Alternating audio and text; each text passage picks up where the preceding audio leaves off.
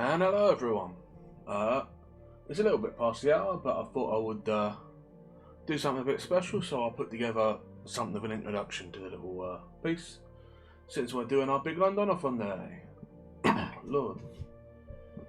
So yeah, And then we put out a song that he said were appropriate and fitting for the occasion, and we put that together for you. So hopefully that has whetted your appetite for the literature of Jack London, of which we have a fair amount to be getting on with. So at present time we have got 7 followers, and so to that end we will be reading 7 stories. You can see here we've got the old selection here, but the ones we haven't read yet is The White Silence, A Piece of Steak, Mauki, I think, Wonder a Woman, Pearls of Parlay, and then Overflowing the Stealth. Up here we've got on the Makaloa Mat, Koolau the Leper, Nambok the Unveracious, the Apostate, and the Law of Love. At present we'll be reading up to Koolau the Leper, but of course if anyone was to follow me during this stream, that would extend the number we'd be reading by 1, up until we would be getting into the Sea Wolf, which you can see down there. But yeah, but we'll be starting I think from the bottom, unless anyone here has a request for a specific one.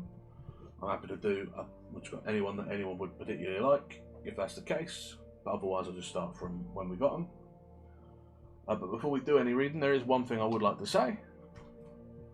I'd just like to quickly go through I should say, and thank, in order, Valorian VT, Layla Chi, Alvarez Hunter, Discipline, Eaten by Plague, Tenor Shooting, and Octavia VT1 for following me. You are the reason that I'm reading anything at all during this stream, rather than just not streaming it all the night. So yeah, I do very genuinely appreciate it. But yeah, with this will be the 31st day in a row that I'm streaming, so got to make something of it. But yeah, so again, I'll ask if anyone wants a particular story, do feel free to let me know. I'm happy to do any of them that you prefer. Other than that, as always, if I'm going too fast or you've missed something, do feel free to ask me to go back over something if you need me to. These will be in short stories. I'll probably be going over them after the fact, so once we've read them, and doing my commentary then. And as always, I'm happy to chat, talk, or if you have any thoughts at all, feel free to chime in with them. So without further ado, let's start with The White Silence. And here we are.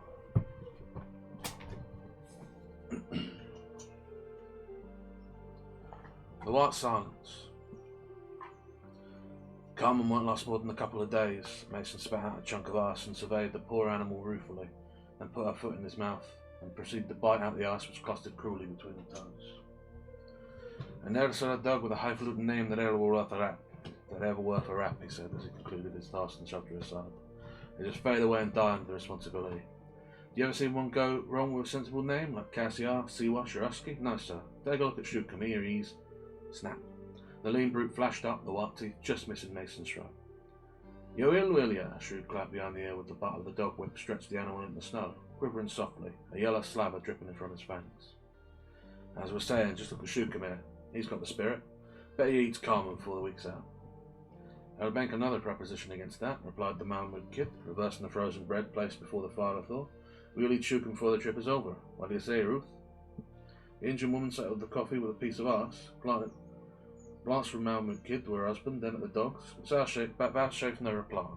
It was such a palpable truism that none were necessary.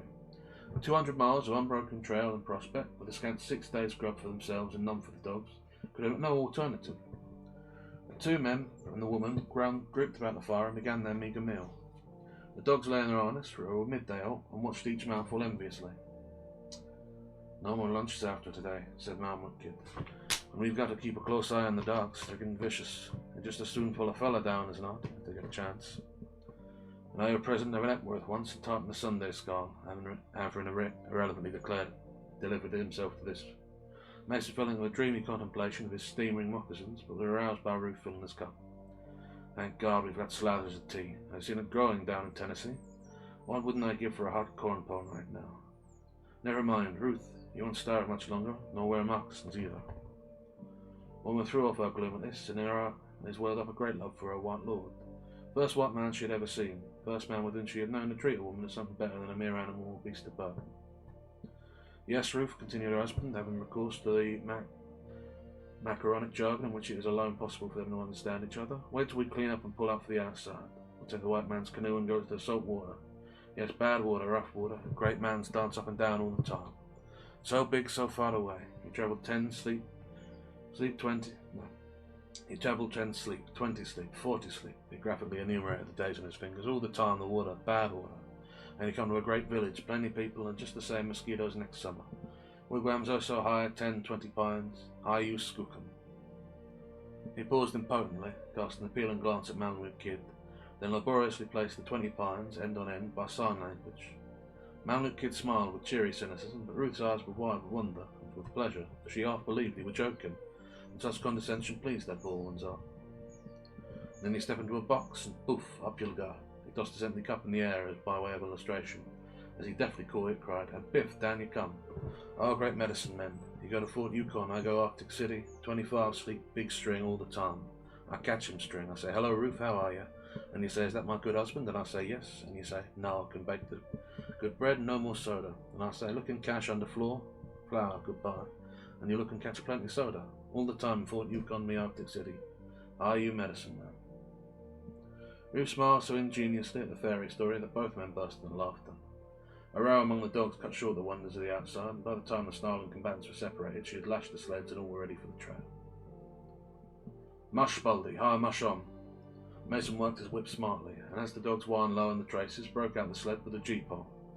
Ruth followed with the second team, leaving Malmwood Kid, who had helped her start, to bring up the rear. Strong man, brute that he were, capable of felling an ox at a blow, he could not bear to beat the poor animals, but humoured them as a dog driver rarely does. They almost wept with them in their misery. Come mush there, you poor sword-footed brutes, he murmured after several ineffectual attempts to start the load. But his patience were at last rewarded, and though whimpering with pain, they hastened to join their fellows. No more conversation. The toil of the trail will not permit such extravagances, and of all deadening labours, that of the Northland Trail is the worst. Happy is the man who can weather a day's travel at the price of silence, and that on a beaten track. And of all heartbreaking labours, that of breaking trail is the worst. Every step the great wet shoe sinks till the snow is level with the knee. Then up, straight up, the deviation of a fraction of an inch being a certain precursor of disaster. The snowshoe must be lifted till the surface is cleared, then forward, down, and the other foot is raised, perpendicularly, for the matter of half a yard. He who tries this for the first time, if happily he avoids bringing his shoe in dangerous proper inquiety, and measures not his length in the treacherous footing, will give up exhausted at the end of 100 yards. He who can keep out of the way of the dogs for a whole day may well crawl into the sleeping bag with a clear conscience and a pride which passeth all understanding. And he who travels 20 sleeps on the long trail is a man whom the gods may envy. The afternoon wore on, and with the awe born of the white silence, the voiceless travellers bent to their work. Nature has many tricks wherewith she convinces man of his finity. The ceaseless flow of the tides, the fury of the storm, the shock of the earthquake, the long roll of heaven's artillery. The most tremendous, the most stupefying of all, is the passive phase of the white silence. All movement ceases. The sky clears, the heavens are as brass. The slightest whisper seems sacrilege, and man becomes timid, affrighted at the sound of his own voice. Soul speck a life journeying across the ghostly wastes of a dead world, he trembles at his audacity, realises that his meagre maggot's life, nothing more. Strange thoughts arise unsummoned, and the mystery of all things strives for utterance, and the fear of death, of God, of the universe comes over him. The hope of the resurrection and the life, the yearning for immortality, the vain striving of the imprisoned essence. He is then, if ever, man walks alone with God. So wore the day away. The river took a great bend, and Mason headed his team for the cut-off across the narrow neck of land. But the dogs balked at the eye bank. Again and again, though Ruth and Malmwood Kid were shoveling on the sled, they slipped back. Then come the concerted effort. The miserable creatures, weak from hunger, exerted their last strength. Up, up, the sled poised on top of the bank, but the leader swung the string of dogs behind him to the right, fouling Mason's snowshoes. The result was grievous. Mason was whipped off his feet. One of the dogs fell in the traces, and the sled toppled back, driving everything to the bottom again. Slash! The whip fell among the dogs savagely, especially upon the one which had fallen. Don't, Mason, entreated the Malmwood Kid. The poor devil's on its last legs. Wait, we'll put my team on. Mason deliberately withheld the whip till the last word had fallen, then outflashed the long lash, completely curling about the offending creature's body. Carmen, for it were Carmen, cowered in the snow, cried piteously, then rolled over on her side. It was a tragic moment, a pitiful incident of the trail. A dying dog, two comrades in anger. Ruth glanced solicitously from man to man, but Malmut Kid restrained himself. There were a word of reproach in his eye, and bending over the dog, cut the traces. No word was spoken. The teams were double-spanned, the difficulty overcome. The sleds were underway again, the dying dog dragging herself along the rear. As long as an animal can travel, it is not shot, and this last chance is accorded it. They're crawling into camp if it can, and the open for moose being killed. Already penitent for his angry action, but too stubborn to make amends, Mason toiled on at the head of the cavalcade, little dreaming the danger of it in the air. The timber clustered thick in the sheltered bottom, and through this they treaded their way. 50 feet or more from the trail towered a lofty pile. For generations it had stood there, and for generations destiny had this one end in view. Perhaps the same had been decreed of Mason. He stopped to fasten the loosened thong of his moccasin. The sleds come to a halt, and the dogs lay down in the snow without a whimper. The stillness was weird. Not a breath rustled the frost-encrusted forest. The cold and silence of outer space had chilled the art and smoked the trembling lips of nature. A sigh pulsed through the air. They did not seem to actually hear it, but rather felt it, like the premonition of movement in a motionless void. Then the great tree, burdened with its weight of years and snow, played its last part in the tragedy of life. He heard the warning crash and attempted to spring up, but almost erect caught the blow squarely on the shoulder. The sudden danger, the quick death. How often had Malmut Kid faced it? The pine needles were still quivering as he gave his commands and sprang into action. Nor did the injured girl faint or raise her voice in idle wailing, as might many of her white sisters. At his order, she threw her weight on the end and quickly extemporized hand spikes, easing the pressure and listening to her husband's groan, while Malmut Kid attacked the tree with his axe. The steel rang merrily as it bit into the frozen trunk, each stroke being accompanied by a forced, audible respiration of the ha! Ha! of the woodsman. At last the kid had laid the pitiable thing that was once a man in the snow. Worse than his comrade's pain were the dumb anguish in the woman's face, a blended look of hopeful, hopeless query. Little was said. Those of the Northland had early taught the futility of words and the inestimable value of deeds. With the temperature at 65 below zero, a man cannot lie many minutes in the snow and live. So the sled lashings were cut, and the sufferer, rolled in furs, laid on a couch of boughs. Before him roared a fire, built of the very wood which wrought the mesa. Behind and partially over him was stretched the primitive flower, a piece of canvas which caught the radiating heat and threw it back and down upon him, a trick which men may know who study physics at the font. And men who have stared their bed with death know what the call is sounded. Mason was terribly crushed.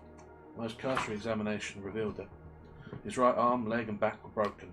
His limbs were paralysed from the hip, and the likelihood of internal injuries were large.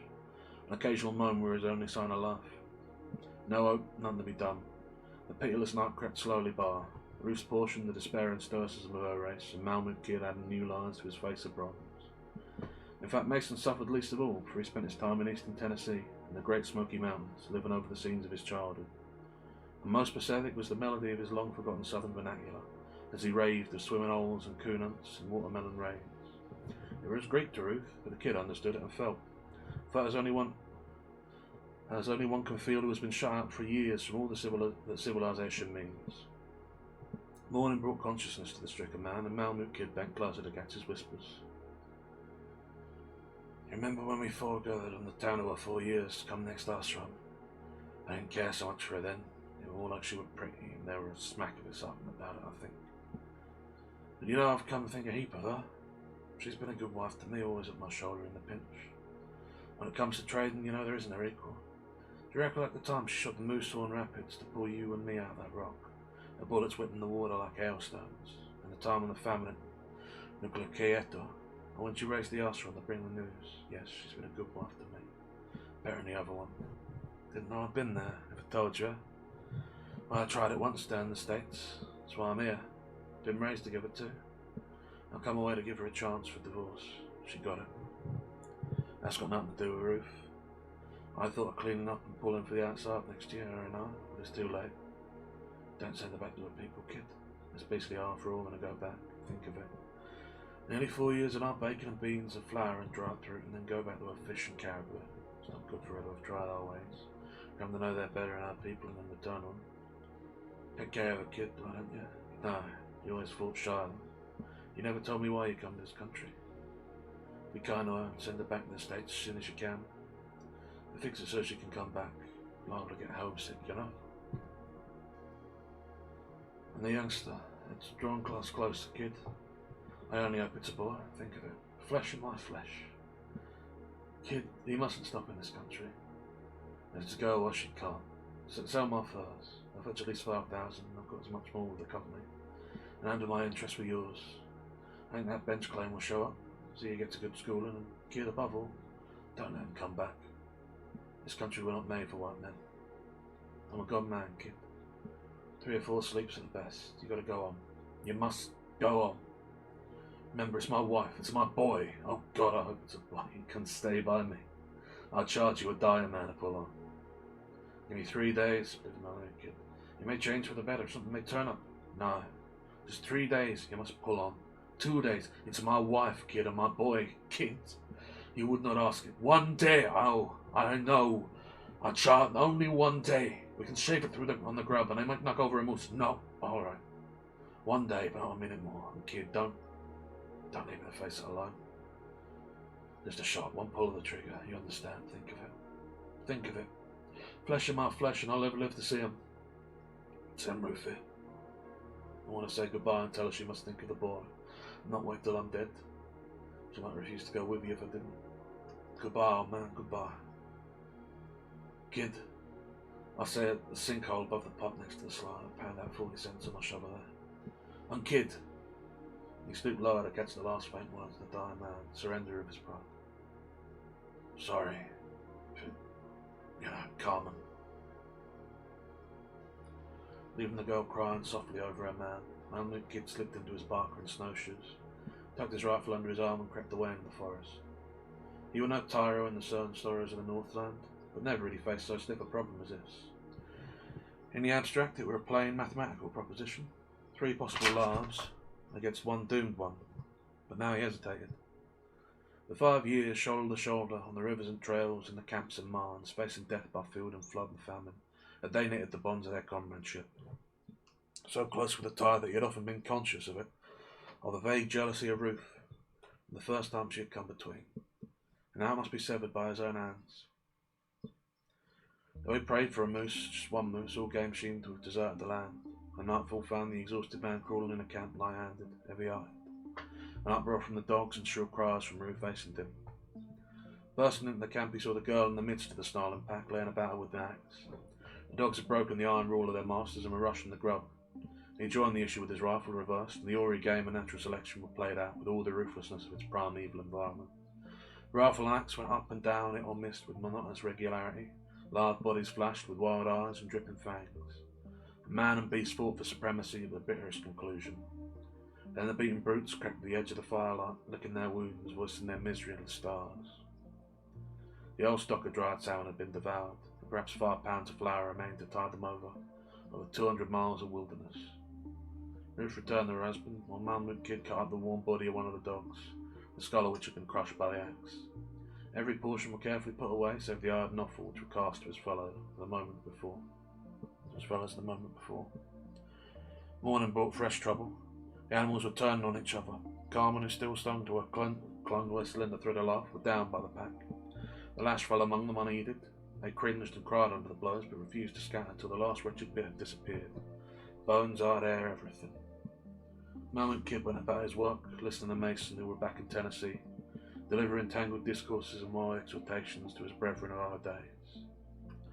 Taking advantage of neighbouring pines, he worked rapidly, and Ruth watched him make a cache, similar to those sometimes used by hunters to preserve their meat from the wolverines and dogs. One after the other, he bent the tops of 2 smaller pines towards each other, nearly to the ground, making them fast with thongs of moose hide. Then he beat the dogs into submission and harnessed them to the two of the sleds, closing the same with everything but the furs which enveloped Mason. These he wrapped and lashed tightly about him, fastening either end of the rope to the bent pines. A single stroke of his open knife would release them and send the body high in the air. Ruth had received her husband's last wishes and made no struggle. Poor girl, she had learned the lesson of obedience well. From a child she had bowed, and seen all women bow to the lords of creation, and it did not seem in the nature of things for a woman to resist. The kid permitted her one outburst of grief as she kissed her husband. Her own people had no such custom, and led her to the foremost sled and helped her into her snowshoes. Blindly, instinctively, she took the gee-pole and whip and mushed the dogs out on the trail. Then he returned the Mason, who had fallen into a coma, and long after she were out of sight, crouched by the fire, waiting, hoping, praying for his comrade to die. It is not pleasant to be alone with painful thoughts in the white silence. The silence of gloom is merciful, shrouding one as with protection and breathing 1,000 intangible sympathies. But the bright white silence, clear and cold under steely skies, is pitiless. An hour passed, 2 hours, but the man would not die. At our noon the sun, without raising its rim above the southern horizon, threw a suggestion of fire athwart the heavens, and quickly drew it back. Mauki roused and dragged himself to his comrade's side. He cast one glance about him. The white silence seemed to sneer, and a great fear came upon him. There was a sharp report. Mason swung into his aerial sepulchre, and the Mauki lashed the dogs into a wild gallop as he fled across the snow. And that's the end of the white silence. Always good when you have a lovely happy start, isn't it? Oh, always good. Puts you in a good headspace to be pushing on with, you know? Well, let's see, what do we know about this then? Well, we've got a returning character here, the Mauki, who we first read about in To the Man on the Trail, so not too many Jack Londons ago. We were in better straits then, securing a cabin, celebrating the Christmas with friends, and thwarting the Canadian mounted police. That were an happier story. This one is just a bit grim. A tragic accident leads to a man's death, leaving behind a wife heavy with child. And his affairs to a friend who has to put him down like a sick animal. Which I suppose he is, really. Not the most pleasant start, still. Hopefully it'll get brighter from here. Having a quick drink. Oh yeah, I haven't mentioned the provisions Lamp gave me, have I? You can see them scattered around here, most of them. He gave me 3 bottles of water for this, a flask of strong tea, 2 little pouches of throat lozenges, I counted there's 12 in each one. And the other one, well, my bookmark as well on Alton, but he didn't really give that to me, that's just something I use, and he included it. But yeah, there's another secret thing along the supplies that you might be able to see there that I'm not very comfortable with. And I do have, as I will demonstrate to you now, the tool with which to use it. Not that I know why I would need to use this down here. I do have it. So, you know, that's something. But yeah. So the white silence. It's pretty typical for London. We got the Yukon, we got the dogs, the hardships of nature. I think this one mostly is supposed to be a reflection on the nature of the white silence he names. A terrible sort of lonely cold and silence of deep winter in the Yukon Trail, 65 below. Not much to be said about it other than that, really. I mean, obviously you have a man dying after years and years of hardship, who apparently ran away to the north to get a divorce. And we have some more of the slightly uncomfortable treatment of Native Americans by Jack London as being inherently inferior. I don't know. It's always weird, like, reading the book from this time, because I don't know. Like, come across by modern standards, it's very much not a cool, not a generous depiction of people. But I think the fact that, you know, we see the picture of a white man marrying an Indian woman, and then that being a good partnership and him loving her, is probably pretty progressive for the time in which it was written, which I think Jack London, I mean, I believe he started writing just before the turn of the century, so, you know, late 1800s, early 1900s.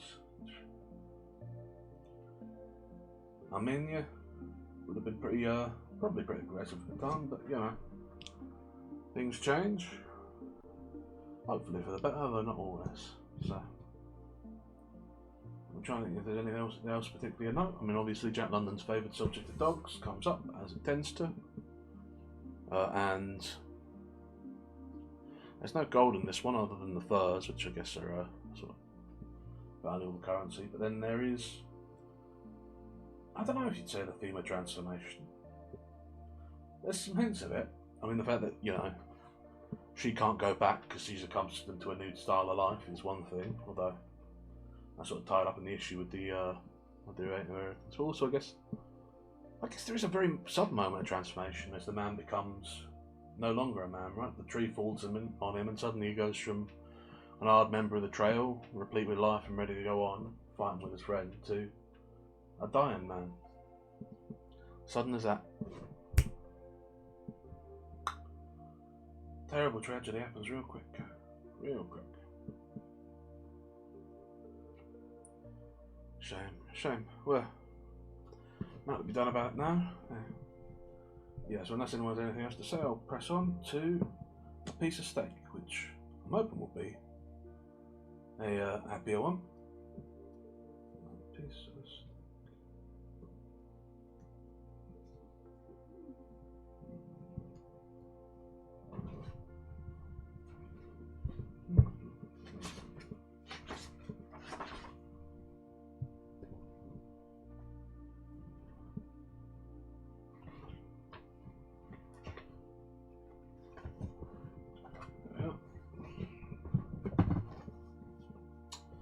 Piece of steak. With the last morsel of bread, Tom King wiped his plate clean of the last particle of flour gravy and chewed the resultant mouthful in slow and meditative way. When he arose from the table, he was oppressed by the feeling that he was distinctly hungry. Yet he alone had eaten. The two children in the other room had been sent early to bed in order that in sleep they might forget they had gone supperless. His wife had touched nothing and had sat silently and watched him with solicitous eyes. She was a thin, warm woman of the working class, and the signs of an earlier prettiness were not wanting in her face. The flour for this gravy she had borrowed from the neighbour across the hall.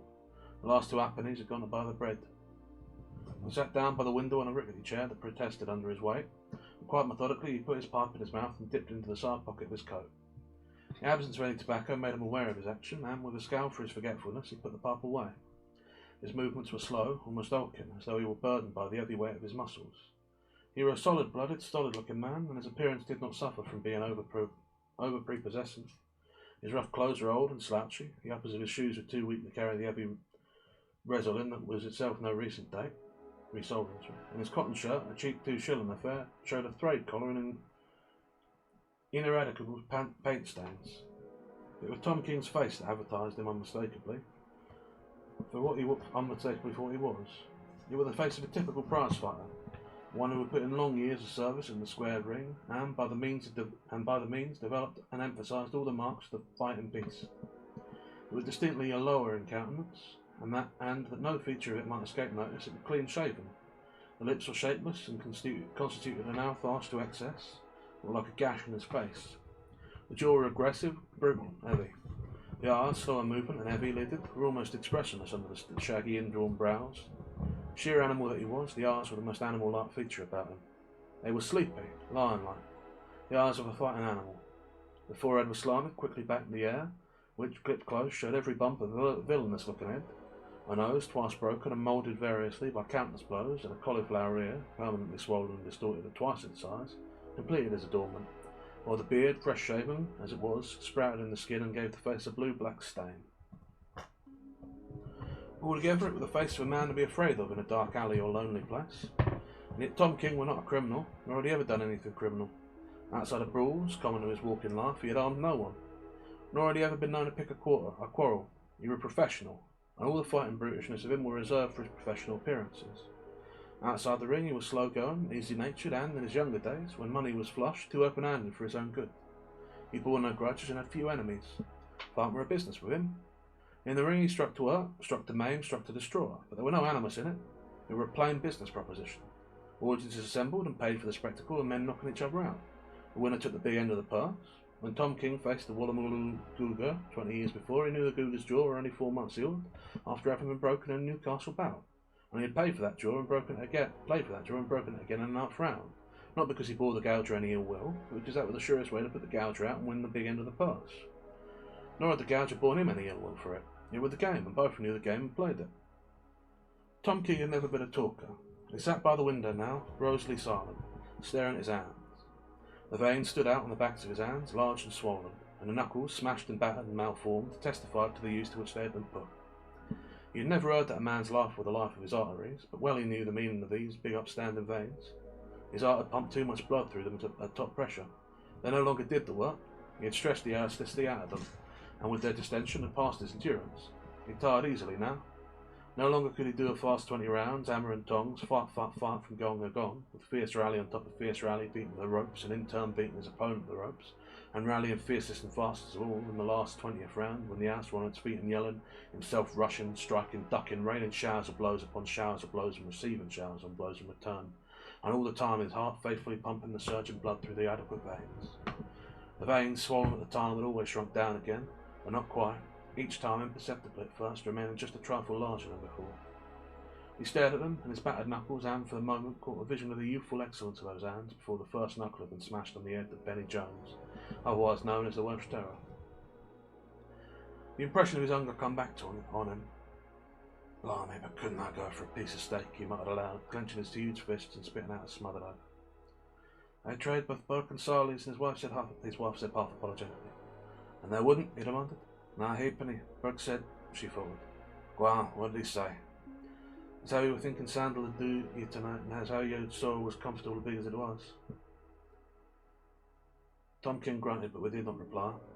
He was busy thinking of the bull terrier he had kept in his younger days, to which he had fed steaks without end. Buck would have given him credit for 1,000 steaks then. Times had changed. Tom King were getting old, and old men fighting before the second-rate clubs couldn't expect to run bills of any size with the tradesmen. He got up in the morning with a longing for a piece of steak, and the longing had not abated. He had not had a fair training for this fight. It was a drought year in Australia, times were hard, and even most irregular work was difficult to find. He had had no sparring partner, and his food had not been the best, nor always sufficient. He had done a few days navvy work when he could get it, and he had to run around the domain in the early mornings to get his legs in shape. It were hard training without a partner, and with a wife and 2 kiddies that must be fed. Credit with the tradesman had undergone a very slight expansion when he was matched with Sandal. The secretary of the Gaiety Club had advanced him £3, the loser's end of the purse, and beyond that had refused to go. Now and again he had managed to borrow a few shillings from old pals who would have lent more, only that it were a drought year and they were all put themselves. No, and there were no use in disguising the fact. His training had not been satisfactory. He should have had better food and no worries. Besides, when a man is 40, it is harder to get in the condition than when he is 20. What time is it, Lizzie? He asked. His wife went across the hall to inquire and come back. 8:15. They'll be starting the first bout in a few minutes, he said. Only a tryout. And there's a 4-round spar between Dealer Wells and Gridley, and a 10-round go between Starlight and some sailor block. Won't come on for over an hour. At the end of another silent 10 minutes, he rose to his feet. Truth is, Lizzie ain't had proper training. He reached for his hat and started for the door. He didn't offer to kiss her, he never did going out. But on this night she dared to kiss him, throwing her arms around him and compelling him to bend down for her face.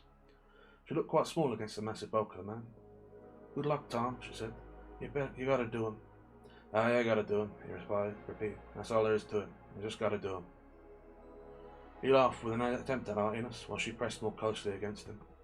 Across her shoulders he looked around the bare room. It were all he had in the world, with the rent overdue and her and the kiddies. He were leaving it to go out in the night and get meat for his mate and cubs. Not like a modern working man going to his machine grind, in the old primitive royal animal way, by fighting for it. I gotta do 'em, he repeated this time with an hint of desperation in his voice. To win it's 30 quid, and I can pay that all at home with a lump of money left over. But to lose I get not even a penny for me to ride home on the tram. The secretary will give all that's coming for a loser's end. Goodbye, old woman, I'll come straight home if it's a win. And I'll be waiting up, she called after him, as she called to him along the hall. It were a full 2 miles to Gaiety, and as he walked along he remembered how in his palmy days, he had once been the FA8 champion in New South Wales. He would have ridden in the cab to the fight, and how most likely some heavy backer would have paid for the cab and ridden with him. There were Tommy Burns and the Yankee nigger, Jack Johnson. They rode about in motor cars, and he walked. And as any man knew, our 2 miles were not the best preliminary to a fight. He were an Oldham, though did not wag well with Oldhams. He was good for nothing now except navvy work, and his broken nose and swollen ear were against him even in that. He found himself wishing that he had learned a trade. It would have been better in the long run. No one had told him, and he knew deep down in his heart that he would not have listened if they had. It had been so easy. Big money, sharp and glorious fights, periods of rest and loafing in between. A following of either flatterers, the slaps on the back, the shakes of the hand, the toss glad to buy him a drink for the privilege of 5 minutes talk. And the glory of it, the yelling houses, the whirlwind finish, the referee's King wins, and his name in the sporting column next day. Those had been times. But he realised now in his slow-ruminating way that it were the old ones that he'd been putting away. He was a youth rising, and they were age sinking. No wonder it had been easy. They, with their swollen veins and battered knuckles and weary in the bones of them from the long battles they had already fought. He remembered the time he put out old Stoisher Bill at Rushclutter's Bay in the 18th round, and old Bill had cried afterwards in the dressing room like a baby. Perhaps old Bill's rent had been overdue. Perhaps he had at home a missus and a couple of kiddies. And perhaps Bill, that very day of the fight, had been hungering for a piece of steak. Bill had fought game and taken incredible punishment. He could see now, after he had gone through the mill himself, that Stoisher Bill had fought for a bigger stake that night 20 years ago than had young Tom King, who had fought for glory and easy money. No wonder Stoisher Bill had cried afterwards in the dressing room. Well, a man had only so many fights in him to begin with. The iron law of the game. One man might have 100 hard fights in him, with another man only 20, each according to the make of him and the quality of his father. At a definite number, and when he had fought them he was done. Yes, he had more fights in him than in most of them, and he had far more than his share of the hard, grueling fights. The kind that worked the heart and lungs to bursting, that took the elastics out of the arteries, made hard knots of muscle out of the youth's sleek suppleness, that wore out nerve and stamina and made brain and bones weary from excess of effort, and endurance overwrought. Yes, he had done better than all of them. There were none of his old fighting partners left. They were the last of the old guard. He had seen them all finished, and he had had a hand in finishing some of them. They had tried him out against the old ones, and one after the other he had put them away, laughing when, like old Stoisher Bill, they cried in the dressing room. And now he was an old one, and they tried out the youngsters on him. There was that bloke Sandal. He had come over from New Zealand with a record behind him. But nobody in Australia knew anything about him, so they put him up against an old Tom King. If Sandal made a show, and he would be given better men to fight with bigger purses to win, just to be depended upon that he would put up a fierce battle. He had everything to win by it, money and glory and career. And Tom King was the grizzled old chopping block that guarded the highway to fame and fortune. He had nothing to win except 30 quid to pay the landlord and the tradesman. As Tom King thus ruminated, there came to his stolid vision the form of youth, glorious youth, rising exultant, invincible, supple of muscle and silken of skin, with heart and lungs that had never been tired and torn, and that laughed at limitation of effort. Yes, use was the nemesis. It destroyed the old ones, and wrecked not that, in doing so, it destroyed itself. It enlarged its arteries and smashed its knuckles, and was in turn destroyed by youth. For youths were ever useful, it were only age that grew old. At Castlehurst Street he turned to the left, and 3 blocks along came the Gaiety. A crowd of young larrikins hanging outside the door made respectful way for him, and he heard one say to the other, "That's him, that's Tom King." Inside, on the way to his dressing room, he encountered the secretary, a keen-eyed, shrewd-faced young man, who shook his hand. "How you feeling, Tom?" he asked. "Fit as a fiddle," he answered, though he knew that he lied, and if he had a quid he would have given it right there for a good piece of steak. When he emerged from the dressing room, his second behind him, and come down the aisle at the squared rim in the centre of the hall, a burst of greeting applause went up from the waiting crowd. He acknowledged salutation right and left, though few of the faces did he know. Most of them were the faces of kiddies unborn when he were winning his first laurels in the squared ring. He leaped lightly to the raised platform and ducked through the ropes to his corner, where he sat down in a folding stool. Jack Ball, the referee, come over and shook his hand. Ball were a broken-down pugilist who, for over 10 years, had not entered the ring as a principal. King was glad that he had him for a referee. They were both old ones. If he should rough it with Sandal a bit beyond the rules, he knew Ball could be dependent on to pass it by.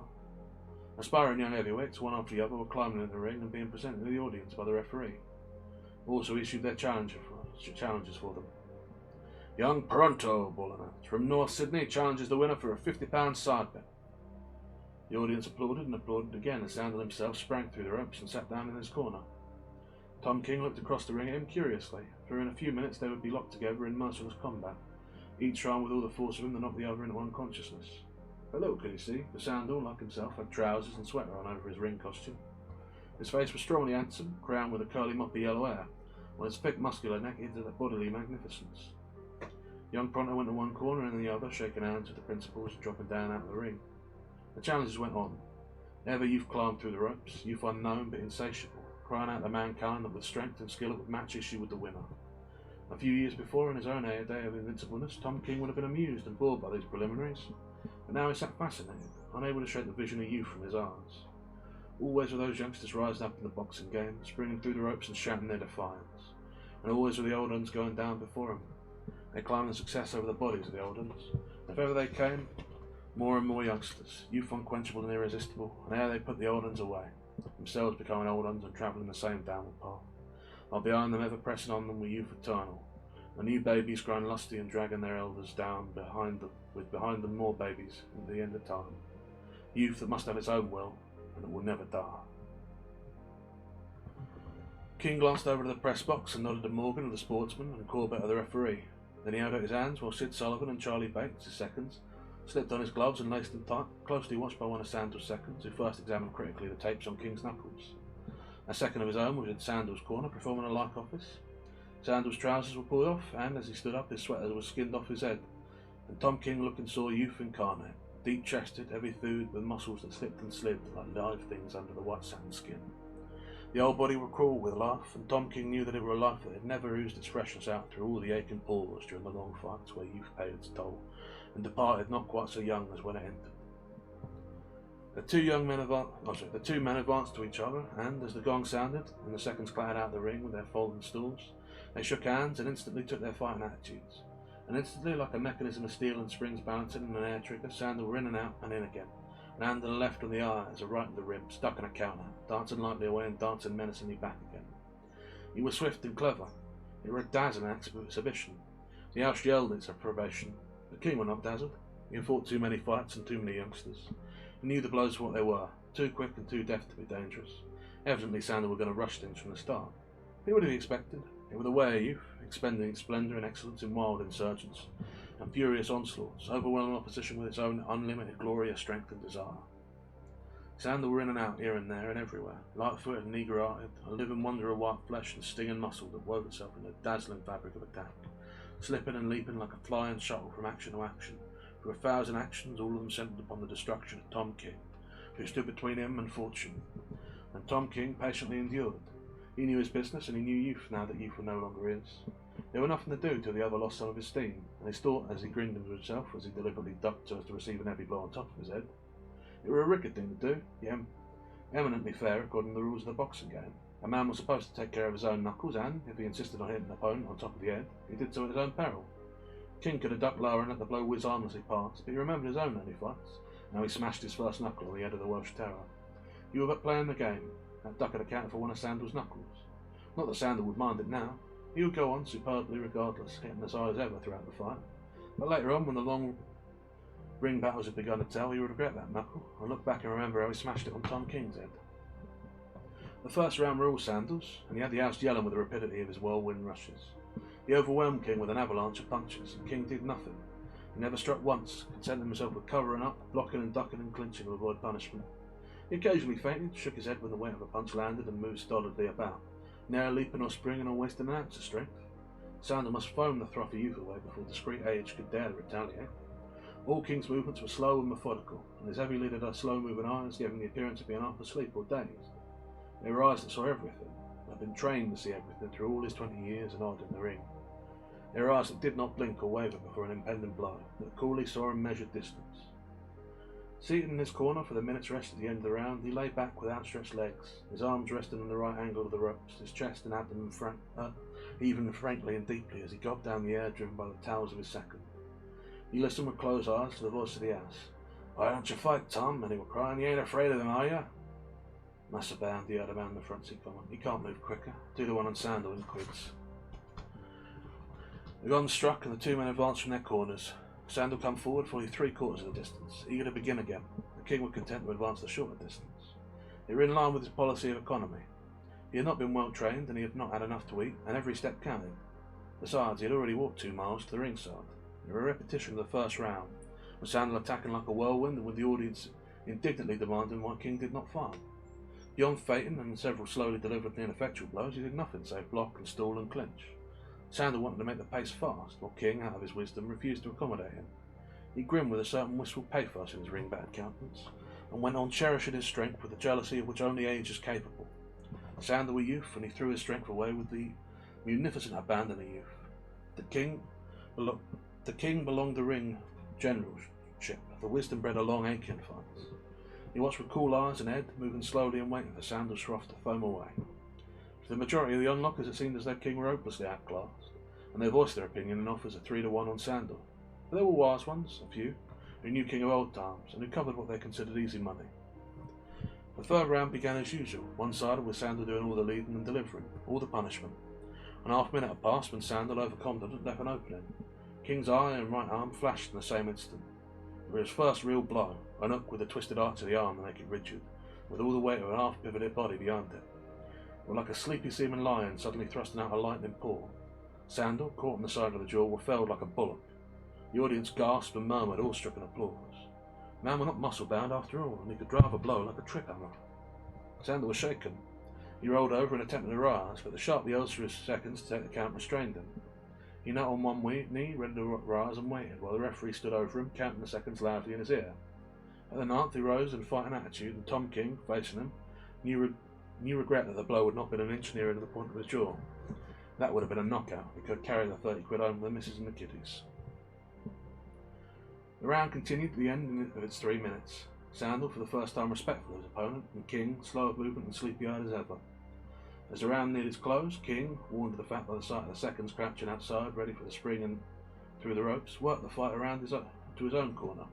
And when that gong struck, he sat down immediately on the waiting stool, while Sandal had to walk all the way across the diagonal of the square to his own corner. It were a little thing, but it was some of the little things that counted. Sandal was compelled to walk that many more steps, to give up that much more energy, and lose a part of the precious minute of rest. At the beginning of every round, King loafed slowly out from his corner, forcing his opponent to advance a greater distance. The end of every round found the fight manoeuvred by King into his own corner, so he could immediately sit down. 2 more rounds went by, in which King was parsimonious of effort and Sandal prodigal. The latter's attempt to force a fast pace made King uncomfortable. A fair percentage of the multitudinous blows showered upon him went home. Yet King persisted in his dogged slowness, despite the crying of the young hotheads for him to go and fight. Again, in the 6th round, Sandal was careless. Again, Tom King's fearful right flashed out of the jaw, and Sandal took the 9-second count. By the 7th round, the Sandal's pink condition were gone, and he settled down on what he knew was to be the hardest fight of his experience. Tom King were an Oldham, but a better Oldham than he had ever encountered, an Oldham who never lost his head, who were remarkably able at defence, whose blows had the impact of a knotted club, had a knockout in either hand. Nevertheless, Tom King dared not hit often. He never forgot his battered knuckles, and knew that every hit must count if the knuckles were the last out of the fight. As he sat in his corner, glancing across at his opponent, the thought came to him that the sum of his wisdom and Sandal's youth would constitute a world's champion heavyweight. That was the trouble. Sandal would never become a world champion. He lacked the wisdom, and the only way for him to get it was to buy it with his youth. And when wisdom was his, youth would have been spent buying it. King took every advantage he knew how. He never missed an opportunity to clinch, and in effect in most of the clinches, his shoulder drove stiffly into the other's ribs. In the philosophy of the ring, a shoulder was as good of a punch so far as damage was concerned, and a great deal better so far as concerned expenditure of effort. Also in the clinches, King rested his weight on his opponent and were loath to let go. This compelled the interference of the referee, who tore them apart, always assisted by Sandal, who had not yet learned to rest. He could not refrain from using those glorious flying arms and writhing muscles of his. When the other rushed into a clinch, striking shoulder against ribs and with head resting under Sandal's left arm, Sandal almost invariably swung his right behind his own back and into the projecting face. It were a clever stroke, much admired by the audience, but it were not dangerous, and were therefore just that much wasted strength. But Sandal were tireless and unaware of limitations, and King grinned and doggedly endured. Sandal developed a fierce right to the body, which made it appear that King would take an enormous amount of punishment, and it were only the old ringsters who appreciated the deft touch of King's left glove to the other's bicep just before the impact of the blow. It were true the blow landed each time, but each time it were robbed of its power by that touch on the bicep. In the 9th round, 3 times inside a minute, King's right hooked its twisted arch to the jaw, and 3 times Sandal's body, heavy it were, was levelled to the mat. Each time he took the 9 seconds allowed to him and rose to his feet, shaken and jarred, but still strong. He had lost much of his speed, and he wasted less effort. He was fighting grimly, but he continued to draw upon his chief asset, which were youth. King's chief asset were experience. As his vitality had dimmed and his vigour abated, he had replaced them with cunning, with wisdom born of the long fights, with careful shepherding of strength. Not alone had he learned never to make a superfluous movement, but he had learned how to seduce an opponent into throwing his strength away. Again and again, by fate of foot and hand or body, he continued to inveigle Sandal into leaping back, ducking or countering. King rested, but he never permitted Sandal to rest. It was a strategy of age. Early in the 10th round, King began stopping the other's rushes with straight lefts to the face, and Sandal, grown wary, responded by drawing the left, then ducking it, and delivering his right, and then swinging up to the side of his head. It was too hard to be vitally effective, but when it first landed, King knew the old familiar descent of the black veil of unconsciousness across his mind.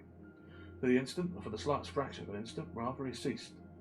In the one moment he saw his opponent duck an atmosphere with a vision in the background of white watching faces.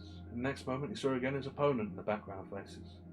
It was as if he had slept for a time and just opened his eyes again. Yet the interval of unconsciousness was so microscopically short that there had been no time for him to fall. The audience saw him totter and his knees give, and then saw him recover and tuck his chin deeper into the shelter of his left shoulder. Several times Sandal repeated the blow, keeping King partially dazed. And then the latter worked out this defence, which was also a counter. Feinting with his left hook, he took a half step backwards, at the same time uppercutting with the whole strength of his right. So accurate were at times that he landed squarely on Sandal's face in the full downward sweep of the duck, and Sandal lifted in the air and curled backwards, striking the mat on his head and shoulders. Twice King achieved this, and turned loose and hammered his opponent to the ropes. He gave Sandal no chance to rest or set himself, but smashed blow upon blow until the house rose to its feet, and the air was filled with an unbroken roar of applause. But Sandal's strength and endurance were superb, and he continued to stay on his feet. A knockout seemed certain, and a captain of police, appalled at the dreadful punishment, arose by the ringside to stop the fight. The gong struck for the end of the round, and Sandal staggered to his corner, protesting to the captain that he were sound and strong. To prove it, he threw 2 back air springs, and the police captain got in. Tom King, leaning back in his corner and breathing hard, was disappointed. If the fight had been stopped, the referee, perforce, would have rendered him the decision, and the purse would have been his. Unlike Sandal, he was not fighting for glory or career, but for 30 quid. And now Sandal would recuperate in a minute of rest. Youth will be served, this saying flashed in the King's mind, and he remembered the first time he had heard it, the night when he had put away Stoish Bill. The topper who had bought him a drink after the fight and patted him on the shoulder had used those words. Youth will be served. The topper were right. On that night, in the long ago, he had been a youth. Tonight, youth sat in the opposite corner. As for himself, he had been fighting for half an hour now, and he was an old man. If he fought like Sandal, he would not have lasted 15 minutes. The point was that he did not recuperate. Those upstanding arteries and that sore tried art would not enable him to gather strength in the intervals between rounds. He had not had sufficient strength for him to begin with. His legs were heavy under him and beginning to cramp. He should not have walked those 2 miles to the fight. And there was the steak which had got up a lonin for that morning. A great and terrible hatred rose up in him for the butchers who had refused him credit. It ran hard for an old man to go into a fight without enough to eat, and a piece of steak was such a little thing, for a few pennies at best. It meant 30 quid to him. With the show gong that opened the 11th round, Sandal rushed, making a show of freshness which he did not really possess. King knew it for what it was, a bluff as old as the game itself. He clinched to save himself, then, going free, allowed Sandal to get set. This was what King desired. He feinted with his left, drew the answering duck and the swinging upward hook, and made the half step backwards, delivered the uppercut full to the face, and crumpled Sandal over into the mat. After that, he never let him rest, receiving punishment himself, but inflicting far more, smashing Sandal with the ropes, hooking and driving all manner of blows into him, tearing away from his clinches or punching him out of attempted clinches, and even when Sandal would have fallen, catching him with one uplifting hand, and with the other immediately smashing him to the ropes where he could not fall. The house by this time had gone mad, and it was his house, nearly every voice yelling, "Go it, Tom! Get him, Tom! You've got him, Tom! You've got him!" It was to be a whirlwind finish, and that was what a ringside audience paid to see. And Tom King, who for half an hour had conserved his strength, now expended it prodigally in the one great effort he knew he had in him. It was his one chance, now or not at all. His strength was waning fast, and his hope was that before the last of it ended out of him, he would have beaten his opponent down for the count. And as he continued to strike and force, coolly estimating the weight of his blows and the quality of the damage raw, he realised how hard a man Sandal was to knock out. Stamina and endurance were his to an extreme degree, and they were the virgin stamina and endurance of youth. Sandal was certainly a common man. He had it in him. Only out of such a rugged fibre was successful fighters fashion. Sandal was reeling and staggering, but Tom King's legs were cramping and his knuckles going back on him. Yet he steeled himself to strike the fierce blows, every one of which brought anguish to his tortured hands. Though now he was receiving practically no punishment, he was weakening as rapidly as the others. His blows went home, but there were no longer the weight behind them, and each blow was the result of a severe effort of will. His legs were like lead, and they dragged visibly under him, while Sandal's backers, cheered by this symptom, began calling encouragement to their man. King was spurred to a burst of effort. He delivered 2 blows in succession, a left a trifle too hard to the solar plexus, and a tight cross to the jaw. They were not heavy blows, yet so weak and dazed was Sandal that he went down and lay quivering. The referee stood over him, shouting the count, with the fatal second into his ear. If before the second were called, he did not rise, the fight were lost. He now stood in hushed silence. King rested on trembling legs. A mortal dizziness were upon him, and before his eyes the sea of faces sagged and swayed, while to his ears, as from a remote distance, came the count of the referee. He looked upon the fight as is. It were impossible that a man so punished could rise. Only youth could rise, and Sandal rose. At the 4th second he rolled over on his face and groped blindly for the ropes. At the 7th second he had dragged himself to his knees where he rested, his head rolling groggily on his shoulders. As the referee cried 9, Sandal stood upright, in proper stalling position, his left arm wrapped around his face, his right wrapped around his stomach. Thus were his vital points guarded, while he lurched forward towards King in the hopes of effectuating a clinch and gaining more time. At the instant Sandal arose, King was at him, but the 2 blows he delivered were muffled on the stalled arms. Next moment Sandal were in the clinch and holding on desperately while the referee strove to drag the 2 men apart. King hoped to force himself free. He knew the rapidity with which youth recovered, and he knew Sandal was his if he could prevent that recovery. One stiff punch would do it. Sandal was his, indubitably his. He outgeneraled him, outfought him, outpointed him. Sandal reeled out of the clinch, balanced on an airline between defeat and survival. One good blow would topple him, over and down and out, and Tom King, in a flash of bitterness, remembered the piece of steak he had wished for remembered the piece of steak and wished that he had it then behind him, that necessary punch he must deliver. He nerved himself for the blow, but it was not heavy enough, nor swift enough. Sandal swayed but did not fall, staggering back the ropes and holding on. King staggered after him, and, with a pang like that of dissolution, delivered another blow. His body had deserted him. All that left of him were a sight and intelligence that were dimmed and clouded from exhaustion. The blow that aimed for the jaw struck no higher than the shoulder. He only willed the blow higher, but the tired muscles had not been able to obey. And from the impact of the blow, Tom King himself reeled back and nearly fell. Once again he strove. This time his punch missed altogether, and from the absolute weakness he fell against Sandal and clinched, holding on to him to save himself from sinking to the floor. King did not attempt to free himself. He had shot his bolt. He was gone, and youth had been served.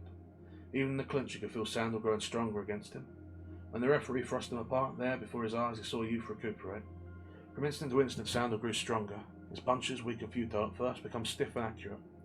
Tom King's bleared eyes saw the gloved fist driving at his jaw, and he willed to guard it by interposing his arm. He saw the danger, willed the act, but the arm was too heavy. It seemed burdened with an 100-weight of lead. It would not lift itself, and he strove to lift it with his soul. And the gloved fist landed on him. He experienced a sharp snap that was like an electrical spark, and simultaneously the veil of blackness enveloped him. When he opened his eyes again, he were in his corner, and he heard the yelling of the audience like a roar at the surf at Bondi Beach. A wet sponge was being pressed against the base of his brain, and Sid Sunderland were blowing cold water and a refreshing spray over his face and chest. His gloves had already been removed, and Sandal, bending over him, was shaking his hand. He bore no ill will towards the man who had put him out, and he returned the grip with an heartiness that made his battered knuckles protest. Then Sandal stepped in the centre of the ring, and the audience hushed in pandemonium to hear him accept young Pronto's challenge and offer to increase the side bet to £100. King looked on apathetically while his seconds mopped the streaming water from him, dried his face, and prepared him to leave the ring. He felt hungry. It was not the ordinary gnawing kind, but a great faintness. A palpitation at the pit of the stomach that communicated itself to all his body. He remembered back into the fight, the moment when he had Sandal, swaying and tottering on the airline balance of defeat. Now that piece of steak would have done it. He lacked just that for the decisive blow, and lost. It were all because of the piece of steak. His seconds were half supporting him as they helped him through the ropes. He tore free from them, ducked through the ropes unaided, and leaped heavily to the floor, following on their heels as they forced the passage for him down the crowded centre aisle. Leaving the dressing room from the street, in the entrance of the hall, some young fellow spoke to him. "Why didn't you go and get him when you had him?" the young fellow asked. "Ah, go to hell," said Tom King, and passed down the steps to the sidewalk. The doors of the public house at the corner were swinging wide, and he saw the lights and the smiling barmaids, heard the many voices discussing the fight and the prosperous chink of money on the bar. Somebody called him to have a drink. He hesitated perceptibly, and then refused and went his way. He had not a copper in his pocket, and the 2-mile walk home seemed very long. It was certainly getting old. Crossing the domain, he sat down suddenly on a bench, unnerved by the thought of Mrs. Thornton sitting up for him, waiting to learn the outcome of the fight. That were harder than any knockout, and it seemed almost impossible to face. He felt weak and sore, and the pain of his smashed knuckles warned him that even if he could find a job at navvy work, it would be a week before he could grip a pick handle or shovel. The younger palpitation at the pit of his stomach was sickening. His wretchedness overwhelmed him, and into his eyes came an unwanted moisture. He covered his face with his hand and he cried. He remembered Stoisher Bill, and now he had served him that night, long ago. Poor old Stoisher Bill. He could understand now why Bill had cried in the dressing room.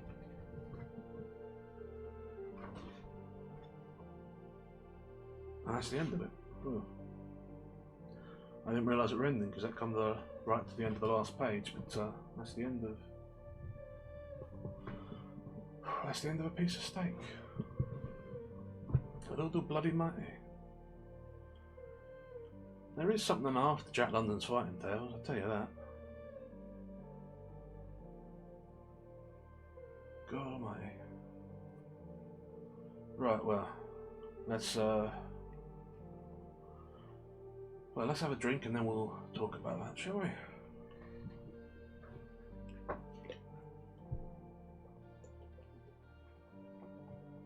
There we are, right. Well, let's see. So, this is the second one of London's fighting stories we've had, I think. Other than, I mean, what you call it? There's been dogfights in some of them, but the Mexican was the other one where we had a prize fighter. God almighty, does Jack London know how to make a prize fight sound exciting? So let's see then, we've had, so we've got our man, King, who is an old fighter who's probably he's distinctly past his prime. We've got this young stand-up. God. I'm sort of reeling from that because there's a line he says in sort of the middle point where he's looking at the fellow he's fighting, and he says, or he thinks to himself that with that man's oh yeah, we just got done reading a piece of steak, the Jack London story. We're doing the Londonothon, so for every follower I have, I am reading a short story about Jack London, or if I run out of them, then I'll be doing chapters of the Seawolf. Yeah, we just finished the piece of steak, which is one of Jack London's prize fighter stories about an older fighter by the name of King, who is was facing off against a younger man in order to earn a bit of money. Really, he's down in his luck. He's got kids and a wife, and he isn't eating properly. And unfortunately, it's quite a tragic story because he loses, being that he is old and beaten and past his prime. And the whole thing is mostly a reflection on the nature of youth and age and experience. And as I was just saying, it ended quite abruptly with him weeping to himself outside the fight and all I've been lost. And just in my head I had it that he was going to in some way find his way towards becoming a trainer. Oh, yeah. I suppose it's not very common. Yeah, I guess I sort of fell into it by, falling literally into this big old library that I'm in. But yeah, and then, one second, let me change screens. Yeah, I fell into this, this is only a part of it, but I fell into a big library, and there's no food down here, but you see the lamp in the top right corner there? He is a magic lamp, and he has agreed to conjure me cheese in exchange for me reading books. I don't understand why, but he does it, and so I read books now, and that's how things work. But yeah,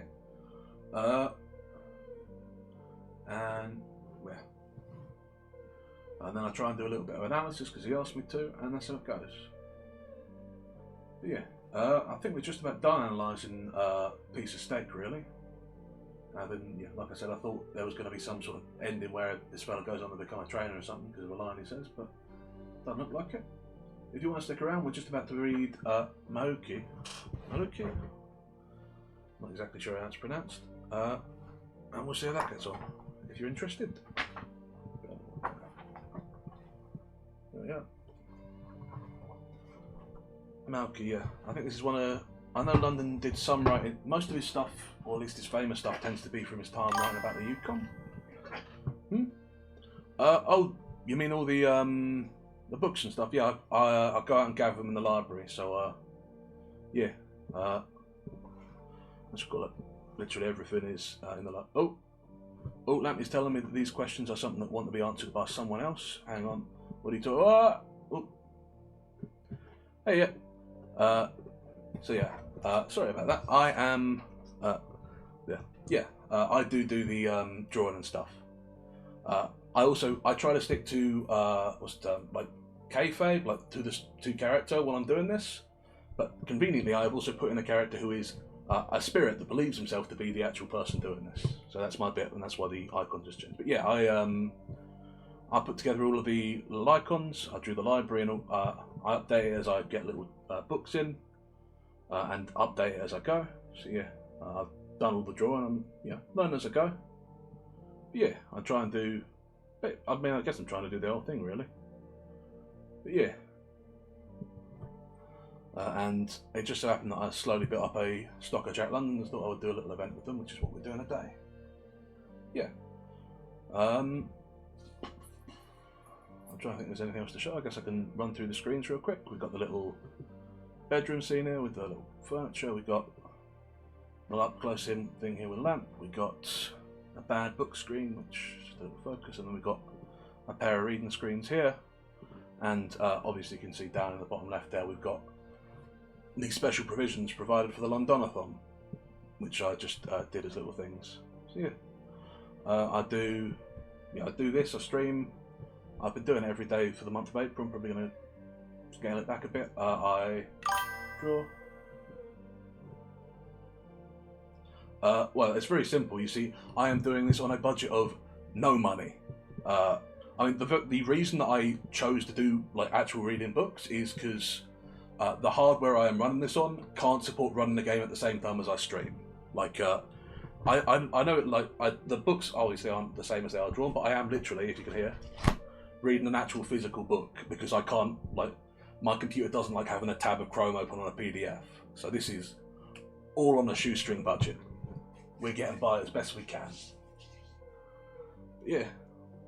I mean, even the books, like, the reason I'm doing so many classics is, well, there's copyright issues for one thing, but also you can pick up second-hand classics pretty cheaply because no one really wants them. So I get a book of short stories or a big novel or whatever, cost me £1 or £2. Yeah. I have no idea. But also, like, I mean, the problem is also because I'm like, the goal is to sort of do this in like a developmental way. Like I said, I draw these books in like. Generally, before every stream, every day, I'll take a moment and do 1 or 2 little ones just in paint.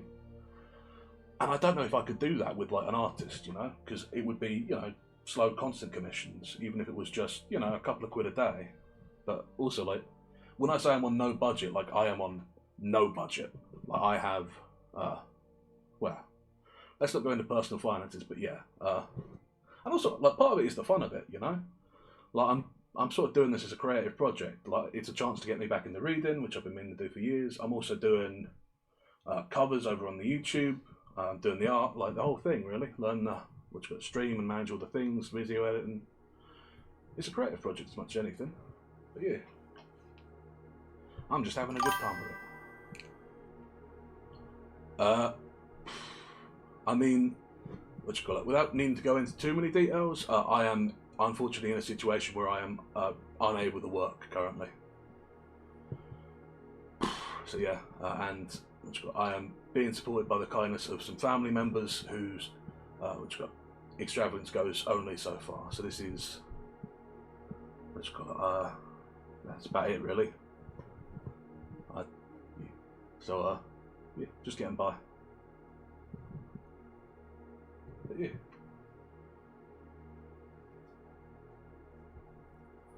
So we're a rat, we get by on shoestring budget and we paint our things ourselves. But has its ups and downs.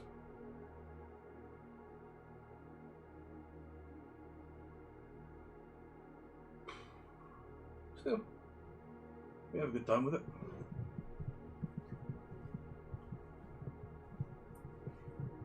Anyhow. But yeah.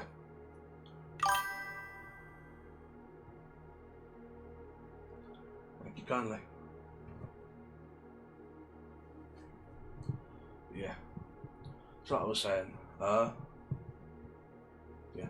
Plan is to keep getting through these. I'm doing one of them for every follower, so far I've got 7 on the docket. We've finished the White Silence and Piece of Steak, so we've got 5 more to go, including and the next one on the list is Mauki, although if you'd like, given there's no one else here seemingly currently, I can go through what we've got left and you can pick one out if you'd rather. We've got Mauki, Wonder Woman, Pearls of Parlay, still unread down here, and then at the top 5 we've got on the Makaloa Mat, Koolau the Leper, Nambok the Unvoracious, the Apostate, and the Law of Life. So if you have any preference, feel free to pick one. I'll just move on with Mauki. Yeah, that's it. Don't know why I can't make it out really.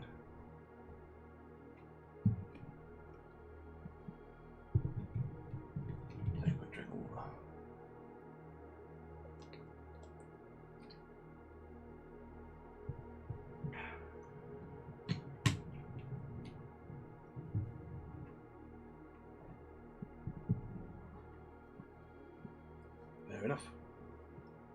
Well then, without any further ado, I suppose I will get started on Mauki. As always, if you miss anything, need me to go over anything again, or just have comments or thoughts, feel free to chime in. Mauki. He weighed 110 pounds. His hair were kinky and negro, and he were black. He were peculiar black. He were neither blue black nor purple black, but plum black. His name was Mauki, and he was the son of a chief. He had 3 tambos. Tambo is Malaysian for taboo, and it is first cousin of that Polynesian word. Mauki's 3 tambos were as follows. First, he must never shake hands with a woman, nor have a woman's hand touch him on any of his personal belongings. Secondly, he must never eat clams nor any food from a fire in which clams had been cooked. Thirdly, he must never touch a crocodile, nor travel in a canoe that carried any part of a crocodile, even as large as a tooth. Of a different black were his teeth, which were deep black, or perhaps better lamp black. They had been made so in a single night by his mother, who had compressed about them a powdered mineral which was dug from the landslide back of Port Adams. Port Adams is a saltwater village on Malaysia, and Malaysia is the most savage island in the Solomons, so savage that no trader nor planter have yet gained a foothold on it. While from the time of the Earl of Becher-de-Mer, fishers and sandalwood traders, down to the latest labour recruiters equipped with automatic rifles and gasoline engines, scores of white adventurers have been passed out by tomahawks and soft-nosed Snider bullets. So Malaysia remains today, in the 20th century, the stamping ground of the labour recruiters, who farm its coast for labourers, who engage and contract themselves to toil on the plantation of the neighbouring and more civilised islands for a wage of $30 a year. The natives of those neighbouring and more civilised islands have themselves become too civilised to work on plantations. Mauki's ears were pierced, not in one place nor 2 places, but in a couple of dozen places. In one of the smaller holes he carved a clay pipe. The large holes were too large for such use. The bowl of the pipe would have fallen through. In fact, in the largest hole in each ear he habitually wore round wooden plugs that were an even 4 inches in diameter. Roughly speaking, the circumference of said holes was 12 1/2 inches. Mauki were Catholic in his tastes. In the various smaller holes he carried such things as empty rifle cartridges, horseshoe nails, copper screws, pieces of string, braids of sennet, strips of green leaf, and, in the cool of the day, scarlet hibiscus flowers, from which it will be seen that pockets were not necessary to his well-being. Besides, pockets were impossible, for his only wearing apparel consisted of a piece of calico several inches wide. A pocket knife he wore in his hair, the blade snapped down in a kinky lock. His most prized possession was the handle of a china cup, which is suspended from a ring of turtle shell, which in turn will pass through the partition cartilage of his nose. In spite of embellishments, Mauki had a nice face. It was really a pretty face, viewed by any standard. For a Malaysian it was a remarkably good-looking face. Its one fault were a lack of strength. It was softly effeminate, almost girlish. The features were small, regular, and delicate. The chin were weak, and the mouth were weak. There were no strength nor character in his jaw, forehead, and nose. In the eyes only could be caught any hint of unknown quantities. They were so large a part of his makeup that other persons could not understand. These unknown quantities were pluck, pertinacity, fearlessness, imagination, and cunning. When they found expression in some consistent and striking action, those about him were astounded. Mauki's father was chief over in the village of Port Adams, and thus by birth a saltwater man. Mauki were half amphibian. He knew the way of the fishes and oysters, and the reef were an open book to him. Canoes also he knew. He learned to swim when he was a year old. At 7 years he could hold his breath a full minute and swim straight down to the bottom through 30 feet of water. At 7 years he was stolen by the bushmen, who cannot even swim and who were afraid of salt water. Thereafter Mauki saw the open sea only from a distance, through rifts in the jungle, from open spaces on the high mountainsides. He became the slave of old Fanfar, head chief over a score of scattered bush villages on the ranging lips of Malaysia, a smoke of which, on calm mornings, is about the only evidence the seafaring white men have of the teeming interior population. But the whites do not penetrate Malaysia. They tried it once in the days when the search was on for gold, but they always left their heads behind, to grin in the smoky rafters of the bushmen's huts. When Mauki were a young man of 17, Fanfar got out of tobacco. He got dreadfully out of tobacco. It were an hard time as all his villagers. He'd been guilty of a mistake. Saw an harbour so small that a large schooner could not swing at anchor in it. It was surrounded by mangroves that overhung the deep water. It were a trap, and into the trap sailed 2 white men in a small ketch. They were after recruits, and they possessed much tobacco and trade goods, to say nothing of 3 rifles and plenty of ammunition. Now, there were no saltwater men living at Suwa, and it were there that the businessmen could come down to the sea. The ketch did a splendid traffic. They signed on 20 recruits the first day. Even old Fanfu was signed on. On their same day, the score of new recruits chopped off the 2 white men's heads, killed the boat's crew, and burned the ketch. Thereafter, and for 3 months, there were tobacco and trade goods in plenty, and a spare in all the bush villages. Then come the man-of-war that threw shells for miles into the hills, frightening the people out of their villages and into the deeper bush. Next, the man-of-war sent landing parties ashore. The villages were all burned, along with the tobacco and trade stuff. The coconuts and bananas were chopped down, the taro gardens uprooted, the pigs and chickens killed. It taught Fanfoa a lesson, but in the meantime he were out of tobacco. Also his young men were too frightened to sign on with the recruiting vessels. That was why Fanfoa ordered his slave Mauki to be carried down and signed on for half a case of tobacco, advance, along with knives, axes, calico and beads, which he would pay for with his toil on the plantations. Mauki was surely frightened when they brought him on board the schooner. He were a lamb led to the slaughter. White men were ferocious creatures. They had to be, or else they would not make a practice of venturing along the Malaysia coast and into the harbours too on a schooner, when each schooner carried from 15 to 20 blacks as a boat's crew, and often as high as 60 or 70 black recruits. In addition to this, there were always the danger of the shore population, the sudden attack and the cutting off of the schooner, and all hands. Surely white men must be terrible. Besides, they were possessed of such devils, rifles that shoot very rapidly many times, things of iron and brass that made the schooner go where there was no wind, and boxes that talked and laughed just as men talked and laughed. Aye, and he had heard of one white man whose particular devil was so powerful that he could take out all his teeth and put them back in at will. Down into the cabin they took Mauki. On deck the one white man kept guard with 2 revolvers in his belt.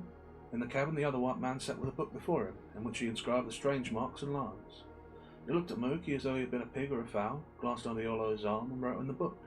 Then he held out the writing stick and Mauki just barely touched it with his hand, in so doing pledging himself to toil for 3 years in the plantations of the Moongleam Soap Company. It would not explain to him that the will of the ferocious white men would be used to enforce the pledge, and that beyond all, for the same use, was all the power in all the warships of Great Britain. Other blacks that were on board from unheard of far places, and when the white men spoke to them, they tore the long feather from Mauki's hair, cut that same hair short, and wrapped about his waist a lather of bright yellow calico. After many days on the schooner, and after beholding more land and island than he had ever dreamed of, he landed on New Georgia, and put to work in the field, clearing jungle and cutting the cane grass. For the first time he knew what work was. Even as a slave to the Fanfoa, he had not worked like this. And he did not like work. He were up at dawn and in at dark, on 2 meals a day. And the food was tiresome. For weeks at a time they were given nothing but sweet potatoes to eat, and for weeks at a time it would be nothing but rice. He cut out the coconut from the shell day after day, and for long days in the week he fed fires and smoked the copra, till his eyes got sore and he was set to felling trees. He were a good axeman, and later he was put in the bridge building gang. Once he was punished by being put in the road building gang. At times he served as a boat's crew in the whale boats when they brought out in copra from the distant beaches, when the white men went out to dynamite fish. Among other things, he learned Besher de Mer English, with which he could talk with all the white men and with all recruits who otherwise would have talked in 1,000 different dialects. Also he learned certain things about the white men. Principally they kept their word. If they told a boy he was going to receive a stick of tobacco, he got it. If they told a boy they would knock 7 bells of hell out of him, if they told a boy he would knock 7 bells of hell out of him if he did a certain thing, when he did that thing, 7 bells invariably were knocked out of him. Mauki did not know what 7 bells were, but they occurred in Beche de Mer, and he imagined them to be the blood and teeth that sometimes accompanied the process of knocking out 7 bells. One other thing he learned: no boy was struck or punished unless he did wrong. Even when the white men were drunk, as they were frequently, they never struck unless a rule had been broken. Mauki did not like the plantation. He hated work, and he was the son of a chief. Furthermore, it was 10 years since he had been stolen from Port Adams by Fanfoa, and he were homesick. He were even homesick for the slavery and the Fanfoa, so he ran away. He struck back into the bush with the idea of working southwards to the beach and stealing a canoe in which to go home to Port Adams. But the fever got him and he was captured and brought back, more dead than alive. A second time he ran away, in the company of 2 Malaysia boys. They got down the coast 20 miles and were ridden in the hut of a Malaysia freeman who dwelt in that village. In the dead of night, 2 white men came who were not afraid of all the village people and who knocked 7 bells out of the 3 runaways, tied them like pigs and tossed them into a whale boat. But the man in whose house they had hidden, 7 times 7 bells must have been knocked out of him from the way the hair, skin and teeth flew, and he was discouraged for the rest of his natural life from harbouring runaway labourers. For a year Mauki toiled on. Then he was made a houseboy, and he had good food and easy time, with the light work and keeping the house clean and serving the white men with whisky and beer in all hours of the day and most hours of the night. He liked it, but he liked Port Adams more. He had 2 years longer to serve, but 2 years were too long for him, in the throes of homesickness. He had grown wiser with his year of service, and, being now an houseboy, he had an opportunity. He had to clean the rifles, and he knew where the key of the storeroom was up. He planned the escape, and one night 10 Malaysia boys and 1 boy from San Cristobal sneaked from the barracks and dragged one of the whale boats down to the beach. It was Mauki who supplied the key, opened the padlock on the boat, and it was Mauki who equipped the boat with 12 Winchesters, and an antimatter and ammunition, a case of dynamite with detonators and fuse, and 10 cases of tobacco. The northwest monsoon were blowing, and they fled south in the night time, hiding by day on detached uninhabited islands, or dragging their whaleboat into the bush in the large islands. Thus they gained Guadalcanal, skirted halfway along it, and crossed the indispensable straits to Florida Island. Here they killed the San Cristobal boy, saving his head and cooking and eating the rest of him. The Malaysia coast were only 20 miles away, but the last night strong current and baffling winds prevented them from getting across. Daylight found them still several miles from their goal. But daylight brought a car, in which were 2 white men who were not afraid of 11 Malaysian men armed with 12 rifles. Mauki and his companions were carried back to Tulagi, where lived the great white master of all the white men, and the great white master held a court, after which, one by one, the runaways were tied up and given 20 lashes each and sentenced to a fine of $15. Then they were sent back to New Georgia, where the white men knocked 7 bells of hell out of them all round and put them to work. But Mauki were no longer an houseboy. He was put in the road-making gang. A fine of $15 had been paid by the white men for whom he had run away, and he was told that he would have to work it out, which meant 6 months additional toil. Furthermore, his share of the stolen tobacco earned him another year of toil. Port Adams were now 3.5 years away, so he stole a canoe one night, hidden the islets in Manning Strait, passed through the straits, and began working along the eastern coast of Isabel, only to be captured 2/3 of his way along by white men on Meringue Lagoon. After a week he escaped from them and took to the bush. There were no bush natives on Isabel, only saltwater men, who were all Christians. The white men put up a reward of 500 sticks of tobacco, and every time Mauki ventured down to the sea to steal a canoe, he was chased by the saltwater men. 4 months of this passed, when, the reward having been raised to 1,000 sticks, he was caught and sent back to New Georgia and the road building gang. Now 1,000 sticks are worth $50, and Mauki had to pay the reward himself, which required a year and 8 months' labour. So Port Adams were now 5 years away. His homesickness was greater than ever, and it did not appeal to him to settle down, be good, work out his 4 years and go home. The next time he was caught in the very act of running away. His case was brought before Mr. Avby, the island manager of the Moongleam Soap Company, who had judged him an incorrigible. The company had plantations on the Santa Cruz Islands, hundreds of miles across the sea, and there it sent the Solomon Islands incorrigibles. And there Mauki was sent, though he never arrived. The schooner stopped at Santa Ana, and in the night Mauki swam ashore, where he stole 2 rifles and a case of tobacco from the trader and got away in a canoe, Cristobal. Malaysia were now to the north, 50 or 60 miles away. When he attempted the passage, he was caught by a light gale and driven back to Santa Ana, where the trader clipped him in irons and held him against the return of the schooner from Santa Cruz. The 2 rifles the trader recovered, but the case of tobacco would charge up to Mauki at a rate of another year. The sum of years he now owed the company was 6. On the way back to New Georgia, the schooner dropped a anchor in Maru Sound, which lies the southeastern extremity of Guadalupe. Mauki swam ashore with handcuffs on his wrists and got away into the bush. The schooner went on, but the Moongleam trader assuredly offered 1,000 sticks, and to him Mauki was brought by the Bushmen, with a year and 8 months stacked to his account. Again, and before the schooner called in, he got away, this time in a whaleboat, accompanied by a case of the trader's tobacco. But the northwest gale wrecked him upon Ugi, where the Christian natives stole his tobacco and turned him over to the Moongleam trader, who resided there. The tobacco the natives stole meant another year for him, and the tale were now 8.5 years. "We'll send him to Lord Howe," said Mr. Avady. "Bunster is there, and we'll let them settle it between them. It will be a case, I imagine, of Mauki getting Bunster or Bunster getting Mauki, and good riddance in either of it. If one leaves Meringue Lagoon on Isabel and steers a course due north, magnetic, at the end of 150 miles he will lift upon the pounded coral beaches of Lord Howe above the sea. Lord Howe is a ring of land, some 150 miles in circumference, several hundred yards wide at its widest, and towering in places to a height of 10 feet above sea level. Inside this ring of sand is a mighty lagoon studded with coral patches. Lord Howe belongs to the Solomons, neither geographically nor ethnologically. It is an atoll, while the Solomons are islands, and its people are a language of Polynesian, while the inhabitants of the Solomons are Melanesian. Lord Howe had been populated by the westward Polynesian drift, which continues to this day, big outrigger canoes being washed up on its beaches by the southeast trade.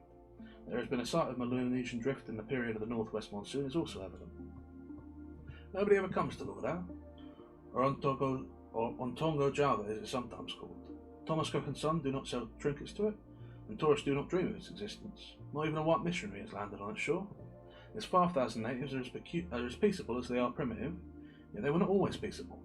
The sailing directions speak of them as hostile and treacherous, but the men who compile the sailing directions have never heard of the change that was worked on the hearts of the inhabitants, who, not many years ago, cut off a big bark and killed all hands with the exception of the second mate. This survivor carried the news to his brothers. The captain of 3 trading schooners returned with him to Lord Howe. They sailed their vessels right into the lagoon and proceeded to preach the white man's gospel that only white man shall kill white men, and the lesser breeds must keep hands off. The schooners sailed up and down the lagoon, harrying and destroying. There were no escape from the narrow sand circle, no bush in which to flee. The men were shot down at sight, and there were no avoiding being sighted. The villages were burned, the canoes smashed, the chickens and pigs killed, and the precious coconut trees chopped down. For a month this continued, when the schooners sailed away, but the fear of white man had been seared into the souls of the islanders, and never again were they rash enough to harm one. Max Bunster was one white man on Lord Owl, trading the pay with the ubiquitous Moongleen Sub Company, and the company billeted him on Lord Owl because next to getting rid of him, it was the most out-of-the-way place to be found. But the company did not get rid of him was due to the difficulty of finding another man to take his place. He was a strapping big German with something wrong in his brain. Semi-madness it would be a charitable statement of his condition. He was a bully and a coward, and a thrice bigger savage than any savage on the island. Being a coward, his brutality with a cowardly order, so when he first went into the company's employ, he was stationed on Savo. When a consumptive colonial was sent to take his place, he beat him up with his fist and sent him off a wreck in the schooner that brought him. Mr. Averby next selected a young Yorkshire giant, relieve Bunster.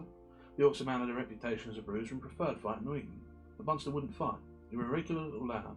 For 10 days, at the end of which time the Yorkshiremen were prostrated by a combined attack of dysentery and fever. Then Bunster went for him, among other things, getting him down and jumping on him a score or so times. Afraid of what would happen when his victim recovered, Bunster fled away in a car to Gavuntu, where he signalised himself by beating up a young Englishman already crippled by a burr bullet through both hips. Then it was that Mr. Athaway sent Bunster to Lord Owl and the fallen off place.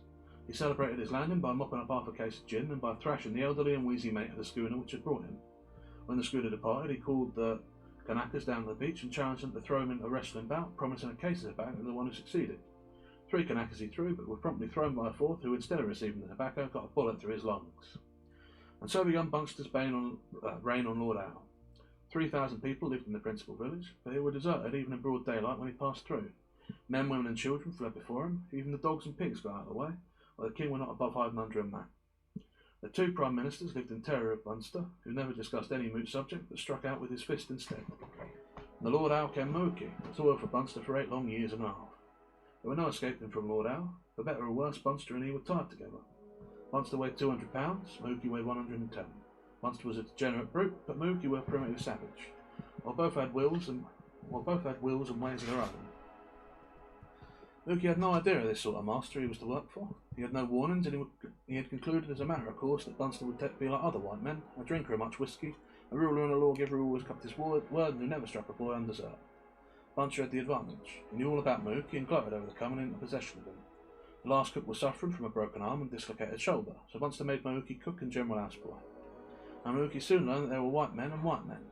On the very day the schooner departed, he ordered to buy a chicken from Samisi, the native Tongan missionary, but Samisi had sailed across the lagoon and would not be back for 3 days. Mauki returned with the information. He climbed the steep stairway, the house stood on piles 12 feet above the sand, and entered the living room the report. The trader demanded the chicken. Mauki opened his mouth to explain the missionary's absence, but Bunster did not care for explanations. He struck out with his fist. The blow caught Mauki on the mouth and lifted him into the air. Clear through the doorway, he flew across the narrow veranda, breaking the top railing and down into the ground. His lips were a contused, shapeless mass, and his mouth was full of blood and broken teeth. "That'll teach you that black talk don't go with me," the trader shouted, purple with rage, peering down at him over the broken railing. Mauki had never met a white man like this, and he resolved to walk small and never offend. He saw the boat boys knocked about, and one of them put in irons for 3 days with nothing to eat for their crime of breaking a rowlock while pulling. Then too he heard the gossip of the village and learned why Bunster had taken a 3rd wife, by force as well known. The 1st and 2nd wives lay in the graveyard under the white coral sands with slabs of coral rock at the head and the feet. They had died, it was said, from beatings he had given them. The 3rd wife was certainly ill-used, as Mauki could see for himself. But there was no way by which to avoid offending the white man, who seemed offended with laugh. When Mauki kept silent, he was struck and called a sullen brute. When he spoke, he was struck for giving back talk. When he was grave, Buster accused him of plotting and gave him a thrashing in advance. And when he strove to be cheerful and to smile, he was charged with sneering at his lord and master and given a taste of a stick. Bunster were a devil. The village would have done for him had they not been remembered the lesson of the 3 schooners. It might have done for him anyway if there had been a bush to which to flee. As it was, the murder of the white man, or any white man, would bring a man of war that would kill the offenders and chop down the precious coconut trees. Then there were the boat boys with minds fully made up to drown him by accident at the first opportunity to capsize the car. Only Bunster saw to it the boat boys did not capsize. Mauki were a different breed, and escape being impossible while Bunster lived, he was resolved to get the white man. The trouble was that he could never find a chance. Bunster always on guard. Day and night his revolvers were ready to hand. He permitted nobody to pass behind his back, as Mauki learned after having been knocked down several times. Bunster knew that he had more to fear from good-natured, even sweet-faced mate, from the good-faced, even sweet-natured militia boy than from the entire population of Lord Howe, and it gave added zest to the programme of torture and torment he was carrying out. And Mauki walked small, accepted his punishments, and waited. All other white men had respected his tambos, but not Bunster. Mauki's weekly allowance of tobacco were 2 sticks. Bunster passed them to his woman and ordered Mauki to receive them from her own. This could not be, and Mauki went without his tobacco. In the same way, he was made to miss many a meal and go hungry many a day. He ordered to make chowder out of the big clams that grew in the lagoon. This he could not do, for clams with tambo. 6 times in succession he refused to touch the clams, and 6 times he was knocked senseless. Bunster knew the boy would die first, but called his refusal mutiny and would have killed him had there been another cook to take his place. One of the trader's favourite tricks was to catch Mauki's kinky locks and bat his head against the wall. Another trick was to catch Mauki unawares and thrust the live end of a cigar against his flash. This Bunster called vaccination, and Mauki would vaccinate a number of times a week. Once in a rage, Bunster ripped the cup handle from Mauki's nose, tearing the old clear out of the cartilage. "Ah, what a mug," was his comment when he surveyed the damage he had wrought. The skin of a shark is like sandpaper. The skin of a rayfish is like a rasp. In the South Seas, the natives used it as a wood file in smoothing down canoes and paddles. Bunster had a mitten made of rayfish skin. The first time he tried it on Mauki, with one sweep of the hand, it fetched the skin off his back from neck to armpit. Bunster was delighted. He gave his wife a taste of the mitten and tried it out thoroughly on the boat boys. The Prime Minister came in for a stroke each, and they had to grin and take it for a joke. "Laugh, damn you, laugh," was the cue he gave. Mauki came in for the larger share of the mitten. Ne'er a day passed without a caress from it. There were times when the loss of so much cuticle kept them awake at night, and often the Arfield surface were raked raw afresh by the facetious Mr. Bunster. Mauki continued his patient wait, securing the knowledge that sooner or later his time would come, and he knew just where he was going, down to the smallest detail, when the time did come. One morning, Bunster got in the mood for knocking several bells out of the universe. He began on Mauki and wound up on Mauki in the interval, knocking down his wife and hammering all the boat boys. At breakfast, he called the coffee slops and threw the scalding contents of the cup into Mauki's face. By 10 o'clock, Bunster was shivering with ague, and half an hour later he was burning with fever. It was an ordinary attack. It quickly became pernicious and developed into black water fever. The days passed and he grew weaker and weaker, never leaving his bed. Mauki waited and watched, and while his skin grew intact once more, he ordered the boys to beach the cutter, scrub the bottom, and give her a general overhauling. They thought the order emanated from Bunster, and they obeyed. But Bunster at the time were lying unconscious and given no orders. This Mauki's chance, but still he waited. When the worst were past and Bunster lay convalescent and conscious but weak as a baby, Mauki practised 3 trinkets, including the china cup handle, into his trade box. Then he went over to the village and interviewed the king and his 2 prime ministers. "This fellow Bunster, him a good fellow, you know too much?" he asked. He explained in one voice that they liked the trader not at all. The ministers poured forth a recital of all his indignities and wrongs that had been heaped upon them. The king broke down and wept. Mauki interrupted weirdly. "You saved me big fella, master of my country. You no like him, this fellow white master? Me like him. Plenty good, you put 100 coconut, 200 coconut, 300 coconut along car. Him finish, you go to sleep and good fella. All they ever can I sleep and good fella? Buy big fella noise, a long house, you no saver here, that's this fella noise, you ought to go to sleep strong fella too much." In like manner, Mauki interviewed the boat boys, then he ordered Bunster's wife to return to her family house. Had she refused, he would have been in a quandary, for his tambour would not have permitted him to lay hands on her. The house deserted, he entered into the sleeping room, where the trader lay in a doze. Mauki first removed the revolvers, then placed the rayfish mitten on his hand. Bunster's first warning were a stroke of the mitten that removed the skin the full length of his nose. "Good fella, eh?" Mauki grinned between 2 strokes, one of which swept the forehead bare and the other of which cleaned off one side of his face. "Laugh, damn you, laugh." Mauki did his work thoroughly, and the Kanakas hiding in their houses heard the big fella noise that Bunster made and continued to make for an hour or more. When Mauki was done, he carried the boat, compass and all of the rifles and ammunition down the cutter, which he proceeded to ballast with cases of tobacco. They were well engaged in this that a hideous skinless thing came out of the house and ran screaming down the beach till it fell on the sand and mowed and shivered under the scorching sun. Mauki looked towards it and hesitated. Then he went over and removed the head, which he wrapped in a mat and stowed in the stern lock of the cutter. So silently did the Kanakas sleep through that long up day that they did not even see the cutter run out through the passage and head south, close hauled on the southeast trade. Nor were the cutter ever sighted on that long track to the shores of Isabel, and during the tenacious head beat from there to Mesa. He landed at Port Adams with a wealth of rifles and tobacco such as no one man had ever possessed before. But he did not stop there. He had taken a white man's head, and only the bush could shelter him, so back he went to the bush village, where he shot old Fanfare and half a dozen of the chief's men, and made himself the chief of over all the villages. When his father died, Mauki's brother ruled in Port Adams and joined together saltwater men and bushmen. The resulting combination were the strongest of the 10-score fighting tribes in Malaysia. More than his fear of the British government was Mauki's fear of the all-powerful Moongleam Sub Company, and one day a message came up to him in the bush reminding him that he owed the company 8.5 years of labour. He sent back a favourable answer, and there appeared the inevitable white man, the captain of the schooner, and the only white man during Mauki's reign who ventured the bush and came out alive. This man not only come out, but he brought with him $750 in gold sovereigns, the money price of 8.5 years of labour, plus the cost price of certain rifles and cases of tobacco. Mauki no longer weighs 110 pounds, his stomach is 3 times his former girth, and he has 4 wives. He has many other things, rifles and revolvers, the handle of a china cup, an excellent collection of bushmen's heads, but all precious to the entire collection is another head, perfectly dried and cured, with sandy hair and a yellowish beard, which is kept wrapped in the finest of fibre lava lovers. When Mauki goes to war with villagers beyond his realm, he invariably gets out this head and, alone in all his grass palace, contemplates it long and solemnly. At such times, the usher death falls on the village, and not even a pickaninny dares to make a noise. The head is esteemed to be the most powerful devil in Malaysia, and the possession of it is ascribed all of Mauki's greatness.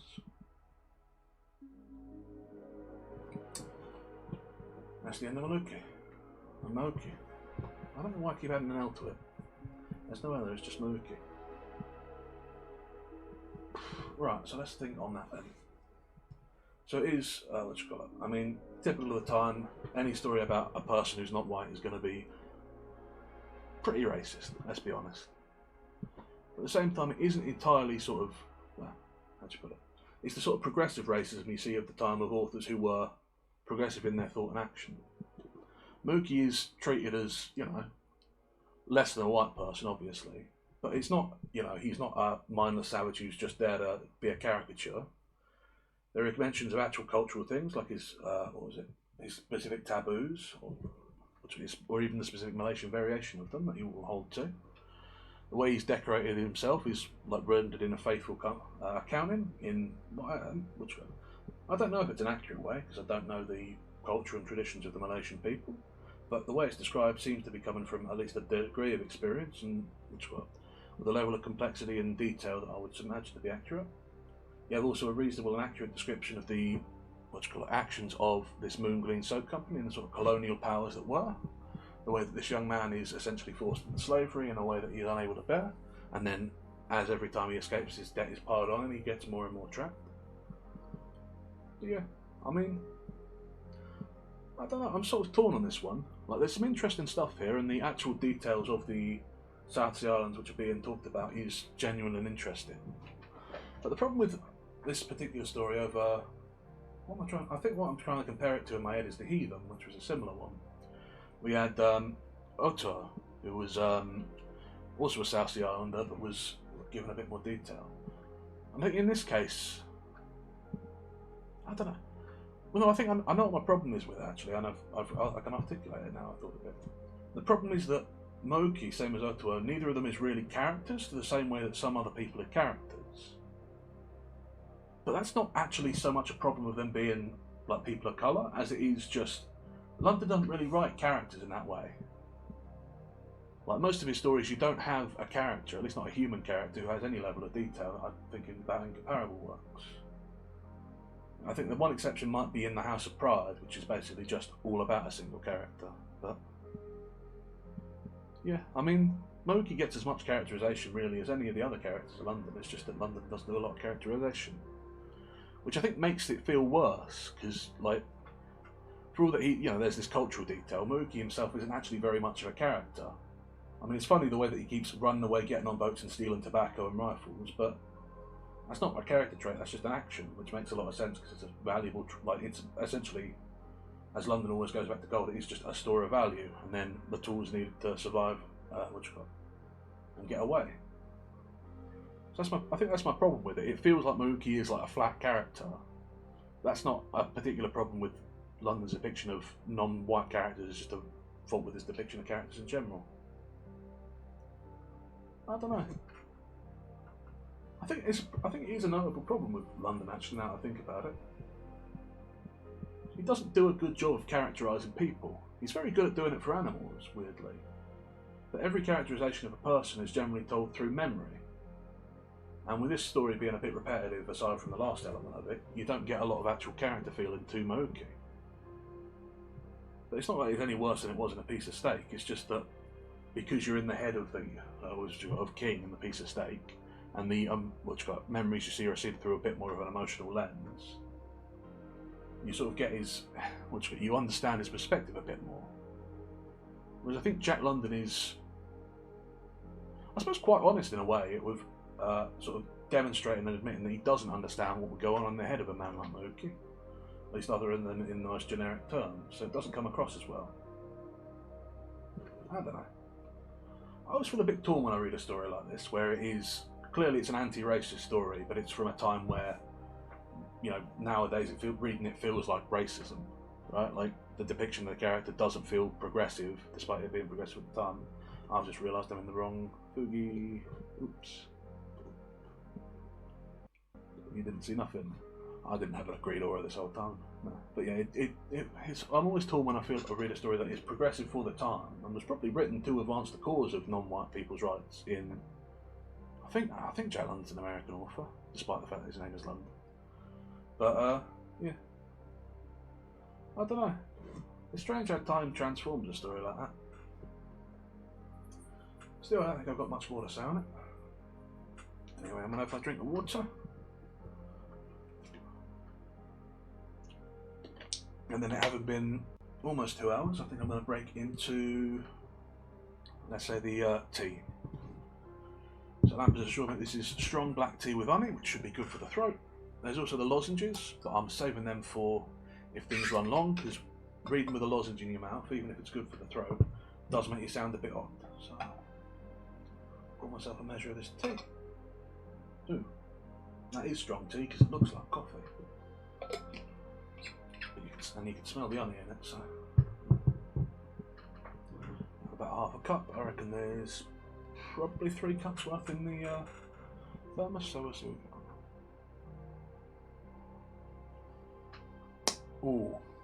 Oh, yeah, that is proper builder's steel. I've taken it with no milk because I know dairy is bad for the throat, so that is quite unpleasant in its strength, but it is very soothing. I think I'm going to have to give that a minute to cool down before I can drink much more of it, but got a bit of a kick to it. Got some honey to soothe the throat, so not much more to be said. Right. Yeah, I think, yeah, other than the cultural elements of the South Sea Islands, I don't think there's too much to that story, but it's interesting, and obviously, there's a lot of, there's talk of fetishism and the like in there, which unfortunately I don't actually have a lot of expertise on, it being culturally specific. But I do know that there are accounts of fetishism. I guess the one thing I will say is cannibalism strikes me as a little bit of absurdity, really. Like, from what I understand, cannibalism was practiced by various South Sea Island tribes, but generally was a ritualistic or symbolic cannibalism, where the eating of specific organs for symbolic growth of strength. So just the 10 Mations murdering this other fellow and just eating him like that seems pretty out of character, and probably the sort of thing that come from the invention of, wild panic at the time. But I don't know.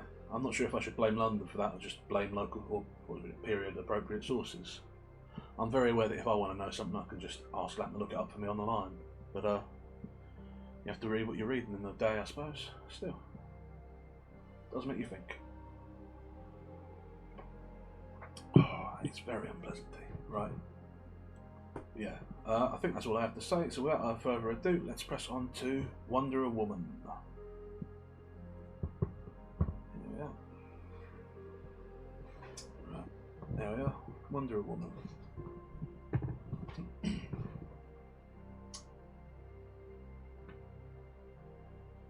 Just the same, I've noticed you ain't tumbled over yourself to get married, Shorty remarked, continuing the conversation that had lapsed some few minutes before. Smoke, sitting on the edge of the sleeping robe and examining the feet of a dog, had rolled snarling on its back in the snow, did not answer. And Shorty, turning the steaming moccasin propped on a stick before the fire, studied his partner's face keenly. Cut your eyes up at that there Aurora Borealis, Shorty went on. Some frivolous, eh? Just like any shilly-shally and shirt-dancing woman. The best of them is frivolous when they ain't foolish. And there's cats, all of them the littlest and the biggest, the nicest in the other ones. There's assured devouring lions on roaring hyenas when they got on the trail of a man they're cotton to. Again the monologue languished. Smoke cuffed the dog when it attempted to snap his hand and went on examining its bruised and bleeding pads. Ah, pursued Shorty, maybe I couldn't have married if I'd minded to, and maybe I wouldn't have been married without a mind to if I hadn't hoped for tall timber. Smoke, do you want to know what saved me? I'll tell you, my wind. I just kept the running. I like to see any scout run me out of breath. Smoke released the animal and turned his own steaming stick-cropped moccasin. We've got to rest over tomorrow and make moccasins, he vouchsafed. A little crust is playing the devil with their feet. We got to keep going somewhere, Shorty objected. We ain't got grub enough to turn back with, and we got to strike out that run of caribou, or them white Injuns almighty. Soon, or we'll be eating the dogs and sore feet and all. Have you ever seen them white Injuns anyway? None but hearsay. And how can an Injun be white? A black white man would be as natural. Smoke, we just ought to travel tomorrow. The country's plumb dead again. You ain't even seen a rabbit track in a week, you know that. And we got to get out of this dead street into somewhere that meat's running. They'll travel all the better with a day's rest for their feet and moccasins all around, Smoke cancelled. If you get a chance at any low divide, take a peep over the country beyond. We're likely to strike open rolling country any time now. That's what LaPearl told us to look for. By his own story, it was 10 years ago that LaPearl come through this section, and he without loco from hunger, he couldn't know what he did see. Remember what he said of the whopping big flags floating from the tops of the mountain? That shows how lucky he was. And he said himself he'd never seen any white Injuns. That was Aunt's yarn, and besides, I hadn't kicked the bucket 2 years before you and me even come to Alaska. But I'll take a look tomorrow, and maybe I might pick up a moose. What do you say we turn in? Smoke spent the morning in camp, sewing dog moccasins and repairing harness. At noon he cooked a meal for the two, ate his share and began to look for Shorty's return. An hour later he strapped on his snowshoes and went out on his partner's trail. The way up led to the bed of the stream, through a narrow gorge that widened suddenly into a moose pasture, but no moose had been there since the first snow of the preceding fall. The track to Shorty's snowshoes crossed the pasture and went up the easy slope of a low divide. At the crest, Smoke halted. The tracks continued down the other slope. The first spruce trees in their creek bed went a mile away, and it were evident that Shorty had passed through them and gone on. Smoke looked at his watch, remembered the oncoming darkness and the dogs and the camp, and reluctantly decided against following further. But before he retraced his steps, he paused for a long look. All the eastern skyline was sawtoothed by the snowy backbone of the Rockies.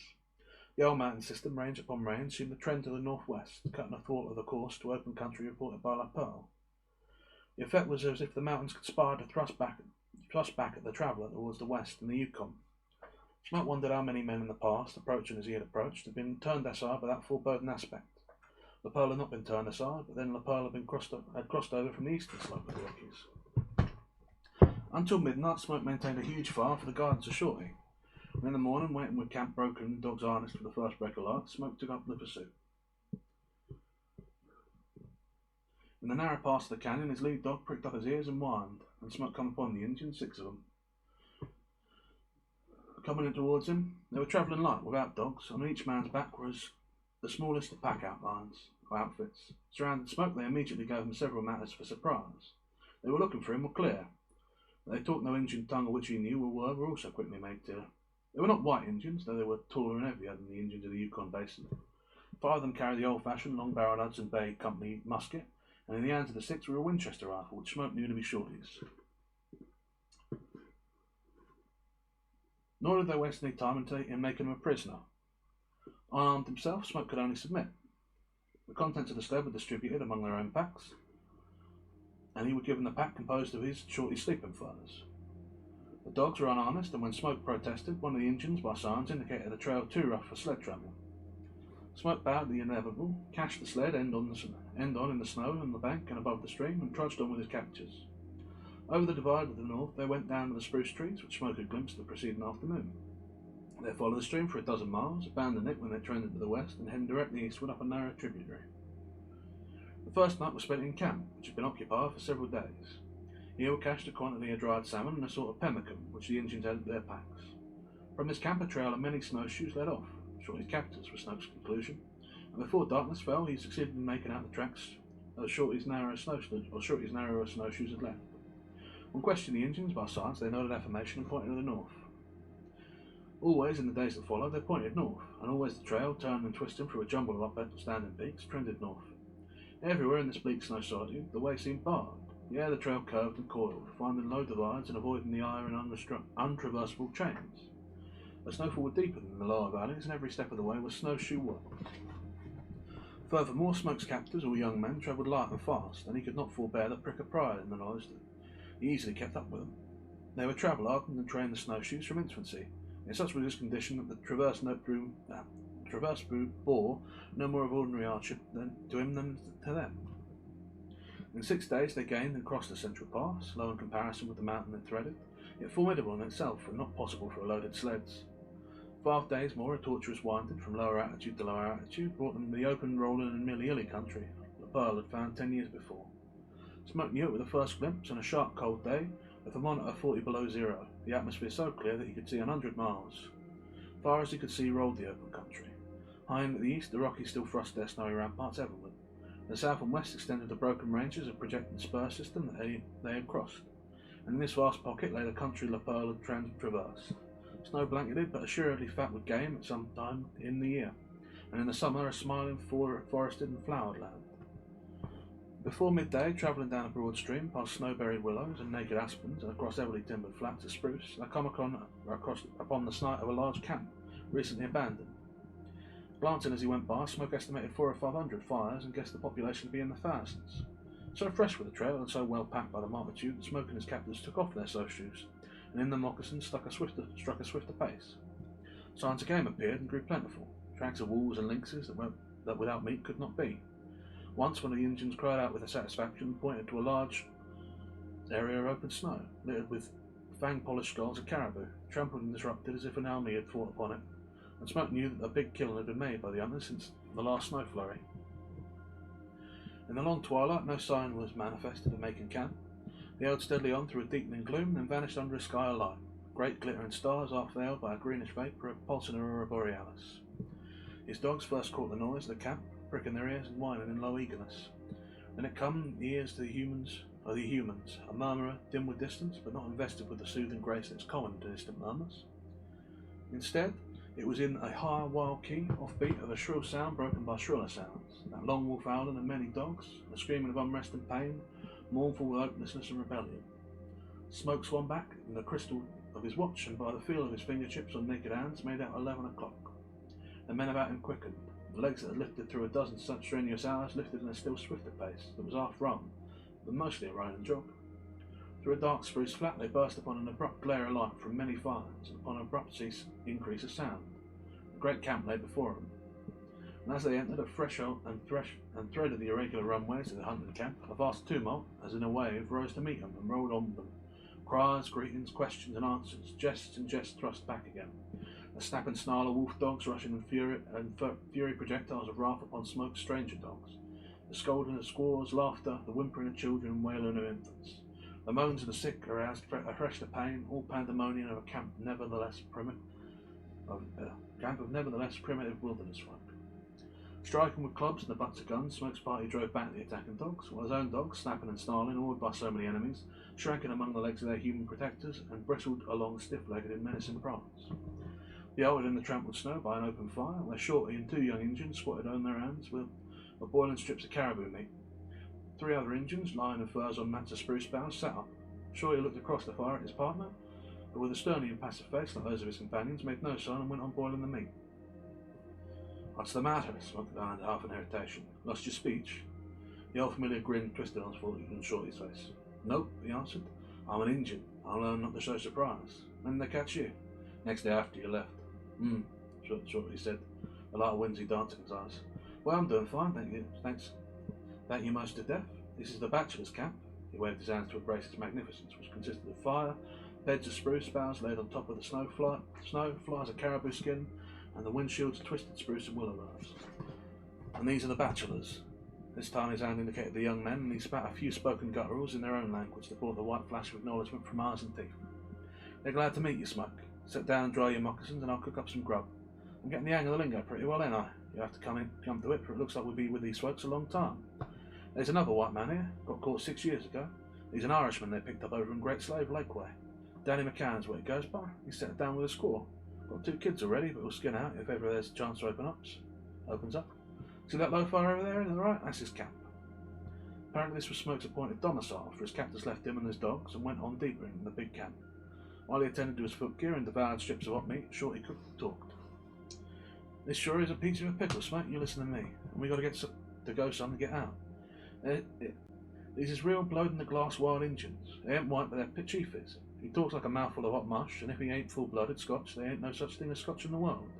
He's the IU, scoop and top chief of the old caboodle. What he says goes. You want to get that from the start off? Danny McCann's been trying to get away from him for 6 years. Danny's alright, but he ain't got it in him. He knows a way out, learned it out on hunting trips to the west by the way you and me come in. He ain't had the nerve to tackle it by his lonely. We can pull it off, just the three of us. Whiskers is the real goods, but he's mostly loco just the same. Who's Whiskers? Smoke queried, pausing to wolf around with a hot strip of meat. Oh, why, he's the top geezer. He's the Scotcher. He's getting old and sure asleep now, but he'll see you tomorrow and show you clear as print what a measly shrimp you are in his stomping grounds. His grounds belong to him. You got nothing. You got to get that into your noodle. It ain't never been explored nor nothing, and there is. He won't let you forget it. He's got about 20,000 square miles of hunting country, here all his own. He's the white Injun, him in the skirt. Huh, don't look at me that way. Wait till you see her, some looker and all. White like her dad, he's Whiskers. And say caribou, I saw 'em. 100,000 of good running meat in the herd. 10,000 wolves and cats following 'em. And are living off the stragglers and leavings. We leave the leavings, the herd's moving to the east, and we'll be following him any day now. We eat our dogs, and what we don't eat, we smoke and cure for the spring before the salmon run gets its stinging. Say what Whiskers don't know about salmon and caribou, nobody knows. Take it from me. Here comes Whiskers, looking like he's going somewhere, Shorty whispered, reaching over and wiping greasy hands on the coat with one of the sled dogs. It was morning, and the bachelors were squatting over a breakfast of caribou meat, which they ate as they broiled. Smoke glanced up and saw a small and slender man, skin-clad like any savage, but unmistakably white, striding in advance of a sled team and following a dozen Indians. Smoke cracked an hot bone, and while he sucked out the steaming marrow, glazed it his approaching host. Bushy whiskers and yellowish hair, stained by camp smoke, concealed most of the face, but failed wholly to hide the gaunt, almost cadaverous cheeks. It was an healthy leanness, Smoke decided, as he noted the wide flare of the nostrils and the breadth and depth of the chest that gave spaciousness to the guttery, the guarantee of oxygen and life. How do you do? The man said, slipping in a mitten and holding out his bare hand. My name is Snaz, he added. They shook hands.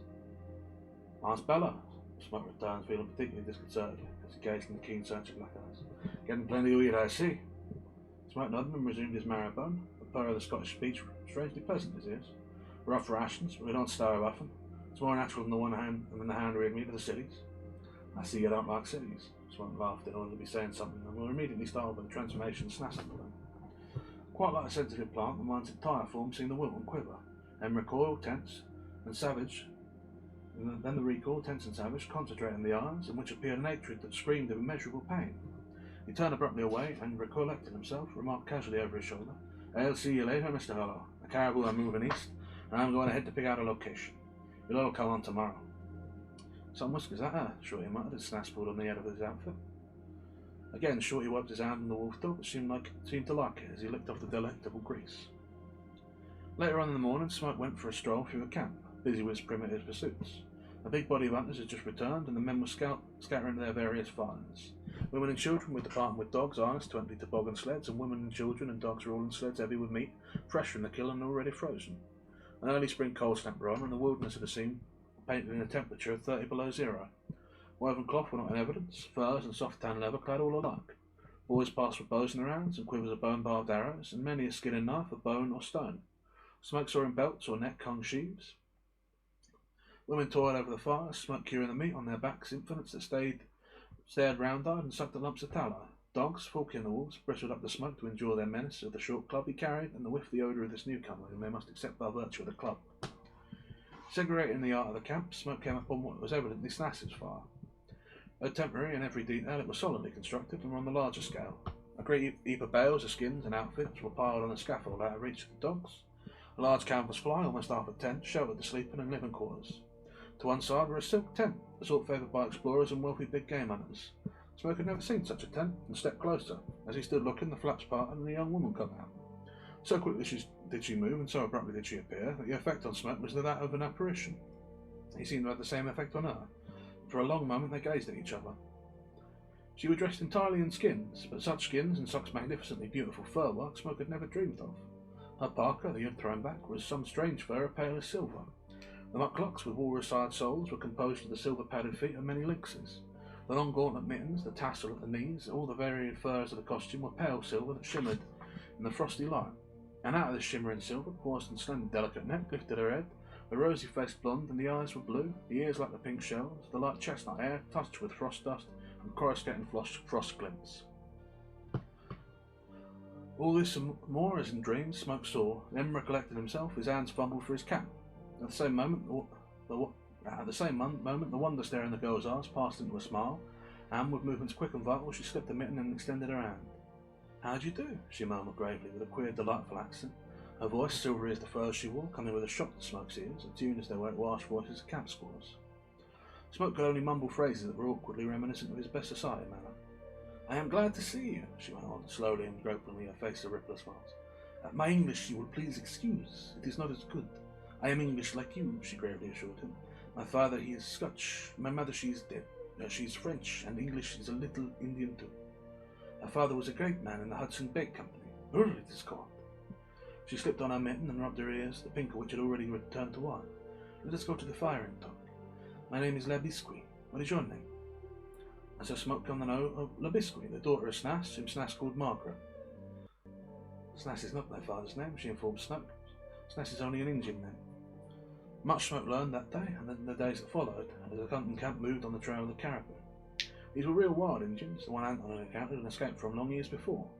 This was nearly the western limit of their territory, and in the summer they ranged north to the tundra shores of the Arctic, and eastward as far as the Lascawa.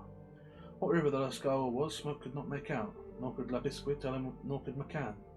On occasion Snass, with parties of strong hunters, pushed east across the Rockies, on past the lakes, and the Mackenzie, and the Barrens. Near on the last traverse in that direction, the silk tent occupied by Labisqui had been found. It belonged to the Millicent Avery expedition, Snass told Smoke. "Oh, I remember. I remember. They went after muskox. The rescue expedition never found a trace of them." "I found them," Snass said. "Both were dead. Earl still doesn't know. Word never got out." "Word never gets out," Snass assured him pleasantly. "You mean if they'd been alive when you found them?" Snass nodded. "They would have lived on with me and my people."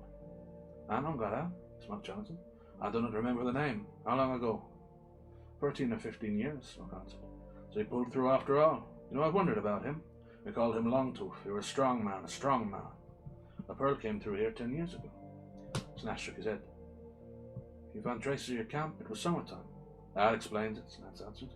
"We are 100 or so miles to the north in the summer." The strive as he would, Smoke could get no clue as to Snass's history in the days before he came to live as the northern wilds.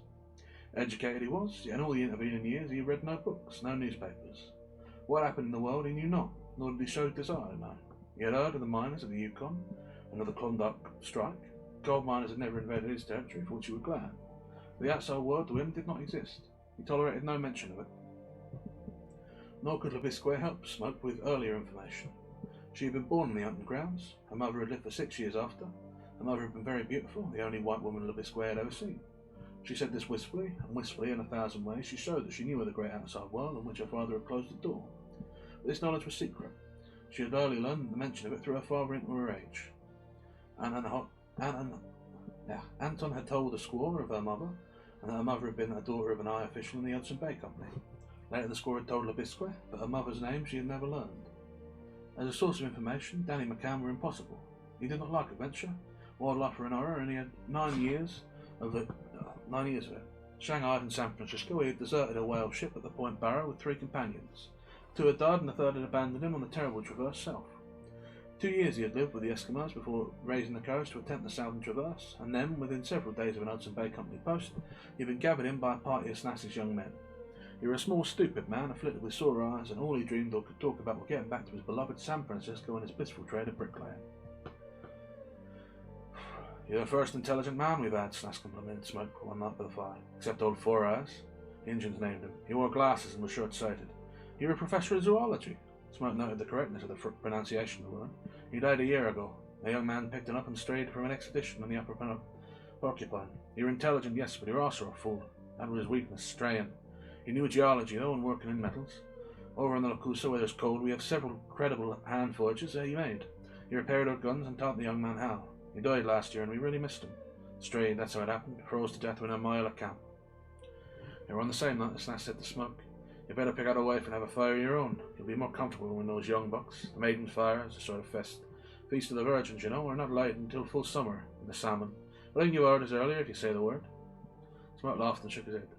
Remember, Snass concluded quietly, Anton is the only one that ever got away. You were lucky, unusually lucky. The father of a will of iron, Lebesque told Smoke. Four Eyes used to call him the Frozen Pirate, whatever that means. The tyrant of the Fluss, the cave bear, the beast primitive, the king of the caribou, the bearded pound, and lots of such things. Four Eyes loved words like this. He taught me most of my English. He was always making fun. You could never tell. He called me his cheetah chum after times when I was angry. What is cheetah? He always teased me with it. She chatted on with the eager and naivete of a child, which Smoke found hard to reconcile with a full woman of her formal face. Yes, her father were very firm. Everybody feared him. He were terrible when angry. There were the porcupines, it were thought. It were through them and through Lebesque that Snass traded the skins at the post and got his supplies of ammunition and tobacco. He were always fair, but the chief of the porcupines began to cheat. And after Snass had warned him twice, he burned his log village, and over a dozen of the porcupines was killed in the fight. But there were no more cheating. Once, when she were a little girl, there were one white man he killed while trying to escape. No, her father did not do it, but he gave the order to the young men. No Indian ever disobeyed her father. And the more Smoke learned from her, the more the mystery of Snass depended. And tell me if it is true, the girl was saying, that there was a man and a woman whose names were Paolo and Francisco who greatly loved each other. Smoke nodded. Four Eyes told me about it, she beamed happily. And so he didn't make it up after all. You see, I wasn't sure. I asked father, but he was angry. The Indians told me they gave poor Four Eyes an awful talk. And they were Christian and Jesuit. 2 Jesuits. It was very sad, but I should like to love that way. Do all young men and women in the world do that? They don't do it here, they just get married. They don't seem to have time. I am English and I will never marry an Indian, would you? That is why I have not lighted my maidens fire. Some of the young men are bothering father to make me to. Libash is one of them. He is a great hunter, and one who comes around singing songs. He is funny. Tonight, if you come by my tent after dark, you will hear him singing out in the cold. But father says I can do as I please, and so I shall not light my fire. You see, when a girl makes up her mind to get married, that is the way she lets young men know. Four Eyes always said it was a fine custom, but I noticed he never took a wife. Maybe he was too old, or he didn't have much hair, but I don't think he was really very old. And how do you know when you are in love? Like Paolo and Francisca, I mean. Smoke was disconcerted by the clear glaze of her blue eyes. Well, they say, he stammered, those who are in love say it. Their love is dearer than life, and one finds out he or she likes somebody like that. They like that better than everybody else in the world. Well, then they know they are in love. That's the way it goes. It's awfully hard to explain. You just know it. That's all. She looked off across the camp, smoked. She looked off across the camp, Smoke, sighed, and resumed work on the ferment she was sewing. Well, she announced with finality, I should never get married anyway. Once we get out, we'll sure have some tall running, Shorty said dismally. This place is a big trap. This place is a big trap, Smoke agreed. On the crest of a bald knob, they gazed out over Snass's snowy domain. East, west, and south, they were hemmed in by the R peaks and jumbled ranges. Northwards, the rolling country seemed interminable, yet they knew even in that direction, half a dozen transverse chains blocked the way.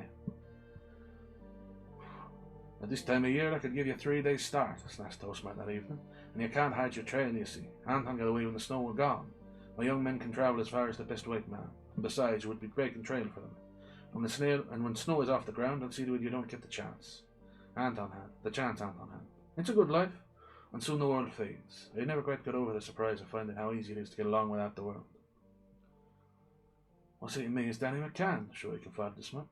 He's a weak brother on any trail, but he swears he knows the way out the westward, and so we got to part with him. Smoke, are you sure get yours? We're all in the same boat, Smoke answered. Not your laugh. It's a coming to you straight down a path. What is? You ain't heard the news? Smoke shook his head. The Batchers told me. I just got the word. Tonight it comes off. There's a monster at the calendar. Smoke shrugged his shoulders. Ain't interested in hearing, Shorty teased. I'm waiting to hear. Well, Danny's wife's just told the Bachelors. Shorty paused impressively. The Bachelors told me, of course, that the maiden's wives is due to be lighter than her. That's all. Now, how'd you like it? I don't get your drift, Shorty. Don't know. Let's play an open and shut. There's a skirt after you, and that skirt is going to light a fire, and that skirt's name is Lebesque. I've been watching her watch you when you ain't looking. She ain't never lighted her fire. She said she wouldn't marry an Indian, and now when she lights her fire, it's cinched my poor old friend Smoke. Sounds like a syllogism, Smoke said, with a sinking heart reviewing Lebesque's actions the past several days. Cinch is short to pronounce, Shorty returned, and that's always the way. Just as we're working up our getaway, along comes a skirt and complicate everything. Ain't got no luck. Hey, listen to that, Smoke. 3 ancient squaws had halted midway between the bachelor's camp and the camp of McCann, and the elders were declaiming in shrill falsetto.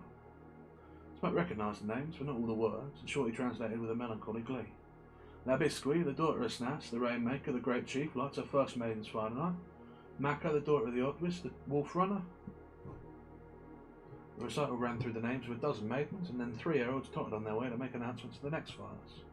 The bachelors, who had sworn youthful oaths to speak to no maidens, were uninterested in the approaching ceremony, and so they disdained, they made preparations for immediate departure on a mission set them by Snas, and upon which they had planned to start following morning. Not satisfied with the old hunter's estimates of the caribou, Snas had decided that the run was split. The task set the bachelors was to scout to the north and west in quest of the second division of the great herd. Smoke, troubled by Labisque's firelight, announced that he would accompany the bachelors, but first he talked with Shorty and with McCann. "You got to be there on the 3rd day, Smoke," Shorty said. "We'll have the outfit and the dogs. But remember," Smoke cautioned, "if there's any slip of meeting me, you keep on going and head up the Yukon. That's flat. If you make it, you can come back for me in the summer. If I get the chance, I'll make it and come back for you." McCann, standing by the fire, indicated with his eyes a rugged mountain where the western range outjutted the open country. "That's the one," he said. "A small stream on the south side. Go up it. On the 3rd day you meet us. We'll pass by on the 3rd day. Anywhere you tap the stream, you'll meet our trail." The chance did not come, a Smoke on the 3rd day. The bachelors had changed the direction of their scout, and while Shorty and McCann plodded up the stream with their dogs, Smoke and the bachelors were 60 miles to the northeast, picking up the trail of the second caribou herd. Several days later, through a dim twilight of fallen snow, they come back into the big camp. The squaw ceased from wailing by a fire and died up the smoke. Harsh-tongued, with bitter venomous eyes, she cursed him, waving her arms towards the silent fur-wrapped form that still lay on the sled which had ordered him. What had happened, Smoke could only guess, and as he came to McCann's fire, he prepared for a second cursing. Instead, he saw McCann himself industriously chewing a strip of caribou meat. "I'm not a fighting man," he whined and explained. "But surely got away, though they're still after him. He put up a hell of a fight. I'll get him too, he ain't got a chance. He plugged 2 bucks that got around all right, and he croaked one square through the chest." Yes, I know, Smoke answered. "I met the widow. Old Snas will be wanting to see you," McCann added. "Them's his orders. As soon as you come in, he was to go to his fire. I ain't squealed, you don't know nothing. Keep that in mind. Sure went off on his own, along with me." At Snas's fire, Smoke found Labisque. She met him with eyes that shone with such softness and tenderness as to frighten him. "I'm glad you didn't try to run away," she said. "You see, She hesitated, but her eyes didn't drop. They swam with light unmistakable. "I lighted my fire, and of course it was for you. It has happened. I like you better than everybody else in the world. Better than my father, better than 1,000 Nabashas in the books. I love. It is very strange. I love as Francesca loved, as Isolde loved. And before I spoke through, the Indians do not love this way. But my eyes are blue and I am white. We are white, you and I." Smoke had never been proposed to in his life, and he were unable to meet the situation. Worse, it were not even a proposal. His acceptance were taken for granted. So thoroughly was it all arranged in Labisque's mind, so warm with the light in her eyes, that he was amazed that she did not throw her arms around him and rest her head on his shoulder. Then he realised, despite her candour of love, that she did not know the petty ways of love. Among the primitive savages, such ways did not obtain. She had no chance to learn. She prattled on, chanting the happy burden of her love, while he strove to grip himself in the effort somehow to wound her with the truth. This, at the very first, was the golden opportunity. "Labisque, listen," he began. "Are you sure you learned from Forazo the story of the love of Paolo and Francesca?" She clasped her hands and laughed with an immense certitude of gladness. "Oh, there is more. I knew there must be more and more of love. I have thought much of it until I lit my fire. And then Snash strode into the fire through the fallen snowflakes, and Smoke's opportunity were lost. "Good evening," Snash squared bluntly. "Your partner has made a mess of it. I'm glad you had better sense. You might tell me what happened." The flash of white teeth through the stained beard were not pleasant. "Certainly, I'll tell you. Your partner has killed one of my people, that snivelling shrimp. The can deserted the first shot. He'll never run away again, but my hunters have got your partner in the mountains. Now get him. You'll never make the Yukon basin. As for you, from now on you'll sleep at my fire. There'll be no more scouting with the young men. I shall have my eyes on you." Smoke's new situation at Snas's fire were embarrassing. He saw more of Labisque than ever. In its sweetness and innocence, the frankness of her love were terrible. Her glances were love glances, every look were a caress. A score of times he nerved himself to tell her of Joe Gastel, and a score of times he discovered that he were a coward. The damnable part of it was that Labisque was so delightful. She was good to look upon. Despite the work to his self-esteem of every moment spent with her, he pleasured in every such moment. For the first time in his life he was really learning a woman, and so clear was Labisque's soul, so appealing its innocence and ignorance, that he could not misread a line of it. All the pristine goodness of her sex were in her, uncultured by the conventionality of knowledge or the deceit of self-protection. In memory he reread his Schopenhauer and knew beyond all cavil that the said philosopher were wrong. To know a woman as Smoke come to know Labisque was to know that all woman-haters were sick men. Labisque were wonderful, and yet beside her face in the flesh burned beside her face in the flesh burned the vision of the face of Joy Gastel. Joy had control, restraint, all the feminine inhibitions of civilization, yet, by the trick of his fancy and the living preachment of the woman before him, Joy Gastel was stripped of a goodness at par with Labisque. The one but appreciated the other, and all women of the world appreciated by what Smoke saw in the soul of Labisque, the Snas's fire in the snowland. And Smoke learned about himself. He remembered back to all he knew of Joy Gastel, and he knew that he loved her. He delighted in Labisque, and what was this feeling of delight but love? He could demean it by no less a name. Love it was, love it must be, and he was shocked to the root of his soul by the discovery of this polygamous strain in his nature. He had heard it argued in the San Francisco studios that it were possible for a man to love 2 women, or even 3 women at a time. He had not believed it. How could he believe it when he had not had the experience? Now it was different. He did truly love 2 women, and though most of the time he was quite convinced that he loved Joy Gastel more, there were other moments when he felt with equal certainty that he loved Labisque more. There must be many women in the world, she said one day, and women like men. Many women must have liked you. Tell me. He did not reply. Tell me, she insisted. I have never married, he evaded. And there is no one else? No, there is Aunt Debbie on the mountains. Then it was that Snoke knew himself a coward. He lied. Reluctantly he did it, but he lied. He shook his head with a slow, indulgent smile, and in his face were more of fondness than he dreamed as he noted. And in his face were more of fondness than he dreamed as he noted Labisque's swift jaw transfiguration. He excused himself to himself. His reasoning were Jesuitical beyond dispute, and yet were not Spartan enough to strike at it. And yet he were not Spartan enough to strike the charwoman a quivering heartstroke. Snas too was a perturbing factor in the problem. His little escaped his clean black eyes, and he spoke significantly. No man cares to see his daughter married, he said to Smoke. At least no man of imagination. It hurts. The thought of it hurts, I tell you. Just the same in the natural order of life, Margaret must marry sometime. A pause fell, and Smoke caught himself wondering for the 1000th time what Snas's history must be. I am a harsh, cruel man, Snas went on. But the law is the law, and I am just. Nay, here with primitive people, I am the law, and I am the justice. Beyond my will no man goes. Also I am a father, and all my days I have been cursed with imagination. Whither his monologue tended, Smoke did not learn, for it were interrupted by a burst of chiding and silvery laughter from Labisque's tent, where she played with a Newport wolf cub. A spasm of pain twitched Snas's face. I can't stand it, he muttered grimly. Margaret must be married, and it is my fortune and hers that you are here. I had little hopes of 4 eyes. McCann was so hopeless I turned him over to a squatter who would lie there a fire 20 seasons. If it hadn't been for you, it would have been an Injun. Lebash might have become the father of my grandchildren. And then Labisque came from her tent with the fire, the wolf cub in her arms, drawn as by a magnet, to gaze upon a man, in her eyes the love that art had never taught to art. Listen to me, said McCann. The spring thaw is here, and the crust has gone out of snow. It's time to travel, excepting for the spring blizzards in the mountain. I know them. I would run with no less a man than you. But you can't run, Smoke contradicted. You can't keep up with no man. Your backbone is limber and thawed marrow. If I run alone. The world fades, and perhaps I should never run. Caribou meat is very good, and soon will come summer and the salmon.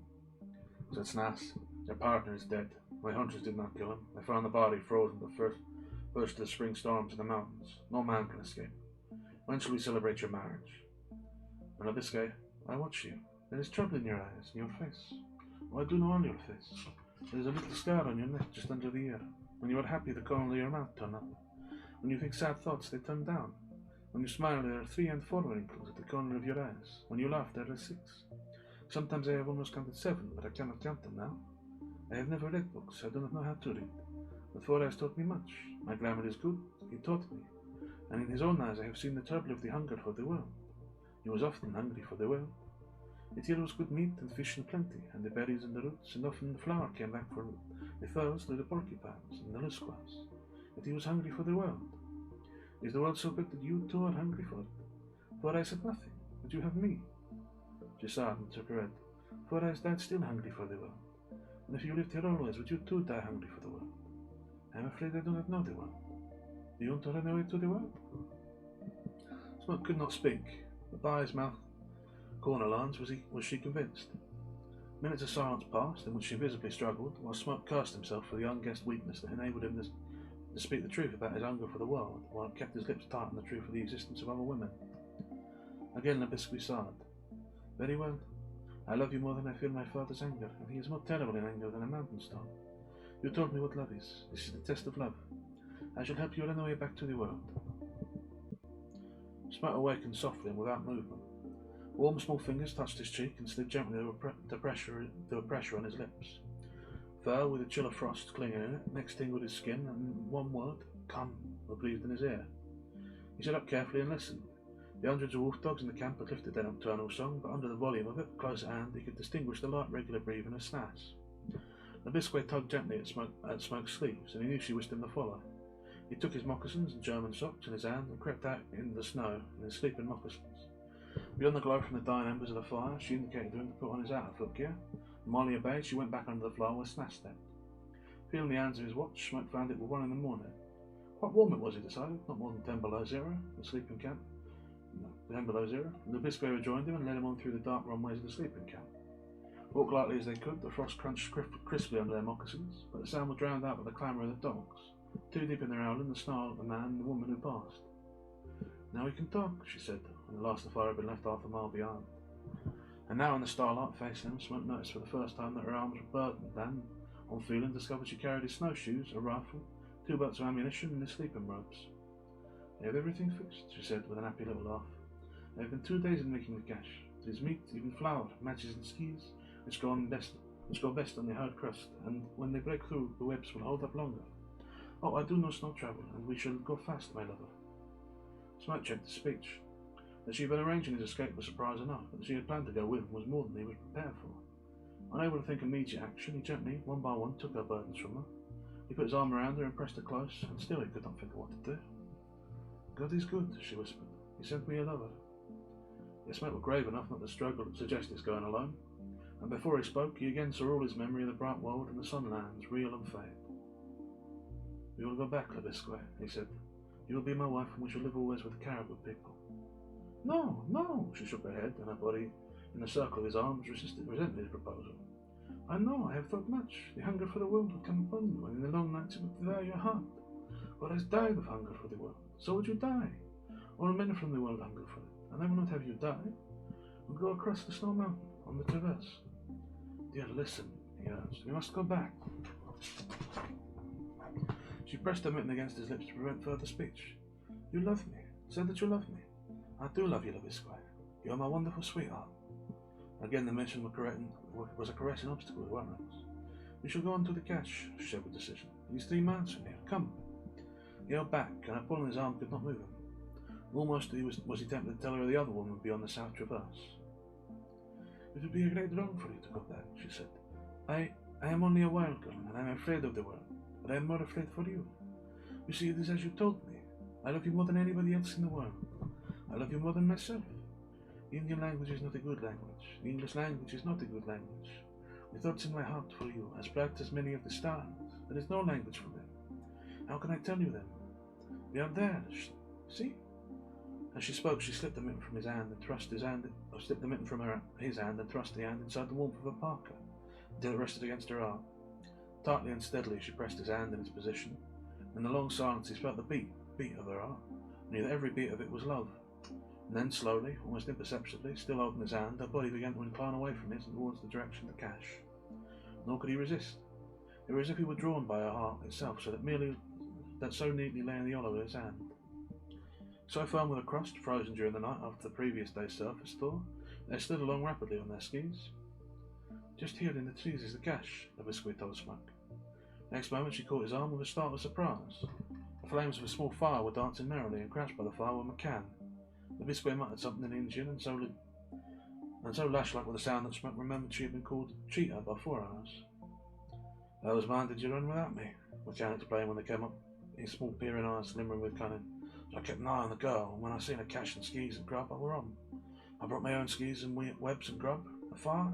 Sure ain't with no danger. The camp is sleeping, snoring. And went with cold. We'll be starting now.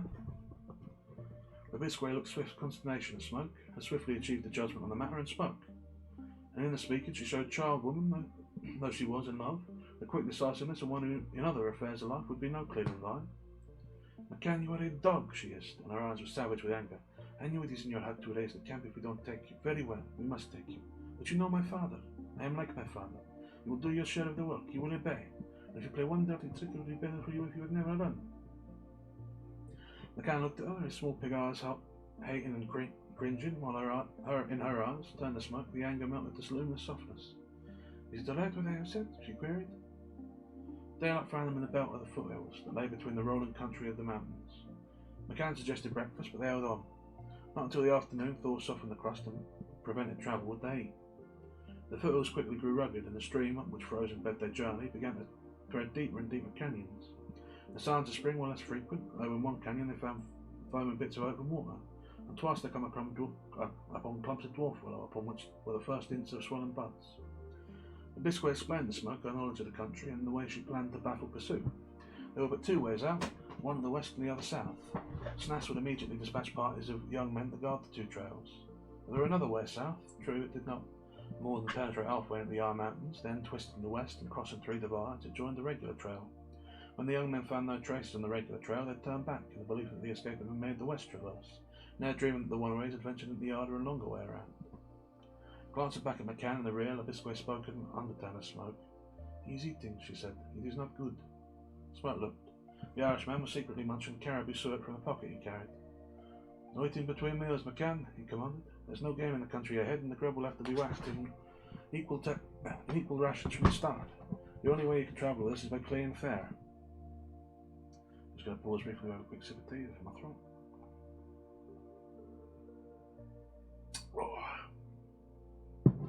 Bad, soothing.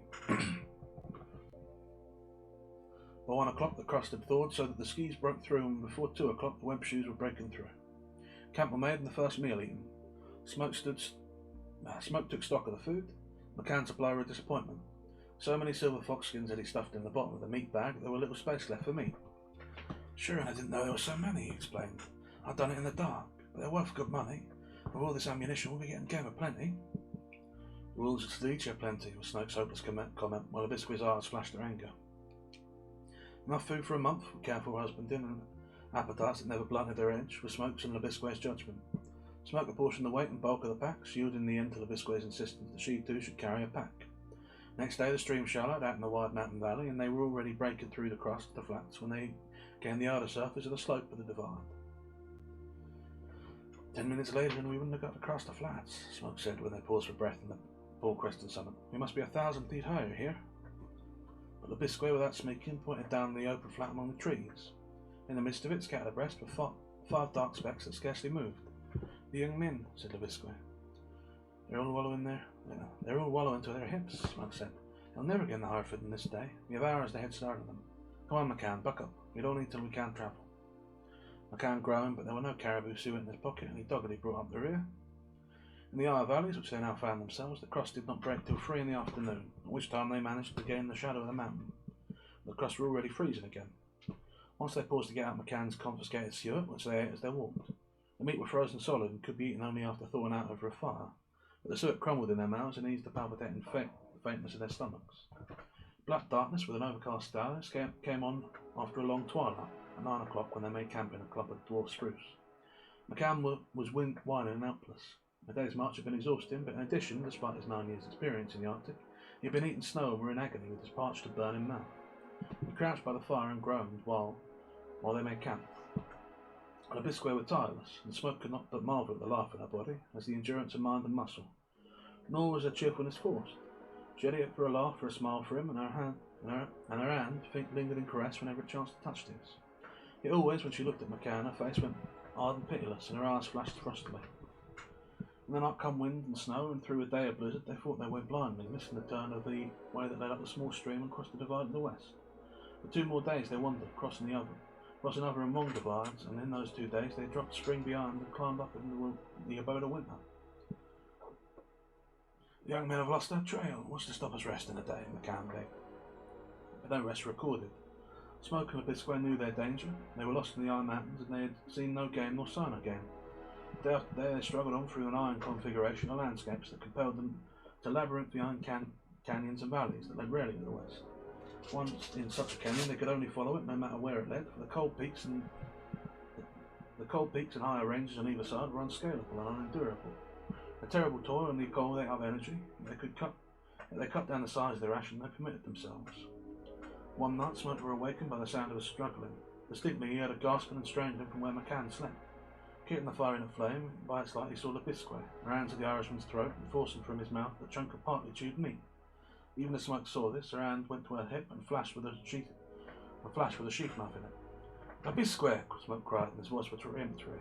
The hand hesitated. Don't, he said, coming to her side. She was shaking with anger, but the hand, after a hesitating moment longer, descended reluctantly to the sheath. As if fearing she could change her mind, as if fearing she could not restrain herself, she crossed to the fire and threw on more wood. McCann sat up, whimpering and snarling between fright and rage, sputtering an inarticulate explanation. Where did you get it? Smoke demanded. Feel around his body, Abisque said. It was the first word she had spoken, and her voice quivered with the anger she could not suppress. McCann strove to struggle, but Smoke gripped him cruelly and searched him, drawn forth from under his armpit where it had been thawed by the heat of his body a strip of caribou meat. A quick examination from Abisque drew Smoke's attention.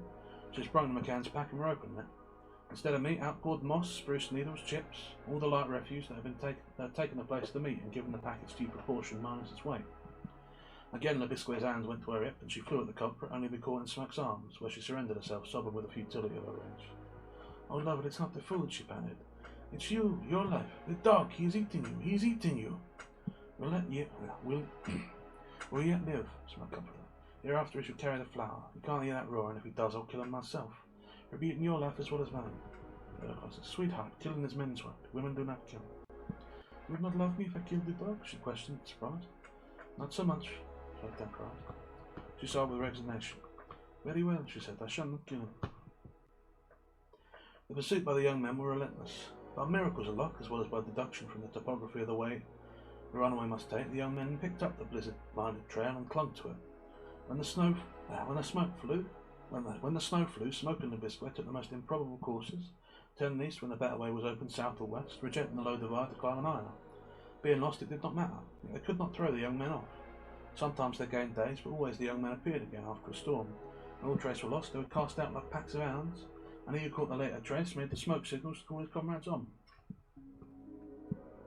Oh, mate, this is quite a long one. I sort of underestimate how long this is. Smoke lost count at the time, of days and nights and storms and camps. There were a vast, mad phantasmagoria of suffering and toil, and Abisque struggled on, with McCann somehow stumbling along the rear, babbling of San Francisco's everlasting dream. Great peaks, pitiless and serene in the chill blue the chill blue towered about them. They fled down black canyons with walls so precipitous that they rock frowned naked or wallowed across glacial valleys where frozen lakes lay far beneath their feet. And one night, between two storms, a distant volcano glared the sky. They never saw it again and wondered whether it had been a dream. Crusts were covered with yards of new snow, crusted and were snow covered again. There were places in canyon and pocket drifts, glaciers and drafty rifts, wind scurried and bare of any snow. They crept like silent waves across the face of impending avalanches, aroused from exhausted sleep by the thunder of them. They made fireless camps above timberline, thawing their meat rations with the heat of their bodies, ere they could eat. And through it all, Abisque remained Abisque. Her cheer never vanished, save for when she looked at McCann, and the greatest stupor of fatigue and cold never stilled the eloquence of her love for Smoke. Like a cat, she watched the apportionment of the meagre ration, and Smoke could see that she grudged McCann every munch of his jaw. Once she distributed the ration. First Smoke's knew was a wild harangue of protest from McCann, not to him alone, but to herself, that she'd given a smaller portion than to Smoke. After that, Smoke divided the meat himself. Caught in a small avalanche one morning after a night of snow and swept 100 yards down the mountain, they emerged half stifled and unhurt, but McCann emerged without his pack, in which was all the flour. A second and larger snowslide buried it beyond hope of recovery. After that, though the disaster had been through no sort of his own, Abisque never looked at McCann, and Smoke knew it was because she dared not. It was morning, stark still, clear blue above, with white sun dazzled on the snow. The way led up a long, wide slope across. They moved like weary ghosts in a dead world. No wind stirred in the stagnant, frigid calm. Far peaks 100 miles away studding the backbone of the Rockies up and down, was distant as if no more than 5 miles away. Something's going to happen, the Biscay whispered. Don't you feel it? Here, there, everywhere. Everything is strange. I feel a chill that's not a cold, Smoke answered. I urge a hunger. It's in your head, your heart, she agreed excitedly. That is the way I feel. It's not in my senses, Smoke diagnosed. I sense something from without. That is a tingling with me. That is tingling with us. It is a chill in my nerves. A quarter hour later, they paused for breath. I can no longer see the far peaks, Smoke said. The air is getting thick and heavy, said the Biscay. It's hard to breathe. There has to be 3 suns, McCann muttered hoarsely, reeling as he clung to his staff for support. There was a mock sun on either side of the real sun. There are 5, said the Biscay, and as they looked, new suns formed and flashed before their eyes. But heaven, the sky is filled with suns beyond all counting, McCann cried in fear. Which were true, for look where they would half the circles in the sky dazzled and blazed with new suns forming. McCann yelped sharply with surprise and pain. I'm stung, he cried out, and yelped again.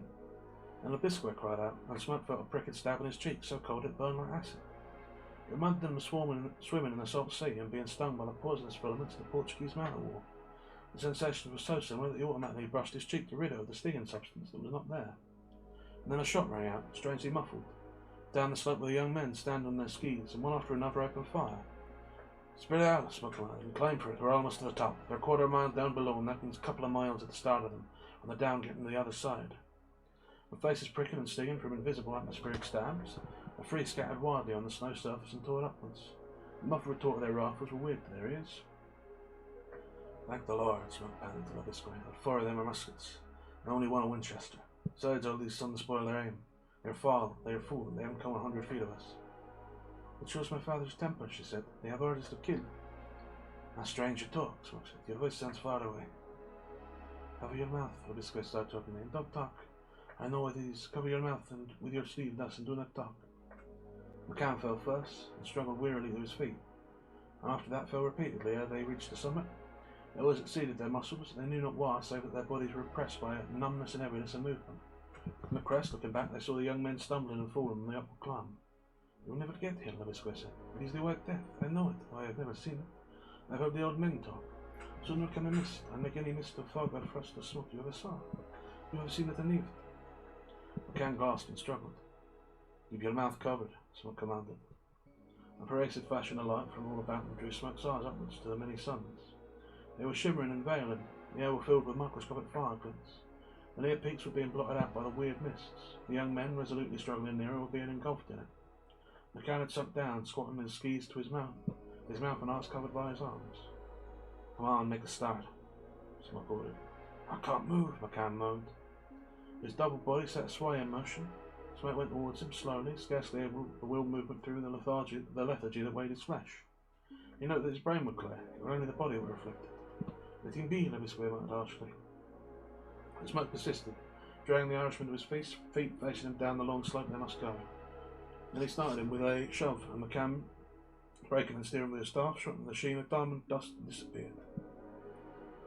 Smoke looked at the Biscay, who smiled through it all, who smiled, though it was all she could do to keep from sinking down.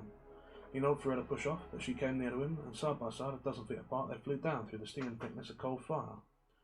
Break as he would, Smoke's heavier body carried him past her, and he dashed off alone, a long way at a tremendous speed that did not slack until he came out on a level, crusted plateau. Here he blinked until the Biscay overtook him, and they went on again, side by side, with diminishing speed, which finally ceased. The lethargy had grown more pronounced. The wildest effort of will could move them no more than a snail's pace. They passed McCann, again crouched down in his skis, and Smoke roused him with the staff in passing. Now we must stop, the Biscay whispered painfully, or we will die. We must cover it up, so the old men said. She did not delay to untie knots, but began cutting their packs and lashings. Smoke cut his, and with a last look at the fiery death mist and the mockery of suns, they covered themselves over with the sleeping furs and crouched in each other's arms. They felt a body stumble over them and fall, then heard feeble whimpering and blaspheming drowned in a violent coughing fit, and knew it was McCann who huddled against them as he wrapped his robe about him. Their own lungs strangling began, and they were racked by and torn by a dry cough, spasmodic and uncontrollable. Smoke noted his temperature rising in a fever, and the Biscay sobbed chivalrily. Hour after hour, the coughing spells increased in frequency and violence, and not till late afternoon were the worst realised, or reached, I should say. After that the men camped slowly, and between spells they dozed in exhaustion. Makan, however, steadily coughed worse, and from his groans and howls they knew we were in delirium. Once Smoke made as if to throw off the robes, but Labisque clung to him tightly. "No," she begged. "It is death to uncover now. Lay your face here against my pocket and breathe gently, and do not talk. See the way I am doing." I dozed on through the darkness, though the decrease of fits of coughing of one invariably aroused the other. It was after midnight, Smoke judged, when McCann coughed his last. After that he emitted a low and bestial moan as it never ceased. Smoke awoke with lips touching his lips. He lay partly in Labisque's arms, his head pillowed on her breast. Her voice was cheerful and unusual. The muffled sound of it had vanished. "It is day," she said, lifting the edge of the robe a trifle. "See, oh my lover, it is day. We have lived through, and we no longer cough. Let us look at the world. Oh, I could stay here thus forever and always. This last hour has been sweet. I have been awake and I have been loving you." "I do not hear McCann," Smoke said. "And what has become of the young men that they have not found us?" He threw back his robes and saw a normal and solitary sun in the sky. A gentle breeze was blowing, crisp with frost in it, in warmer days to come. All the world were natural again. McCann lay on his back, his unwashed face swarthy from camp smoke, frozen hard as marble. The sight did not affect Labisque. "Look," she cried, "a snowbird. It is a good sign." There were no evidence of the young men. Either they had died on the other side of the divide, or they had turned back. There was so little food that they dared not eat a tithe of what they needed, nor a 100th part of what they desired. In the day that followed, wandering through the lone mountain land, the sharp sting of life grew blunted, and the wandering merged after into a dream. Smoke would become abruptly conscious to find himself staring at the never-ending hated snow peaks, the senseless babble still ringing in his ears. And next he would know, after seeing centuries, that again he were roused to the sound of his own maunderings. The Bisque too were lightheaded most of the time. In the main their efforts were unreasoned, automatic, and ever they worked towards the west, and ever they were baffled, thrust north or south by snow peaks and impassable ranges. "There is no way south," Labisque said. "The old men know west.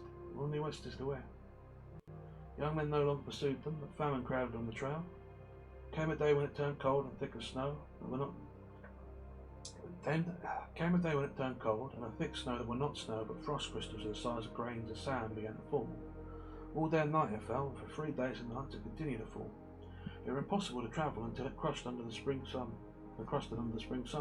So they lay in their furs and rested, and ate less because they rested. So small was the ration permitted that it gave no appeasement to the hunger pang that was much of the stomach, but more of the brain.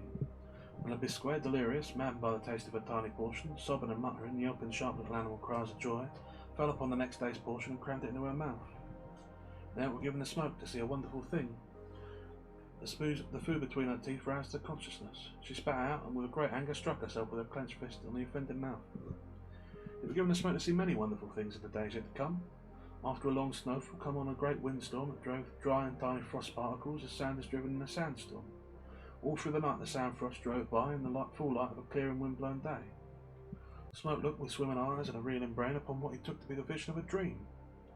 All about towered great peaks and small lone sentinels and groups and councils and mighty titans. And from the tip of every peak, swaying, undulating and flattering out broadly against the azure sky, streamed gigantic snow banners, miles in length, milky and nebulous, ever waving lights and shadows and flashing silver from the sun. "Mine eyes have seen the glory of the coming of the Lord," Smoke chanted as he gazed upon these dust of snow wind driven into the sky, scarfs of shimmering silken light. And still he gazed, and still the banded peaks did not vanish, and still he considered that he dreamed, until Labisque sat up among the firs. "I dream, Labisque," he said. "Look, you too dream within my dream." "It is no dream," she replied. This have the old men taught me, and after this will blow the warm winds, and we shall live and win the west." Smoke shot a snowbird, and they divided it. Once in a valley where willows budded, standing in the snow, he shot a snowshoe rabbit. Another time he got a lean white weasel. This much of meat they encountered, and no more, though once half a mile high and veering towards the west of the Yukon, they saw a wild duck wedge drive by. "It is summer in the lower valleys," said Labisque. "Soon it will be summer here." Labisque's face had grown thin, but the bright large eyes were brighter and larger, and when she looked at him, she was transfigured by a wild, unearthly beauty. The days lengthened, and the snow began to sink. Each day the crust thawed, each night it froze again, and they were afoot early and late, being compelled to camp and rest during the midday hours of thaw, when the crust could not bear their weight. When Smoke grew snowblind, Labisque told him on a thong tied to his waist. and when she was so blinded, she towed behind him, a thong to her waist. And starving in a deeper dream, they struggled on through the awakening land, bare of any laugh save their own. Exhausted as he was, Smoke grew almost fear sleep, so fearful and bitter were the visions of that mad twilight land. Always they were of food, and always was the food at his lips snatched away by the malign deviser of dreams. He gave dinners to his comrades of the old San Francisco days, himself, with whetting appetite and jealous eyes, directing the arrangement, decorating the table with crimson leaves runners of the autumn grape. The guests were dilatory, and while he greeted them, and all sparkled with their latest cleverness, he was frantic with desire for the table. He stole to it, unobserved, and clutched a handful of black ripe olives, and turned to meet still another guest. Another surrounded him, and the laugh and play of wit went on, while all the time hidden in his closed hand with his madness of ripe olives. He gave many such dinners, all with the same empty ending. He attended gargantuan feasts where multitudes fed on innumerable bullocks roasted whole, prying them out of the smoke of mouldering pits with sharp knives, slicing great strips of meat from the steaming carcasses. He stood with mouth agape beneath long rows of turkeys which white-aproned shopmen sold, and everybody bought save Smoke, mouth still agape, chained by a leadenness of movement to the pavement. A boy again, he sat with a spoon poised high above great bowls of bread and milk. He pursued shy efforts through upland pastures, and centuries of torment in vain effort to steal from them their milk. And in noisome dungeons he fought with rats for scraps and refuse. There were no food that were not a madness to him. They wandered through vast stables where fat horses stood in mile-long rows of stalls, and sought but never found the brown bins from which they fed. Only once only, he dreamed to advantage. Famished and shipwrecked or marooned, he thought with a big Pacific surf for rock clear mussels, and carried them up the sands to the dry flotsam of the spring tides. On this he built a fire, and among the coals he laid his precious trove. He watched the steam jet forth, and the locked shells pop apart, exposing the salmon-coloured meat. Cooked to a turn, he knew it, and this time there were no intruding presents to whisk the meal away. At last, so he dreamed within the dream would come true. This time he would eat. Yet in his certitude he doubted, and he was steeled for the inevitable shift of visions until the salmon-coloured meat, hot and savoury, were in his mouth. His teeth closed upon it. He ate. The miracle had happened. The shock aroused him. He awoke in the dark, lay on his back, and heard himself mumbling little piggish squeals and grunts of joy. His jaws were moving, and between his teeth meat crunching. He did not move, and soon small fingers fell about his lips, and between them were inserted a tiny sliver of meat. And in that he would eat no more. Rather than that, he were angry. The biscuit had cried, and in his arms sobbed herself to sleep. But he lay on a week, marvelling at the love and the wonder of woman. The time come when the last food were gone. The high peaks receded, the divides become lower, and the way opened promisingly to the west. But their reserves of strength were gone, and without food, the time quickly followed when they lay down at night, and the morning did not arise. Smoke weakly gained his feet, collapsed, and on hands and knees crawled out about the building of a fire. But try as she would, Labisque sank back each time in an extremity of weakness, and Smoke sat down beside her, a wan sneer in his face for the automatism that had made him struggle for an unneeded fire. They went up in the cook, and the day was warm. A gentle breeze sighed in the spruce trees, and from everywhere under the disappearing snow came the trickling music of unseen streamlets. Labisque lay in stupor, her breathing so imperceptible that often Smoke thought her dead. In the afternoon, the chattering of a squirrel aroused him. Dragging the other rifle, he wallowed through the crust and it became slush. He crept on hands and knees or stood upright and fell forward in the direction of the squirrel that chattered its wrath, and fled slowly and tantalizingly before him. He had not the strength for a quick shot, and the squirrel were never still. At times Smoke sprawled in the wet snow melt and cried out with weakness. Other times the flame of his life flickered and blackened and smote him. How long he lay in the last faint he did not know, but he came to shivering in the chill of evening, his wet clothing frozen to the reforming crust. The squirrel was gone, and after a weary struggle he won back the side of Labisque. So profound was his weakness that he lay like a dead man through that night, nor did dreams disturb him. The sun were in the sky, the same squirrel chattering through the trees when Labisque's hand on Smoke's cheek awakened him.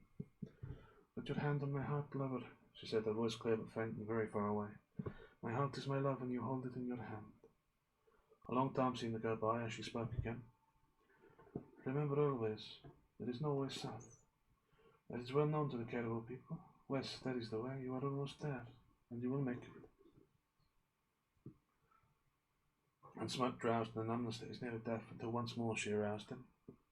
"Put your lips on mine," she said. "I will die so."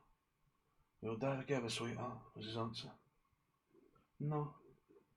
A feeble flutter of her hand checked him, and so thin was her voice that scarcely did he hear it. Yet did he hear all of it?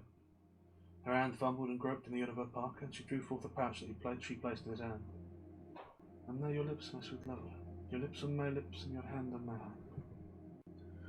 In that long kiss, darkness came upon him again, and when he were conscious, he knew that he were alone. He knew that he were to die, but we were really glad that he were to die. He found his hand resting upon the pouch. With an inward smile at the curiosity that made him pull the drawstrings, he opened it. Out poured a tiny flood of food, though no particle of it that he did not recognise, all stolen by Lebisque from Lebisque. Bread fragments saved far back in the days ere McCann lost the flour. Strips and strings of caribou meat partly gnawed, crumbles of suet, the iron leg of the snowshoe rabbit untouched, the iron leg and part of the foreleg of the white weasel, the wing dented still by a reluctant teeth, and the leg of the snowbird, pitiful remnants, tragic renunciations, crucifixions of life, morsels stolen from a terrible hunger by her incredible love. With maniacal laughter, Smoke flung it all about on the hardening snow crust and went back into the blackness. He dreamed. The Yukon ran dry, in its bed among muddy pools of water and ice-scoured rocks. He wondered, picking up fat nuggets of gold. The weight of it grew to be a burden to him, till he discovered that it was good to eat, and greedily he ate. After all, of what worth were gold that men should prize it so, save that it was good to eat? He awoke to another sun. His brain was strangely clear. No longer did his eyesight blur. The familiar palpitation that had vexed him through all his frame were gone. The juices of his body seemed to sing, as if spring had entered in. Blessed well-being had come to him. He turned to awake Lebisque and saw and remembered. He looked at the food flung out on the snow. It were gone, and he knew that in delirium and dream it had been the Yukon nugget gold. In delirium and dream he had taken heart of life from the life sacrifice of Lebisque, had put her heart in his hand and opened his eyes to woman and wonder.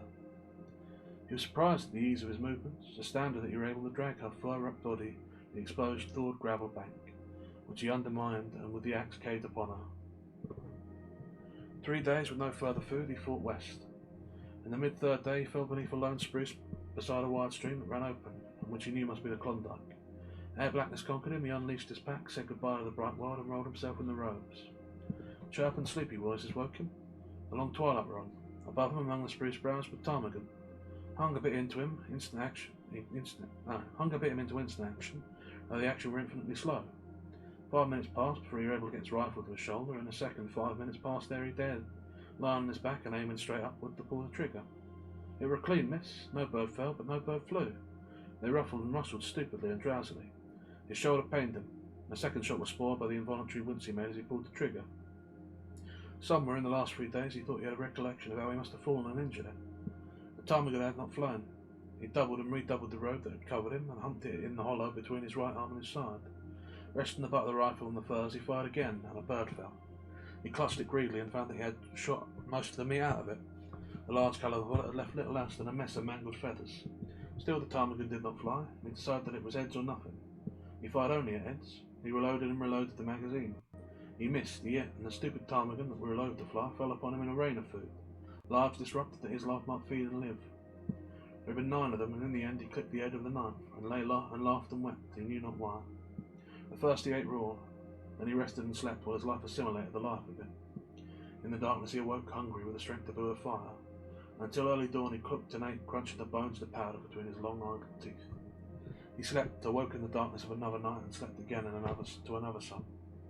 He noted with surprise that the fire crackled with fresh fuel, and that a blackened coffee pot steamed on the edge of the coals. Beside the fire, within arm's length, sat Shorty, smoking a brown paper cigarette and intensely watching him. Smoke's lips moved, but a throat paralysis seemed to come upon him, while his chest was suffused with the menace of tears. He reached out his hand for a cigarette, and drew the smoke deep into his lungs, and again for a time. "I have not smoked for a very long time," he said at last in a low, calm voice. "For a very long time." "Nor eat from the looks here," Shorty added gruffly. Smoke nodded and waved his hand at the ptarmigan feathers that lay all about. "Not until recently," he returned. "You know, I like a cup of coffee. It'll taste strange. Also flapjacks and a strip of bacon." "And beans?" Shorty tempted. "They would taste heavenly, if only they were quite hungry again." While the one cooked and the other ate, they told briefly what had happened to them in the days since their separation. "The Klondike were breaking up," Shorty concluded his recital, "and we just had to wait for open water. 2 poling boats, 6 other men, you know 'em all, and crackerjacks, and all kinds of outfit. And we've sure been a-coming, pole lining up and ptarmigan, and poured again, but the fools will stick 'em in solid in a week. That's where I left them, a cutting trail over the tops of the bluff for boats. I just had a sure natural hunt to keep it coming. So I fills a pack with grub and starts. I knew I'd find you drifting and all in. Smoke nodded and put forth his hand in a silent grip. Well, let's get started, he said. Started hell, Shorty exploded. We stay right here and rest you up and feed you for a couple of days. Smoke shook his head. If you could just see yourself, Shorty protested. And what you saw were not nice. Smoke's face, wherever the skin showed, were black and purple and scabbed from repeated frostbite. The cheeks were fallen in, so that despite the covering of beard, the upper rows of teeth ridged the shrunken flesh.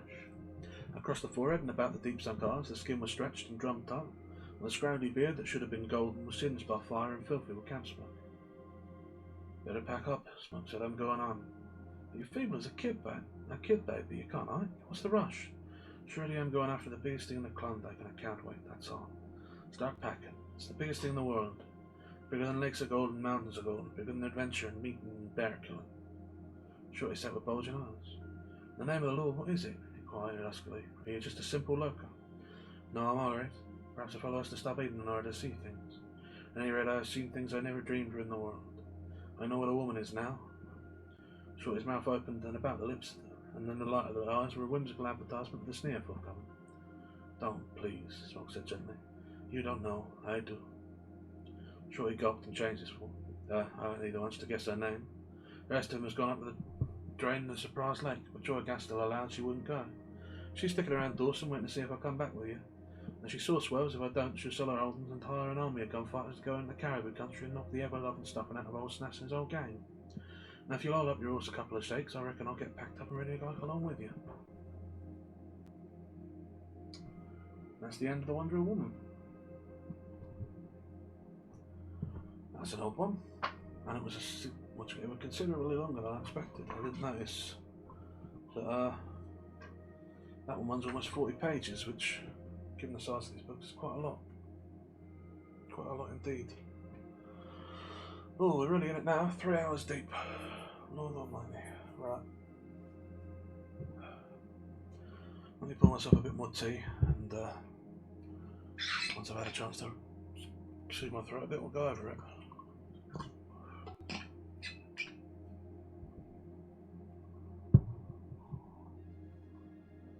Oh Lord, that really is horrible.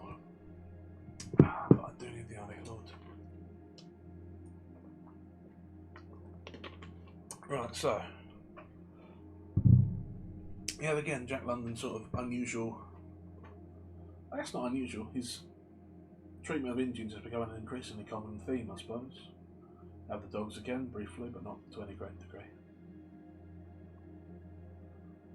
It's an odd thing, actually. It's the second time we've had a white person in charge of a tribe of Indians. We had it in, what was it, Nightborn as well.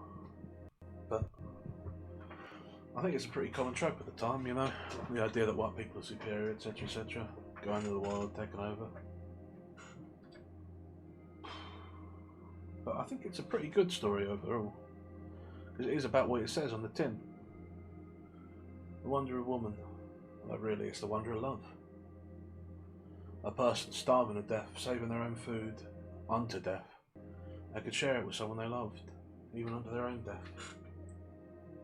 The feeling of her heart in his hand as she died, starving so he might live.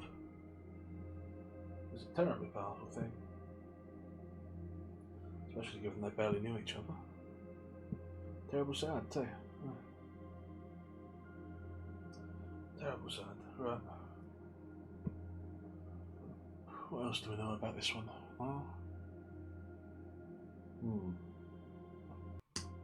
What I know is that I hear some whistling coming. Now, for those of you who are long-time viewers, you might be aware of the whistler, which is one of the beasts that sometimes comes around here and is very methodical in searching. So I need to go and hide for about 5 minutes, so I will be back shortly.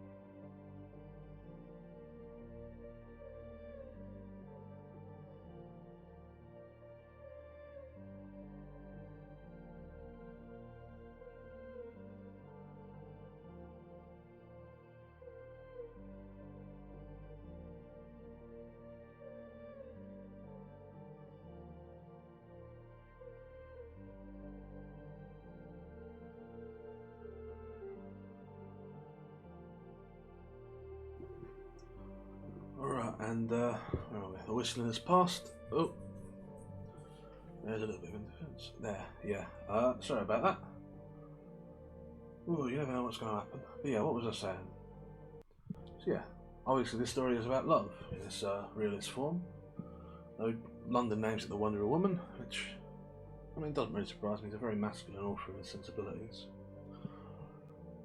But yeah, I mean, there's more to it than that. Obviously, there's the old Yukon survival, and there are a few little lines like the what was it they called, the White Death with the many suns in the sky. I don't really know what to call that. I mean, there's a fair amount of, like, I'm assuming Northland sort of phenomena. From what I'm aware of, Jack London did spend quite a lot of time in the Yukon and up around that area, so I'm guessing these are things that he's either seen or maybe just heard about from sort of travellers. But yeah, he's I'm trying to think what else to say. I mean, yeah, but presumably these mysterious phenomena are things he at least heard of from other people who were there, if not the camp himself. I don't know. I wonder if they're. I assume they're related to actual things, but they might be just tall tales he heard. At least the one with the many suns part. The sheets of the mountain I can sort of picture. That sounds. That doesn't sound unbelievable. It just sounds like an unusual sort of image he's caught his eye. But I don't know what the White Death was. I wonder if it was. Because they mentioned a volcano in the distance. I wonder if maybe that was something that happened and there was some gas or something that came out of it. But I just don't know, really. Out of the context. But yeah, there's a fair amount to it there. This little valley of good land in the middle of these mountains as well. I wonder if that's what's got relating to a real place or if it's just something for the story. Can't say. Yeah, that's the Wonder Woman. That puts us at 4 out of the current 7 stories that we are to be doing.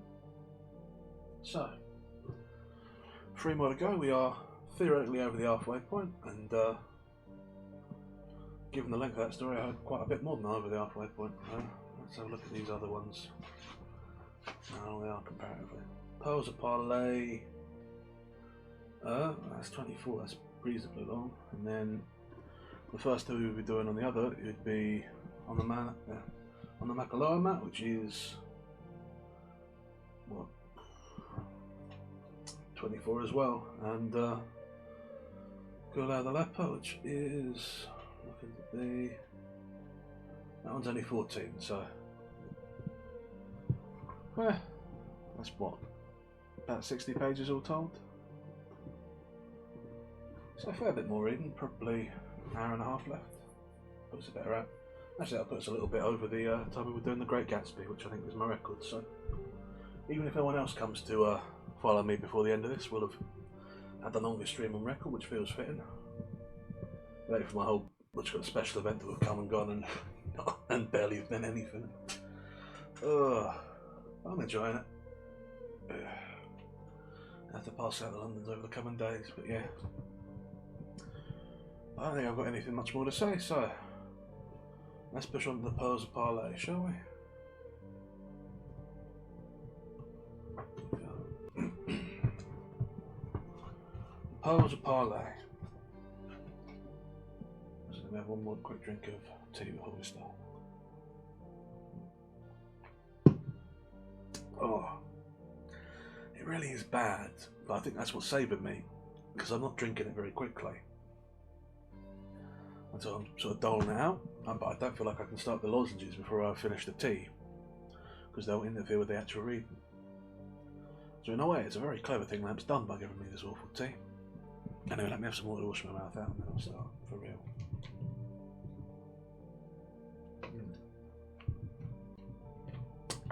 Right. The Pearls of Parlay. The Kanaka helmsman put the wheel down and the Malahini slipped in the eye of the wind and right into an even keel.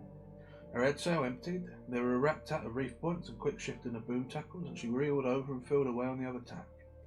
It was clearly morning, the wind brisk. The 5 white men who lounged on the poop deck were scantily clad. David Grief and his guest, Gregory Marlowe, an Englishman, were still in pyjamas, their naked feet thrust into Chinese slippers. The captain and the mate were in thin undershirts and unstarched duck pants, while the supercargo still held still held in its hands the undershirt he was reluctant to put on. The sweat still stood out on his forehead, and he seemed to thrust his bare chest thirstily into the wind that did not cool. "Pretty muggy for a breeze like this," he complained. "What's it doing around the west? That's what I want to know," was Greef's contribution to the general complaint. "It won't last. It ain't been in that long," said Herman, the Holland mate. "She's been chopping down all night. 5 minutes here, 10 minutes there, 1 hour somewhere in the quarter." Something making," Captain Warfield croaked, spreading his bushy beard with the fingers of both hands and showing the thatch of his tail into the breeze in a vain search for coolness. "Weather's been crazy for the fortnight. Haven't had the proper change in 3 weeks. Everything's mixed up. Barometer was pumping at sunset last night, and it's pumping now, although the weather sharp says it don't mean anything. All the same, I've got a prejudice against seeing it pump. It's on my nerves, you know. She was pumping that way when we lost the Lancaster. I was only an apprentice, but I can remember that well enough. Brand new full-masted steel ship, first voyage, broke the old man's heart. He'd been 40 years in the company, just faded away and died the next year. Despite the winds in the early hour, the heat was suffocating. The wind whispered coolness that did not deliver coolness. It might have blown off the Sahara, save for the extreme humidity with which it was laden. There were no fog nor mist, no hint of fog nor mist, yet the dimness of the distance produced the impression. There were no defined clouds, yet so thickly were the heavens covered by messy cloud pool that the sun failed to shine through. "Ready about," Captain Moorfield ordered with a slow sharpness. The brown breech-clad Kanaka sailors moved languidly but quickly to the head sheets and boom tackles. "Hard lee." The helmsman ran spokes over with no hint of gentling, and the Mahalini darted prettily in the wind and about. "Joe, she's a witch," was Mulhold's appreciation. "I didn't know you South Sea traders sailed yachts." "She was a Gloucester fisherman originally," Greet explained, and the Gloucester boats are all yachts when it comes to building and sailing. "You're heading right in. Why don't you make it?" came the Englishman's criticism. "Try it, Captain Warfield," Greef suggested. "Show him what a lagoon entrance is on a strong ebb." "Close and by," the captain ordered. "Close and by," the Kanaka repeated, easing half a spoke. The Malahine led squarely into the narrow passage, which was the lagoon entrance to a large, long and narrow oval of an atoll. The atoll was shaped as if 3 atolls, in the course of building, had collided and coalesced and failed to rear the partition wall. Coconut palms grew in spots on the circle of sand, and there were many gaps where the sand was too low to see for coconuts, and through which could be seen the protected lagoon where the water lay flat like the ruffled surface of a mirror. Many square miles of water were in the irregular surface of the mirror, and were in the irregular lagoon, all of which was striped with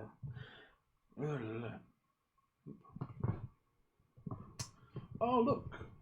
There's a bot in the chat trying to sell me. Trying to sell me viewers. Isn't that alarming? Isn't that amazing? Hey everyone, we got a bot. You know what we do to bots around here, don't you?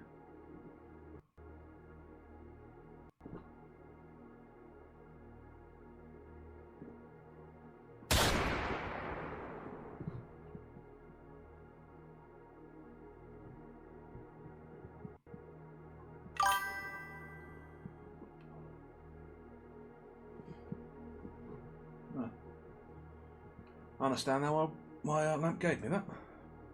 I'm glad for it. Right. Now where were we?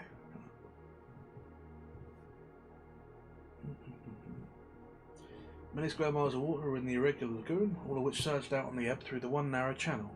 So narrow were the channel, so large the outflow of water, that the passages were more like the rapids of a river than the mere tidal entrance to an atoll. The water boiled and whirled and swirled and drove outwards in a white foam of stiff, serrated waves. Each even blow on the bows of the upstanding waves of the current swung the Malahine off the straight lead and wedged her as with wedges of steel towards the side of the passage. Partway in she was, when her closeness to the coral edge compelled her to go about. On the opposite tack, broadside of the current, she swept seaward with the current speed. "Now's the time for that new and expensive engine of yours," Greef jeered good-naturedly. At the engine were a sore point with Captain Warfield with Peyton. He had begged and badgered for it until in the end Greef had given his consent. "You'll pay for it yourself," the captain retorted. "You wait and see. It beats insurance, and you know the underwriters won't stand for insurance in the parliaments." Greef pointed to a small cluster bearing a stone in the same course. "I'll wager a 5 franc piece the little Nuva beats us in." "Sure," Captain Warfield agreed. "She's overpowered. We're like a liners alongside her, and we've only got a 40 horsepower. She's got 10 horse, and she's a little skimming dish. She can skate across the front of the hill. It's just a shame she can't back the current. It's running 10 knots right now." At the rate of 10 knots, buffeted and jerkily rolled, the Malahini went out to sea with the tide. So slackening half an hour, and then we'll make headway, Captain Moorfield said with an irritation explained by his next word. He has no right to call it Parlay. It's down on the administrative church and the French church too. Asiki Hall. Bougainville discovered and named it from the natives. What's the name matter? The supercargo demanded, taking advantage of the speech to pause with arms shoved into the sleeves of the undershirt. There it is, right under her nose, and old Parlay is there with the pearls. Who sees the pearl? And pearl? Helm inquired, looking from one to the other. It's well known, was the supercargo's reply, turning the steersman. Tahatari, what about old Parlay's pearls? The actor, pleased and self-conscious, took it and gave a spoke. My brother died for Parlay 3-4 months, and he make much talk about pearl. Hikihoho very good for place for pearl. And pearl buyers had never got into part with a pearl, the captain broke in. And they say it an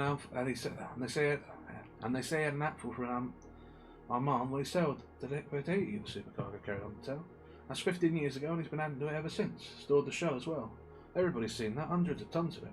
They say lagoon's flushed clean now. Maybe that's why he's announced the auction. If he really sells, this would be the biggest. If he really sells, this would be the biggest years out for the pros in the Pamutas, Screech said. I say now, look here, my old boy, fast. Hurried by the humidity and much the rest of them. What's it all about? Who's the old beachcomber anyway? Why are all these pearls? What's so secret about it?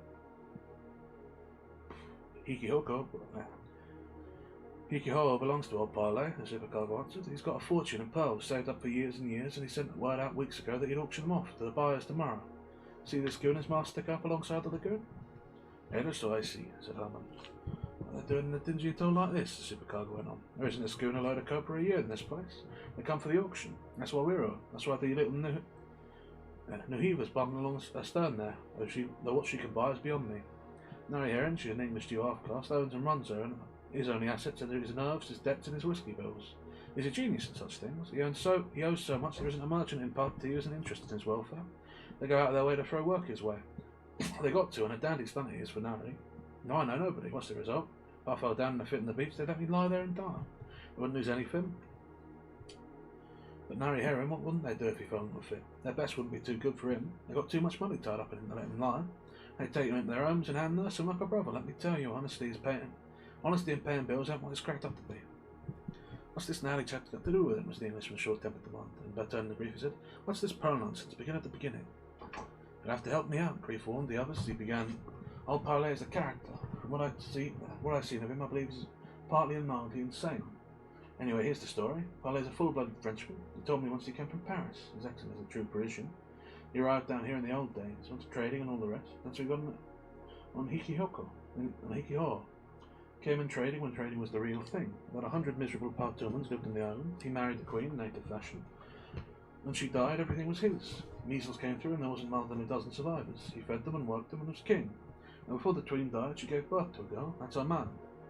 When she was 3, he sent her to the convent in Papete. When she was 7 or 8, he sent her to France. He began to go into the situation. The best and most aristocratic convent in France was none too good for the only daughter of a Palatian island king and capitalist. And you know the old country French draw no colour line. She was educated like a princess, and she accepted herself in much the same way. Also, she thought she was all right, and never dreamed of a bar sister. Now comes the tragedy. The old man has always been cranky and erratic, so he played the despot on Hikiho, so long as they got the idea, as I said, that there was nothing wrong with the king, or the princess either. When Armand was 18, he sent for her. He had slews and slathers of money at Yankee Hill, as Yankee Hill Bill would say. He'd built a big house on Hikihoko and a whacking bungalow in Papete. She was to arrive on the mailboat from New Zealand, and he sailed his schooner to meet her at Papete. They might have carried the situation off, despite the hens and bull beasts out of Papete, if it hadn't been for the hurricane. That was the year, wasn't it, when Manahui was swept and 1,100 drowned? There was nodded, and Captain Warfield said, "I was in the man's bag that flew. We went ashore, all hands in the Magpie and all a quarter of a mile in the coconuts, at the head of Tayu Boy. And it was supposedly a supposedly hurricane-proof harbour." Well, Griff continued, old Parlay got caught in the same blow and arrived in Papete with his handful of pearls 3 weeks too late. He'd had to jack up his schooner and build half a mile of ways before he could get her back into the sea. In the meantime, there was Armand at Papete. Nobody called on her. She did, French fashion, make the initial calls on the governor and the poor doctor. They saw her, but neither of their hen wives was at home to her nor returned the call. She was out of caste, without caste, though she had never dreamed it, and that was the gentle way that broke the information to her. There was a gay young lieutenant on the French cruiser. He lost his heart to her, but his head, not his head. You can imagine the shock to this young woman, refined, beautiful, and raised like an aristocrat, pampered with the best of old France that money could buy, and you can guess the end. He shrugged his shoulders. There was a Japanese servant in the bungalow. He saw it. Said she did it with the proper spirit of a samurai. Took a stiletto. No thrust, no drives, no wild rush for annihilation. Took the stiletto, placed the point carefully against her heart, and with both hands, slowly and steadily, pressed home. Old Parlay arrived after that with all his pearls. Old Parlay arrived after that with his pearls. There was one single one of them, they say, worth 60,000 francs. Peter G saw it, and he told me he offered that much for it. The old man went clean off for a while. They had him straitjacket in the Colonial Club 2 days. His wife's uncle and old Paputin cut him out of the jacket and turned him loose, the supercargo corroborated. Then old Parlay proceeded to eat things up, Grief went on. Pumped 3 bullets into the scallywag lieutenant, who lay in sick bed for 3 months, Captain Warfield contributed. Flung a glass of wine at the governess's face, fought a duel with the poor doctor, beat up his native servants, wrecked the hospital, broke 2 ribs and the collarbone of a man nurse, and escaped and went down to his schooner, a gun in each hand, daring the chief of police and all his gendarmes to arrest him, and sailed for Hikihoko. Oh, and they say he's never left the island since. The supercargo nodded. 15 years ago, and he's never budged. And he added to his pearls, the captain said, he's a blithering old lunatic, makes my flesh creep, he's a regular Finn. What's that? Marlowe inquired. Boss of the weather, that's what the natives believe at any rate. Ask Tia Hattori there. Hey, Tia Hattori, what do you think old Parlay do along weather? It's the same as the one. Just the same one big weather devil, came the Kanaka's response. I know, he want big blow, he make big blow, he want no wind, no wind come. Regular old warlock, said Marlowe. No good luck then, Pearl, he blurted out, rolling his head ominously. He say so, plenty's gonna come, then he make big hurricane, everybody finish, you see. All native men say so. It's hurricane season now, Captain Warfield laughed ferociously. They're not far wrong. And make us something right now, I'd feel better if the Mahaline were 1,000 miles from here. He's a bit mad, Griff concluded. I've tried to get a point out of his point of view. It's, well, mixed.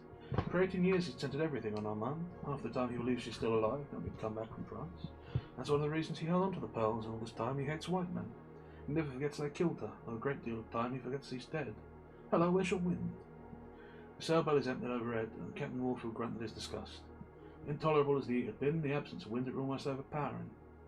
The sweat oozed out on their faces, and now one and again another drew deep breaths, involuntarily questing for more air. Here she comes, an 8-point oar. Boom tackers across, jump. The Kanakas sprang the captain's orders, and for 5 minutes the schooner lay directly in the passage and even gained in the current. Again the breeze fell flat and puffed from the old quarter, compelling the ship back to the sheet of tackles. Here comes the new Hiva, Grief said. She's got her engine. Look at her skin. Already, the captain asked the engineer. The engineer, a Portuguese half-caste, whose head and shoulders protruded from the small hatch, just forward of the cabin, and who wiped the sweat from his face with a bunch of greasy wire. Sure, he replied. Then let her go. The engineer disappeared into his den, and a moment later the exhaust muffler coughed and spluttered overside. The schooner could not hold her lead. The little cutter made 3 feet to her too, and we're quickly forging ahead. Oh, I can't talk to them. Only natives were on our deck, and the man steering waved his hand in derisive greeting and farewell. That's an airy herring, Griff Mulmore, the big fellow at the wheel, the nerviest, most conscientious scoundrel in the Potomas. 5 minutes later, a cry of joy from their own Kanakas sent all eyes on their Hiva. Her engine had broken down, they were overtaking her. Malahini sailors sprang into the rigging and jeered as they went by. A little cluster heeled over by the wind with a bone in their teeth, some going backwards on the tide. Some engine that of ours, Griff approved, as the lagoon opened before them, and the course would change across it to all the anchorage. Captain Warfield visibly cheered, though he merely grumped. It'll pay for itself, never fear. Malahini ran well at the centre of the little fleet, as she found swing and room to anchor.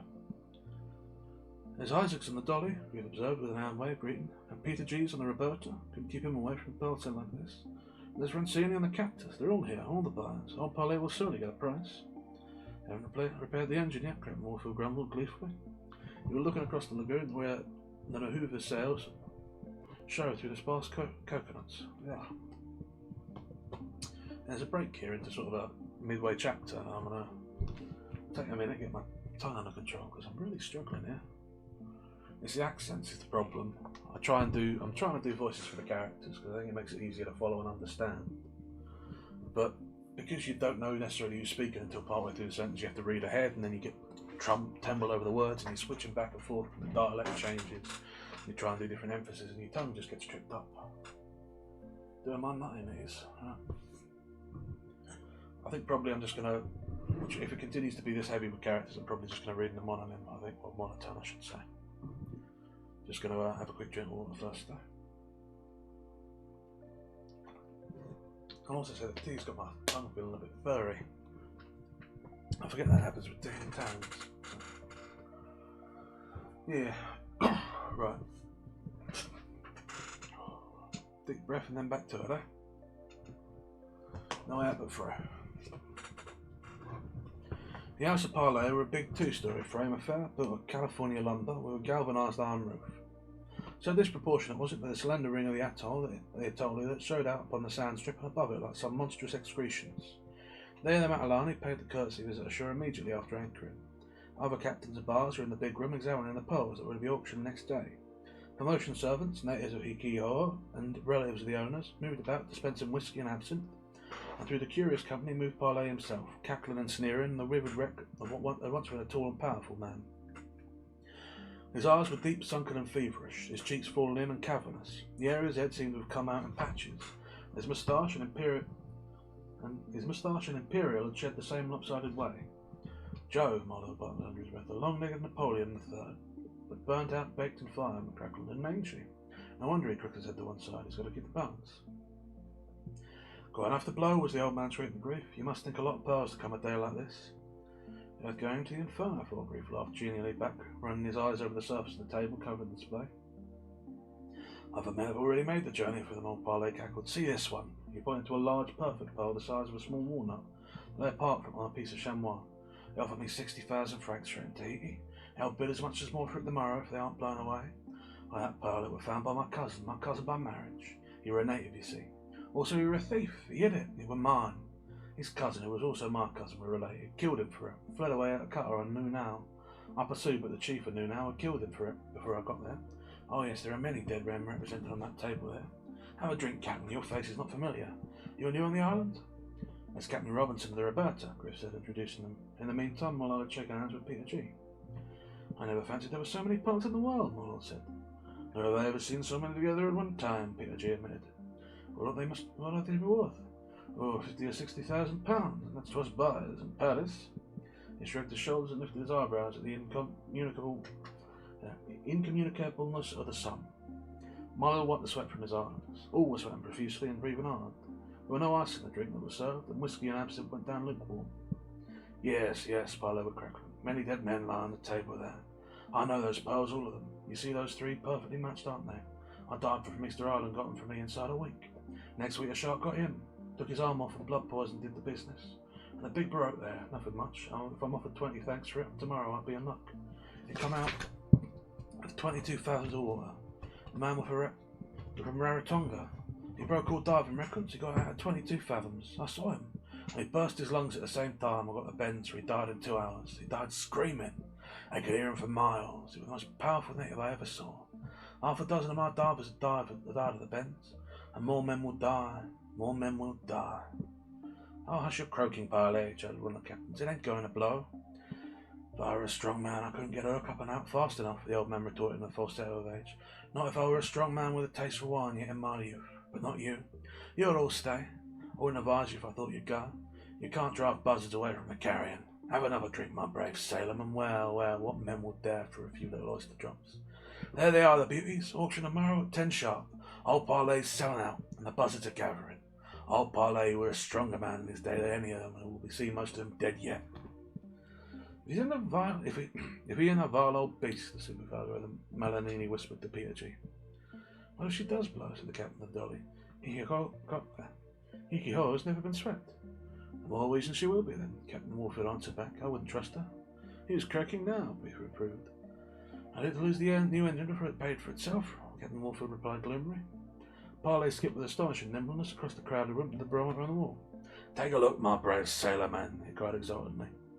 The man nearest read the glass. The sobering effect showed plainly on his face.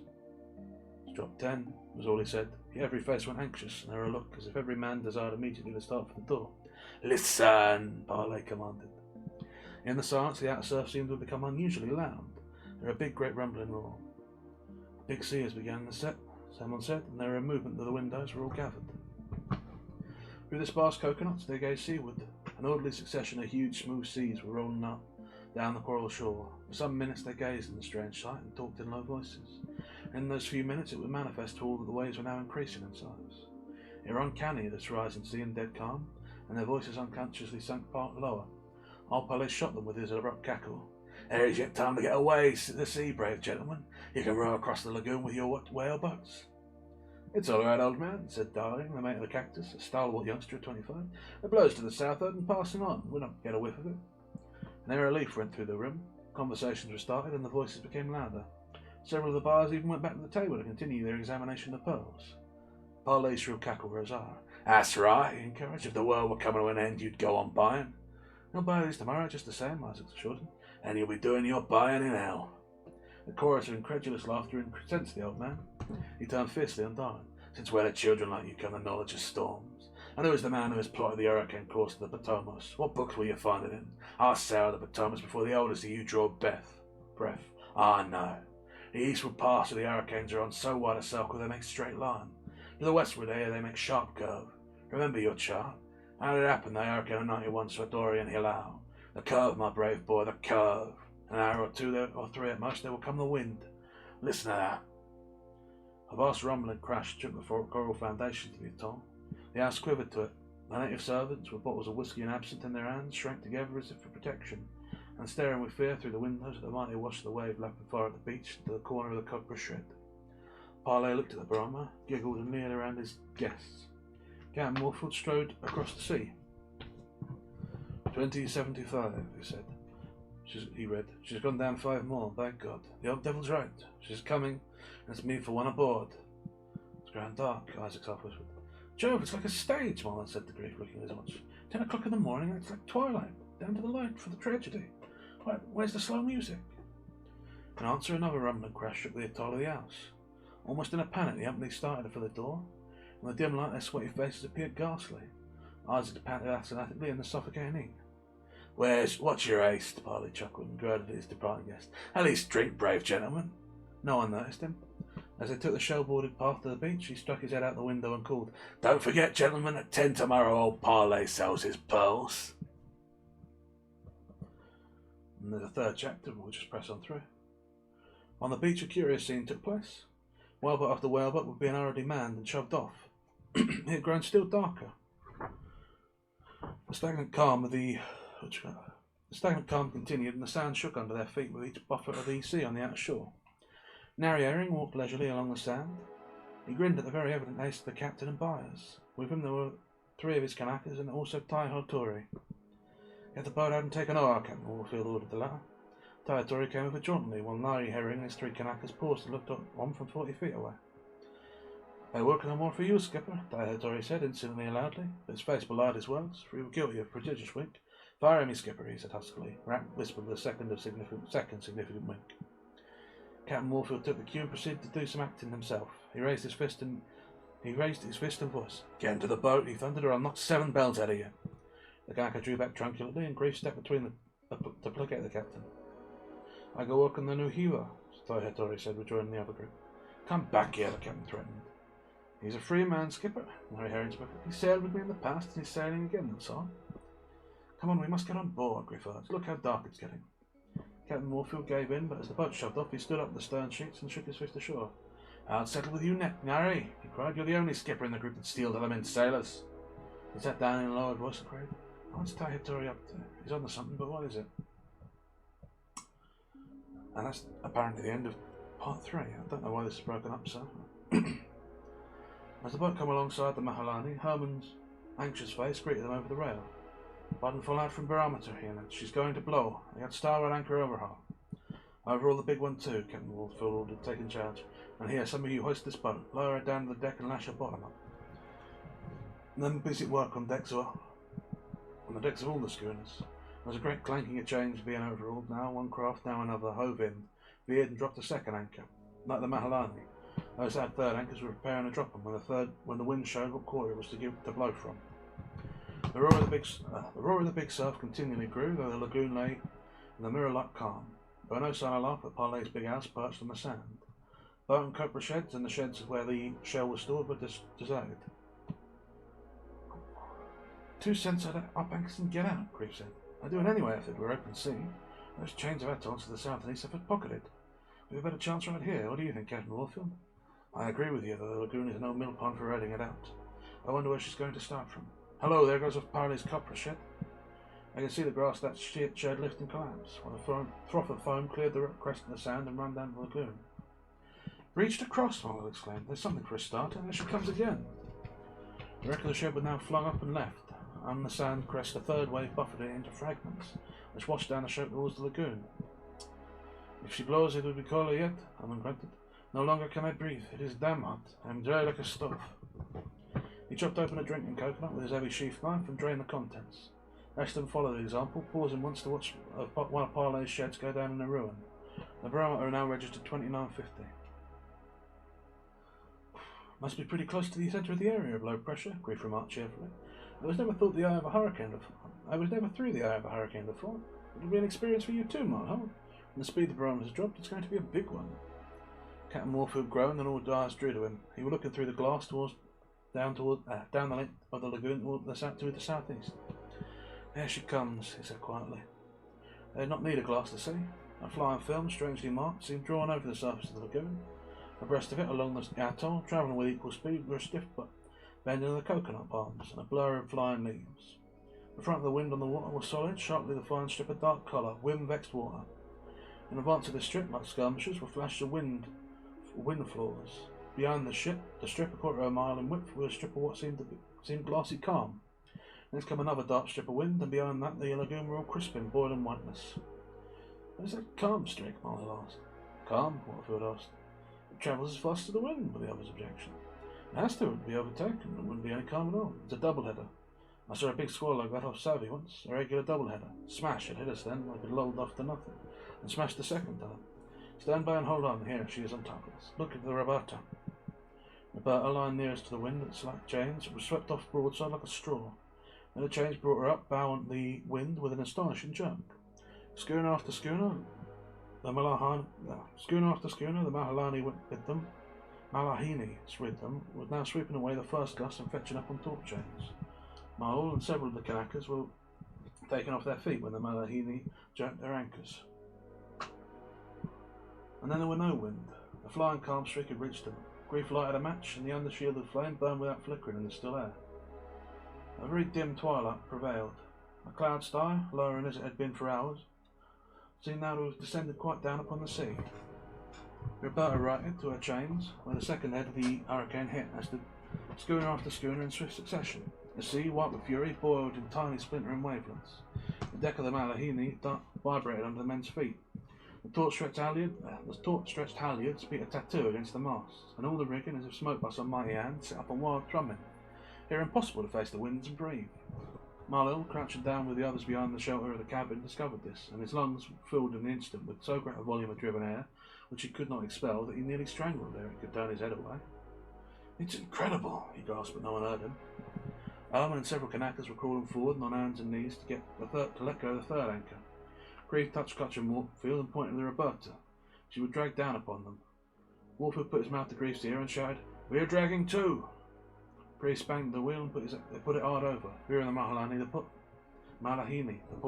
I don't know why I want to say Malahini, the port. The third anchor took hold, and the Roberta went bar stern first a dozen yards away. They waved their hands to Peter G. and Captain Robinson, who, with a number of sails, were at work on the bow. "He's knocking out the shackles," Grief shouted.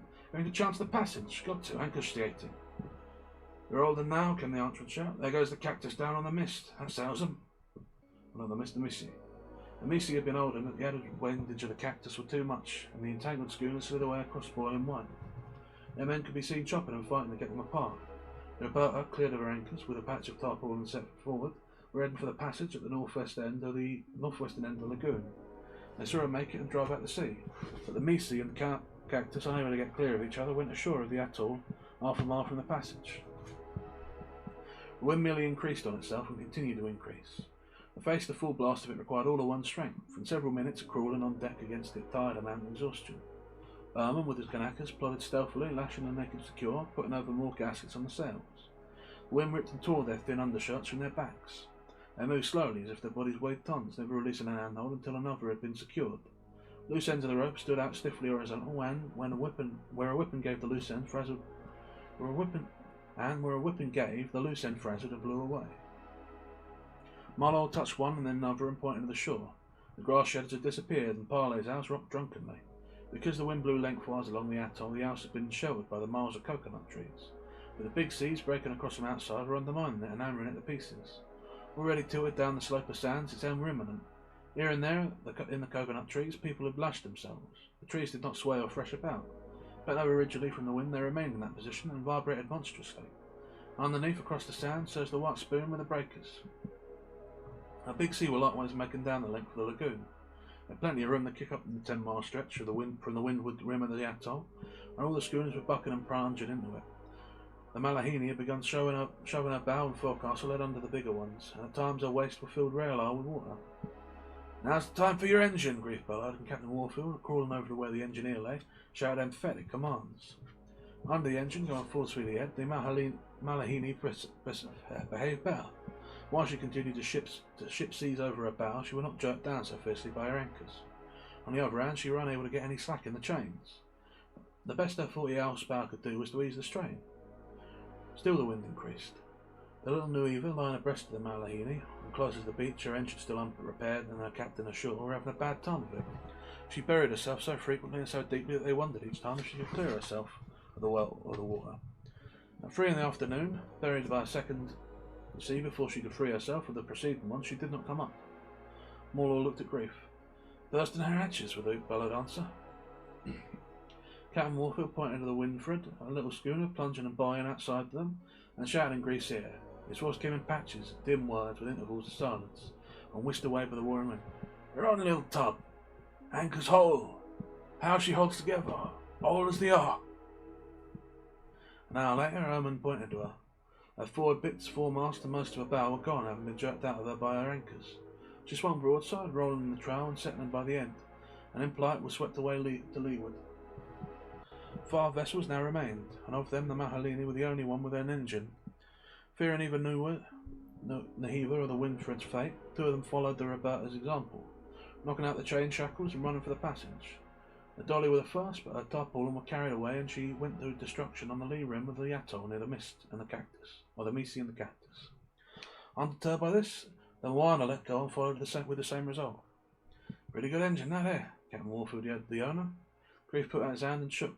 "She's paying for herself," he yelled back. "The wind's shifting around us to the south, and we ought to lie easier." Slowly and stealthily, but with ever increasing velocity, the wind veered around to the south and the southwest, till the 3 schooners that were left pointed directly towards the beach. The wreck of Parlay's house were picked up and hurled into the lagoon and blown out upon them. Passing the Malahini, it crashed into the Papara, lying a quarter out of a mile astern. There were wild work forward, Nonna. In a quarter of an hour the house went clear, but it had taken the Papara's foremast and bowsprit with it. Inshore on their port bow lay the Taha, slim and yacht-like, but excessively overspelled. Her anchor still held, but her captain, finding no abatement in the wind, proceeded to reduce windage by chopping down his masts. "Pretty good engine, that," Grief congratulated the skipper. "It'll save our sticks for us yet." Captain Moorfield shook his head dubiously. The sea on the lagoon went swiftly down with a change of wind, but they were beginning to feel the even lift of the outer sea, breaking across the atoll. There were so many trees remaining. Some of them broken short off, others uprooted. One tree they saw snap off halfway, 3 persons clinging to it, and whirled away by the wind into the lagoon.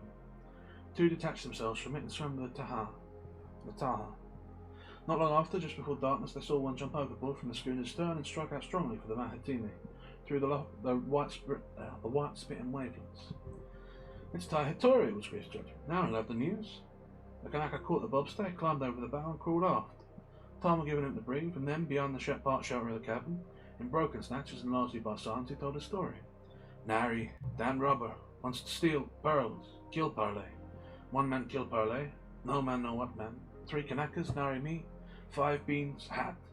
Nari say 1 bean black, nobody know. Kill Parlay, Nari damn liar, all beans black, 5 black. Copper shed dark, every man back bean. Big wind comes, no chance, everybody get up tree. No good luck then, pearls, I tell you before, no good luck."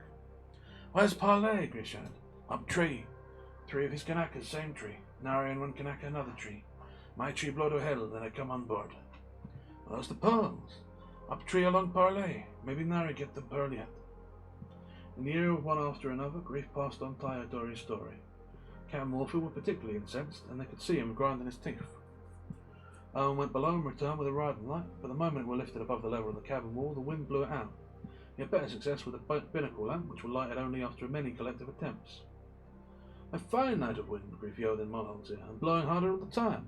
How hard? 100 miles an hour? 200? I don't know. Harder than I've ever seen it. Oh. The lagoon grew more and more troubled by the sea that swept across the atoll. Hundreds of leagues of ocean were being backed up by the hurricane, which more than overcame the lowering effect of the ebb tide. Immediately the tide began to rise and increase in size. The seas were also noticeable. Moon and wind were equal in the South Pacific on Hikio Atoll. Captain Warfield returned from one of his periodical trips to the engine room with the word that the engineer lay in a fate. Can't let that engine stop, he concluded helplessly. All right, said Griff. Bring him on deck, I'll spell him.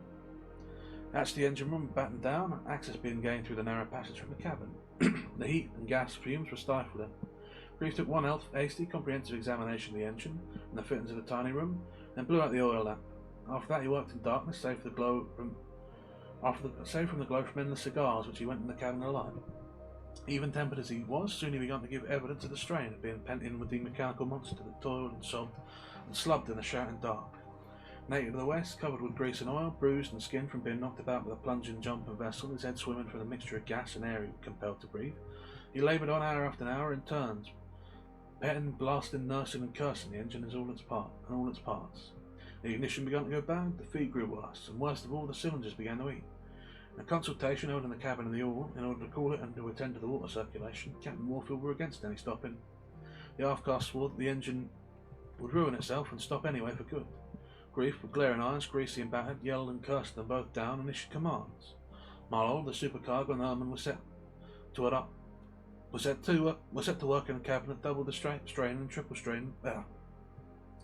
Were set to work in the cabin at double strain and triple strain in the gasoline. A hole was chopped through the engine room floor, and a Kanaka heaved bilge water over the cylinders, while Grief continued the souse the running parts in oil. Didn't know you were a gasoline expert, Captain Warfield admired when Grief came to the cabin to catch a breath with a lot of less impure air. I bathe in gasoline, he grated savagely through his teeth. I eat it. While the uses he might have found for it would never give him. But at that moment, all the men in the cabin, as well as the gasoline being strained, was smashed forward against the bulkhead, as the Malahini took an abrupt deep dive. For the space of several minutes, unable to gain their feet, they rolled back and forth and pounded and hammered from wall to wall. The schooner, swept by 3 big seas, creaked and groaned and quivered from the weight of water on her decks. Behaved doggedly. Grief crept the engine while Captain Warfield waited his chance to get through the companionway and out on deck. It ran half an hour before he come back. The whaleboat's gone, he reported. Galley's gone. Everything's gone except the deck and hatches. And if that engine hadn't gone, we'd be gone. Keep up the good work. By midnight, the engineer's lungs and head had been sufficiently cleared of gas fumes to let him relieve Grief. He went on deck to get his own head and lungs clear. He joined the others who crouched behind the cabin, holding on with their hands and made doubly secure by rope lashing. They were a complicated huddle, for it was the only place of refuge for the Kanakas. Some of them had accepted the skipper's invitation to the cabin, but had been driven out by the fumes. The Malahini were being plunged down and swept frequently, and what they breathed were air and spray and water commingled. Making heavy weather at Mulholland, Grief shouted to his guest between immersions. Mulholland, strangling and choking, could only nod. The scuppers could not carry off the burden of water on the schooner's deck. She rolled it in and out and took her in over one rail and out the other. At times, nose thrown skyward, sitting down her heel, she avalanched it aft. It surged along the poop gangways, poured over the top of the cabin, submerging and bruising those that clung on, and went out over the stern rail. Mulholland saw him first and drew Grief's attention. It was Nari Herring, crouching and holding on where the dim binnacle light shone upon him. He was quite naked, save for a belt and a bare-bladed knife thrust between it and the skin. Captain Warfield untied his lashings and made his way over the bodies of the others. When his face becomes visible in the light from the binnacle, it was working with anger. They could see him speak, but the wind tore the sand away. He would not put his lips to Nari's ear. Instead, he pointed over the side. Nari Herring understood. His white teeth showed an amused and sneering smile, and he stood up, a magnificent figure of a man. It's murder, Morhal yelled to Grief. He'd have murdered old Parlay, Grief yelled back. For the moment the poop would clear of water and eat Mahalani on an even kill. Nari made a bravado attempt to walk the rail, but were flung down by the wind. Thereafter he crawled, disappearing in the darkness. There was certitude in all of them that he had gone over the side. The Malahini dived deep, and when they emerged from the flood and swept off, Grief got Malil's ear. Can't lose him, he's the fishman of Tahiti. I'll cross the lagoon and land on the rim of the atoll, if there's any atoll left. 5 minutes afterwards, in another submergence, the mess of bodies poured down on them over the top of the cabin. These they seized and held till the water cleared. When they carried them below and learned their identity, old Parlay lay on his back on the floor with closed eyes and without movement. The other 2 members Kanaka cousins. All 3 were naked and bloody.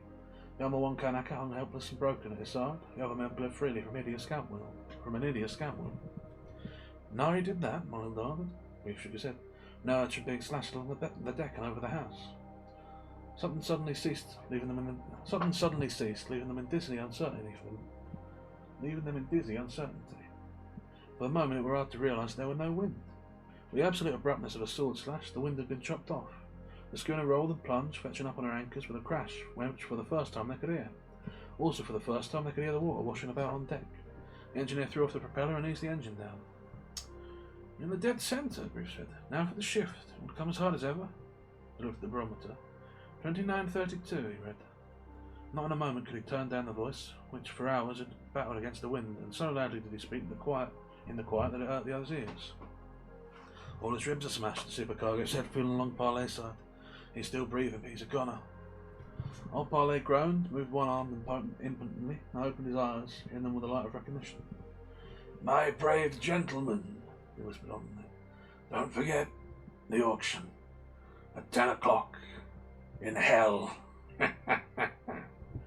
His eyes dropped shut, and the lower jaw taught him to drop, but he mastered the qualms of dissolution long enough to emit one final loud, derisive cackle. Oh, good. I hadn't read that line when I made that cackle. I just felt it were appropriate.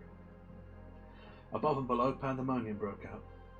The old familiar roar of the wind was with them. The Malahini caught broadside and were pressed down almost on her beam ends as she swung the arc, compelled by her anchors. They handed her into the wind, where she jerked to an even keel. The propeller were thrown on, the engine took up its work again. Northwest, Captain Warfield shouted to Grief when he came on deck. All 8 points like a shot. Narry'll never get across the lagoon now, Grief observed. It'll blow back to our side, worse luck. After the passing of the centre, the barometer began to rise, equally rapidly with the fall of the wind. When it were no more than howling gale, the engine lifted up in the air, parted its bed plates with a last convulsive effort, its 40 horsepower, and laid down on its side. A wash of water from the bilge sizzled over it, and the steam arose in clouds. The engineer wailed his dismay, but Grief glanced over the wreck affectionately and went on to the cabin to swab the grease off his chest and arms with bunches of cotton waste. The sun were up and the gentlest summer breeze blowing when he came back on deck. The Malahini lay close to the beach. Forward, and Herman and the crew were evening and straightening it on a tangle of anchors. The Papara and the Taha were gone, and Captain Warfield, through the glass, was searching the opposite rim of the atoll. Not a stick left of them, he said. That's what comes of not having engines. They must have dragged across before the big shift had come. Ashore, where Paralay's house had been, were no vestige of any house. For the space of 300 yards, where the sea had branched, no tree or even stump were left. Here and there, further along, stood an occasional palm, and there were numbers which had been snapped off above the ground. In the crown of one surprising palm, Tahatori asserted he saw something move. There were no boats left to the Malahini, and they watched him swim ashore and climb the tree. When he came back, they helped him over the rail. They helped over the rail a young native girl of Parlay's household. At first, she passed up to them a battered basket. In it were a litter of blind kittens, all dead save one that feebly mewed and snagged on awkward legs. Hello, said Marlon. Who's this? Along the beach, they saw a man walking. He moved casually as if out for a morning stroll. Captain Warfield gritted his teeth. It were Nari Herring. Hello, Skipper, Nari called when he were abreast of him. Can I come aboard and get some breakfast? Captain Warfield's face and neck began to swell and turn purple. He tried to speak, but choked. 2 cents. 2 cents was all he could manage to articulate. And that's the end of the Pearls of Parlay. That's an odd one. It feels strangely modern in some ways. It's like the sort of south of, almost like an horror movie, right? You got the warning ahead of time from the wise native guide that this is a bad place, and you got the evil sorcerer in Parlay. Parlay's doing the big dramatic reveal thing. He's got a grudge against all these people for being part of the corrupting influence that killed his daughter, and he's half mad. The storm comes just as he predicts it will. You have the treacherous Nari who's come to murder him and take his pearls, justifying his sort of preemptive act of vengeance. The storm stuff is a bit weird, but that's just pure Jack London, that. Describing being battered down in a hurricane. Pouring myself some more tea while I talk. But yeah, I'm not really sure what else to make of it. It is the classic sort of horror story there, in the sense of, you know, wicked men come to do wicked things and get punished for their wickedness. But yeah, I mean, most of the bulk of it seems to be the surviving of the hurricane. Which is a shame, because I enjoyed Parlay. I liked his sort of manner of speaking and the voice that uncovered, even to his cackle at the end. Oh no, I don't know that there's a whole lot to this one, really. I mean, there's a lot of nautical terms, and I suppose you might say that it's an argument in favour of engines on boats, but it seems like an odd thing to be arguing in favour of. But I suppose it was novel for the time. Some account of the working lives of pearl traders in the South Seas. This has come up a couple of times, and of course the lust for gold that drives men to foolish action and death. That is the one. But yeah.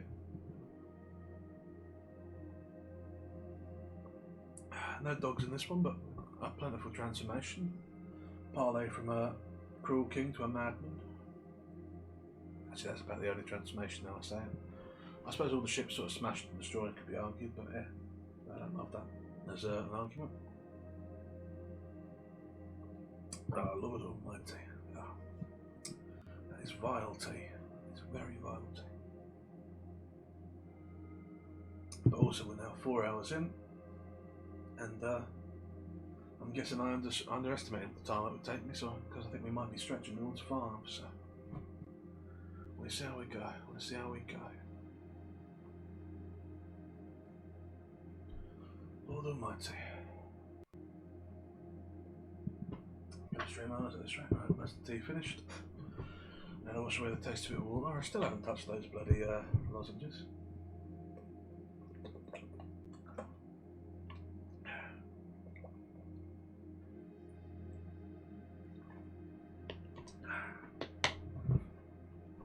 With that, the first of my bottles of water is finished as well.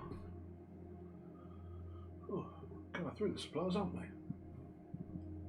The tea, I'd say we're about halfway through the tea, which is blessed and cursed in my mind, because I do not enjoy drinking it.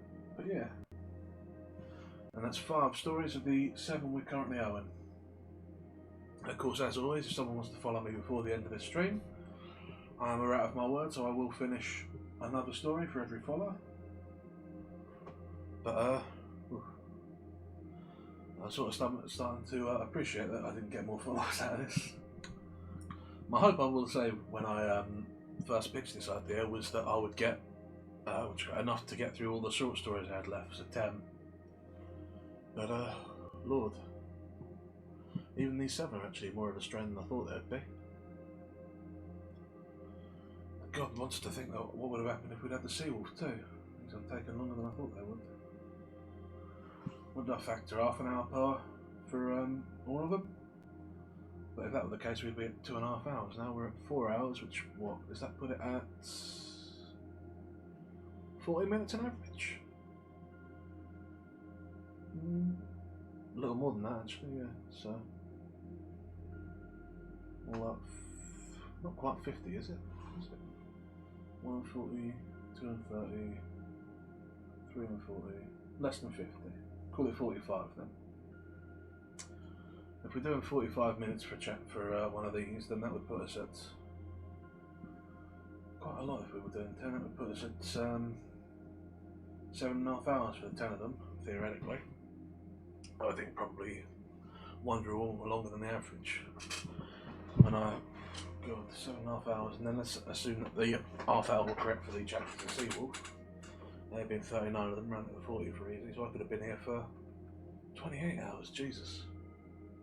Well, thank you for not being interested, I suppose.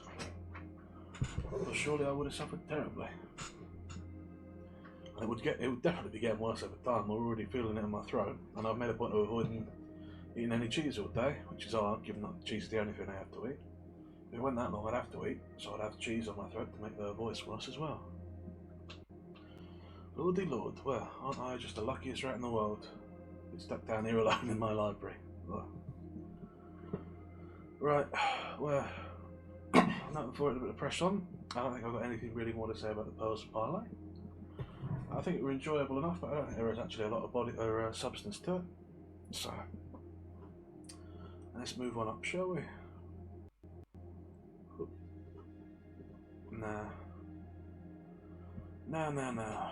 So, next is on the Makaloa Mat, is that right?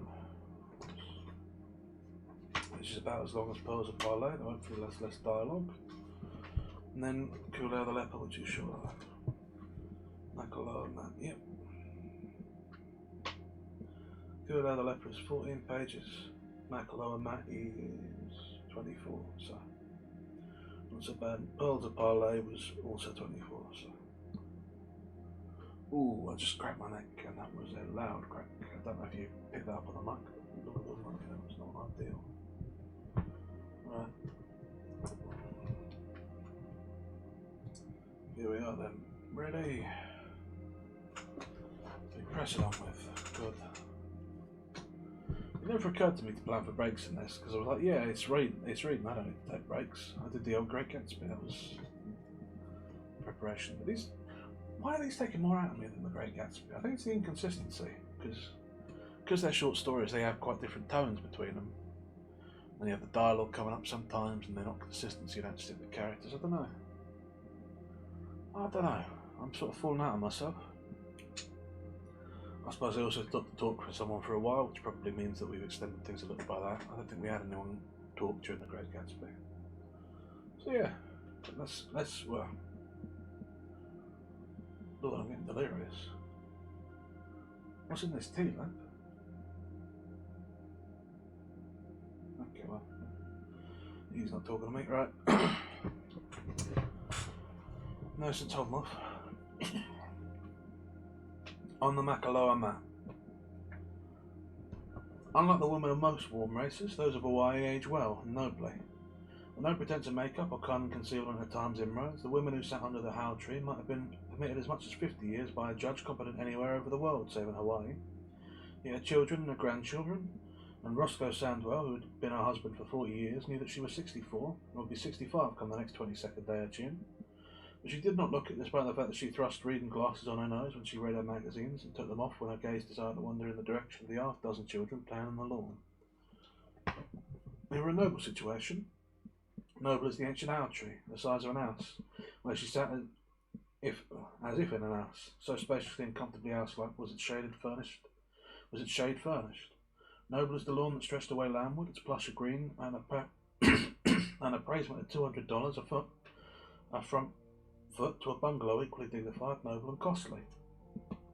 Seaward glimpsed through a fringe of 100-foot coconut palms with the ocean. Beyond the reef, a dark blue that grew indigo blue, the horizon, within the reef all the silken glamour of jade and the emerald and tourmaline. And this was but one of the half-dozen houses belonging to Martha Scandwell, a townhouse a few miles away in Honolulu on Nuanu Drive. Between the first and second showers was a palace. Hosts and guests had known the comfort and joy of her mountain house on Tantalus, her volcano house, her Mauka, mountainwood house, and her Makai, seawood house, on the big island of Hawaii. This Waikiki house stressed no less than the rest and beauty, and dignity and expensiveness of upkeep. 2 Japanese yard boys were trimming hibiscus.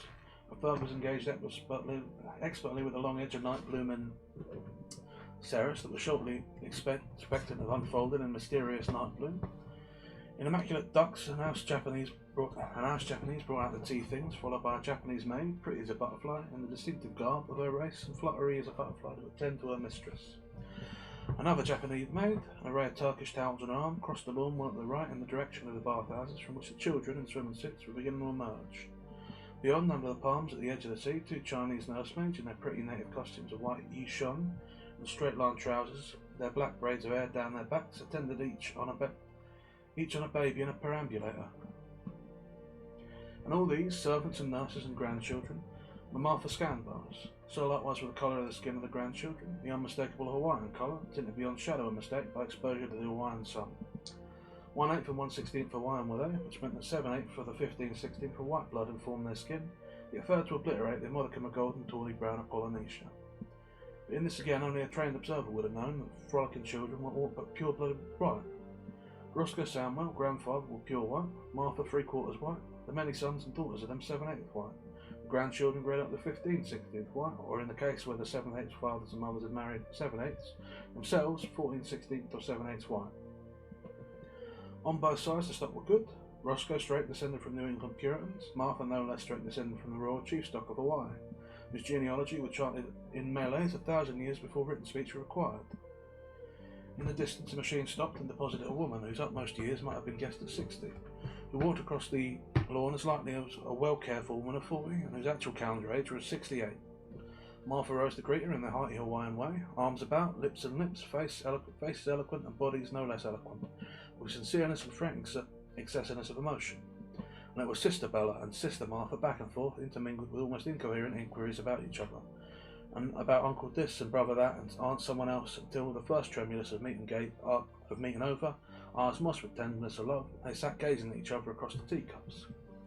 Apparently they had not seen nor embraced for years. In truth, 2 months marked the interval of their separation, and one was 64, the other 68. But the thorough comprehension resided in the fact that in each of them, 1/4 of them was the sun warm love, warm heart of Hawaii. The children flooded about Aunt Bella like a rising tide, and were capaciously hugged and kissed ere they departed with their nurses to the swimming beach. I thought I'd run out to the beach for several days. The trade stopped blowing, Martha explained. You've been here 2 weeks already, Bella smiled fondly at her younger sister. Brother Edward told me. He met at the steamer and insisted on running me out first to see Louise and Dorothy, and the first grandchild of his. He's as mad as a silly hatchet bird. Mercy, Mother exclaimed. 2 weeks, I had not thought of that long. Where's Annie and Margaret? I asked. Martha shrugged her voluminous shoulders, the luminous and forgiving affection for her wayward matronly daughter who left their children to care for their afternoon. Margaret is eating for the outdoors circle. They're planning the planting of trees and hibiscus along both sides of Kalakaua Avenue, she said. And Annie's wearing out $80 worth of tyres to collect $75 for the British Red Cross. This is their tag day, you know. Roscoe must be very proud, Bella said, and observed the bright glow of pride that appeared in her sister's eyes. I got the news in San Francisco of Ho'ola'a's first dividend. Remember when I put 1,000 in it at 75 cents for poor Abby's children, and I said I'd sell them and went to $10? And everybody laughed at you, and anybody else who bought shares, Martha nodded. Roscoe knew, it's selling today at 24. I sold mine from the steamer by a while. I said 20 even, Bella continued. And now Abby's wild at dressmaking. She's going with May and Tootsie to Paris. And Carl? Martha cried. Oh, he'll finish Yale all right. As he would have done anyway, and you would know it, Martha charged, lapsing charmingly into a 20th century slang. Hang on a second. I am making a bit of an ash of this. I think I'll have a bit more water.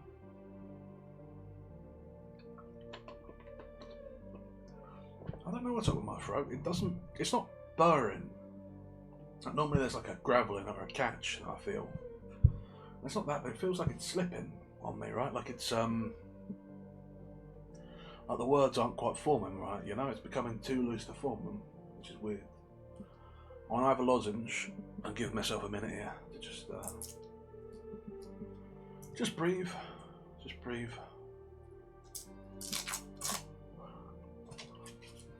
I don't know that anyone's even out at this point. I never do, of course, but I don't know when the last time someone was in chat. It's been away a while. Back before we started on, it was just after Piece of Steak, so that would have been the second story. So Yeah, wow. Must have been at least 2 hours. What was it? That feels a bit better, yeah. Yeah, I don't know how honey works in serum in the throat or how the pastils work. It seems like they do different things somehow. Give that a moment to settle and then we'll get back to it.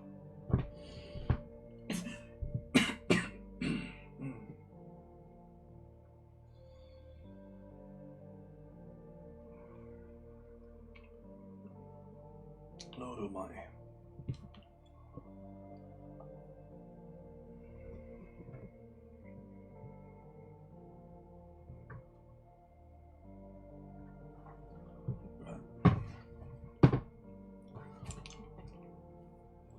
Bella affirmed her guilt of intention of paying the way of her school friend's son through college, and added complacently, "Just the same, it was nice to have Ho'ola'a pay for it. In a way, you see, Roscoe is doing it, because it was his judgment I trusted when I made it in the investment."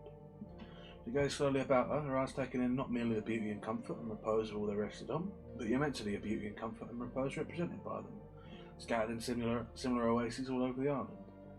She sighed pleasantly and observed, "All our husbands have done well by us with what we brought them."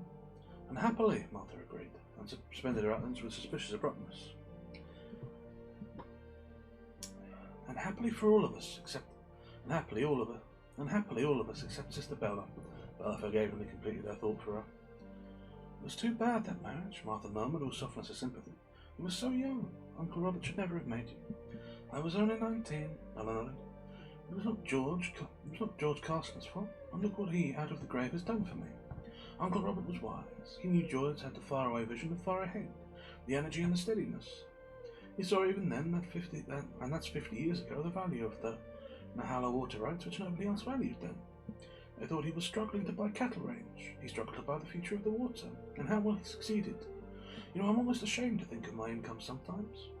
No, whatever else, the unhappiness of our marriage were not due to George. I could have lived happily with him. I know even to this day had he lived." She shook her head slowly. "No, it was not his fault. Not anybody's, not even mine. If it was anybody's fault," wistful fondness of her smile took the sting out of what she was about to say. "If it was anybody's fault, it was Uncle John's." "Uncle John's?" Martha cried with a sharp surprise. "If it had to be one or the other, I should have said Uncle Robert, but Uncle John?" And her smile with a slight positiveness. "It was Uncle Robert who made you marry George Castner," her sister asked. "That is true," Bella nodded in corroboration. "It was not the matter of a husband, but of a horse. I wanted to borrow a horse from Uncle John, and Uncle John said yes. That's how it all happened." A silence fell, pregnant and cryptic, and while the voices of the children and the soft mandatory protests of the Asiatic maids drew nearer from the beach, Martha Scanwell felt herself vibrant and tremulous with sudden resolve and daring. She waved the children away. "Run along, dears, run along. Grandma and Aunt Bella want to talk."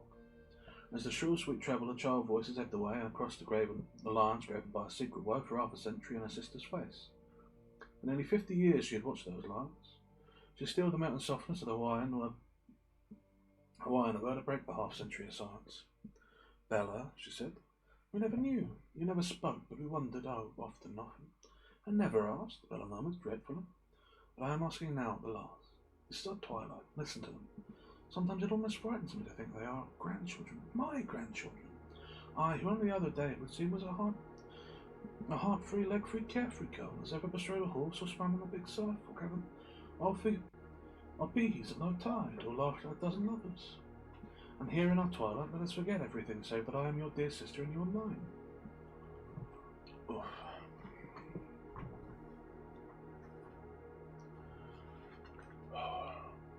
I really am struggling with this, Lord. The eyes of both were dewy and moist. Bella palpably trembled to utterance. "We thought it was George Castor," Martha went on, "and we could guess the details. He was a cold man. You were warm Hawaiian. He must have been cruel. Brother Walcott always insisted he must have beaten you." No, Bella broke in. "George Castor was never a brute, a beast.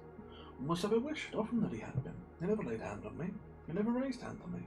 He never raised his voice to me. Never. Oh, can you believe it? Do please, sister, believe it. We have a high word nor a cross word.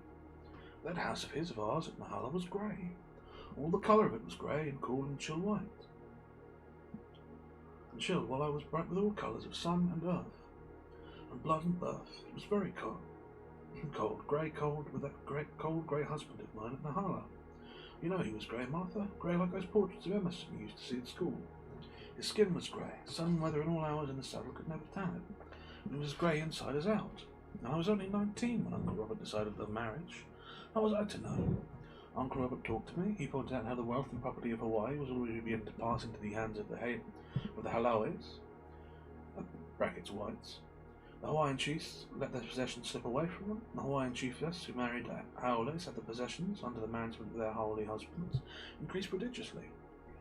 He pointed back to the original grandfather Roger Wilton, who had taken grandmother Wilton's poor Mauka lands and added to them, built up about them the Kilohana Ranch. Even then it was second only to the Parker Ranch, Martha interrupted proudly, and he told me that he had our father before he died. That had our father before he died and been as far-seeing as grandfather, half the then Parker holdings would have been added to Kilohana, making Kilohana first. He said that never, forever and ever, would beef be cheaper. He said that the big future of Hawaii would be in sugar. That was 50 years ago, and he has been more than proved right. He said that the young Howley, George Castner, saw far and would go far. There were many girls of us, but the Kilohana lands ought by right go to the boys, and that if I married George, my future was assured in the biggest way. I was only 19, just back from the Royal Chief School. That was before our girls went to the States for their education. You were among the first, Sister Martha, who got their education in the mainland. And what did I know of love and lovers, much less of marriage? All women married. It was their business in life. Mother and grandmother all the way back they had married. It was my business in life to marry George Castor. Uncle Robert said so in his wisdom, and I knew he was very wise, and I went to live with my husband in the grey house of Nahala. You remember it? No trees, only the rolling grasslands. The high mountains behind, the sea beneath, and the wind. The Waimea and Nahala wind, we got them both, and the Kona wind as well. Yet little would I have minded them any more than we minded them at Kilohana, or they minded them at Mana, but not had not Nahala itself been so grey, and husband George so grey. We were all alone. We were alone. He was managing Nahala for the Glens, who had gone back to Scotland. 1,800 a year, plus beef, horses, cowboy services in the ranch house was what he received. It was a high salary in those days, Martha said, and for George Castner and the service he gave, it was very cheap. Bella defended. I lived with him for 3 years. There was never a morning that he was out of his bed later than 4:30. He was the soul of devotion to his employees. Honest to a penny in his accounts, he gave them full measure and more of his time and energy. Perhaps that was what helped make our lives so grey. But listen, Martha, out of his 1,800, he laid aside 1,600 each year. Think of it. The two of us lived on 200 a year. Luckily, he did not drink or smoke. Also, he dressed out of it as well. I made my own dresses, you can imagine them. Outside of the cowboys who chopped firewood, I did the work. I cooked and baked and scrubbed. You had never known anything but servants from the time you were born, Mother pitied. Never less than a regiment of them at Kilohana. Oh, but it was the bare-naked, pinching meagreness of it, Bella cried out. How far I was compelled to make a pound of coffee go. A broom worn down to nothing before a new one was bought, and beef. French beef and jerky morning, noon and night, and porridge. Never since have I eaten porridge or any breakfast food. Okay, I'm making the executive decision here. Trying to put on the high voice of a female character is not doing Martha any favours. So I'm afraid that from now on, Martha is going to speak like a rat in a library. She arose suddenly and walked a dozen steps away to gaze a moment with unseeing eyes at the colour lavish reef while she composed herself. When she returned to her seat with a splendid, sure, gracious, hard-breasted, noble-headed port, of which no outbreeding can ever rob the Hawaiian woman. Very wholly were Bella Castner, fair-skinned, fine-textured. As she returned, the hard bows of red, the level-lidded gaze of her long brown eyes under the royal architect's eyebrows, the softly set lines of her small mouth, that fairly sang sweetness at kisses after 68 years, all made her the very picture of a chiefess of old Hawaii, full bursting through her ampleness of Haole blood, taller she was than her sister Martha, if anything more queenly. You know, we were notorious as poor feeders, but I laughed lightly enough. It was many a mile on either side from the Nahala to the next roof. The later travellers, or storm-bound ones, would occasionally stop with us overnight, and you know the lavishness of the big ranches then and now. How we were the laughing stock. What do we care, George would say. They live today and now. 20 years from now will be our turn, Bella. They will be where we are now, and they will eat out of our hand. We will be compelled to feed them, they will need to be fed, and we will feed them well, for we will be rich, Bella. So rich, I'm afraid to tell you. But I know what I know, and you must have faith in me. George was right. 20 years afterwards, though he did not live to see it, my income was 1,000 a month. Goodness, I do not know what it is today. But I was only 19, and I would say to George, Now! Now! We live now! We may not be alive 20 years from now. I do want a new broom, and there is a third-rate coffee that is only 2 cents a pound more than awful stuff we are using. Why couldn't I fry eggs and butter now? I should dearly love at least one new tablecloth. Our linen, I'm ashamed to put a guest between the sheets. But heaven knows they dare come seldom enough. Be patient, Bella, he would reply. In a little while, in only a few years, those at Scorner to sit at our table now or sleep between our sheets will be proud of an invitation. Those who will not be dead. Remember how Stevens passed out last year, free living and easy, everybody's friend but his own. The Kohala had to bury him, for he had nothing left but debts. Watch the others go in the same pace. There's your brother Al. He can't keep up and live 5 years, and he's breaking his uncle's hearts. And there's Prince Lilolilo. Dashes by me with 100 mountain able-bodied roistering Kanakas in this train who would be better at hard work and looking after their futures. He will never be king of Hawaii. He will not live to be king of Hawaii. George was right. Brother Hal died, and so did Prince Lilolo. But George was not all right. He who neither drank nor smoked, who never wasted the weight of his arms in an embrace nor the touch of his lips a second longer than most perfunctory of kisses, who was invariably up before cockcrow and asleep ere the kerosene lamp had emptied itself, who never thought to die, was dead even more quickly than Brother Hal and Prince Lilo. Be patient, Bella, Uncle Robert would say to me. George Castor is a coming man. I have chosen well for you. Your hardship now are the hardships on the way to the promised land, and always will the Hawaiians rule in Hawaii. Just as they let their will slip out of their hands, so will their rule slip out of their hands. Political power and the land always go together. There will be great changes, revolutions, no one knows how many nor what sort, save that in the end the Haole will possess the land and the rule. And in that day you may well be the First Lady of Hawaii, just as sure as George Castor will be ruler of Hawaii. It is written in the books. It is ever so where the Haole conflicts with the easier races. I, your Uncle Robert, who am half Hawaiian and half Haole, know of what I speak. Be patient, Bella, be patient.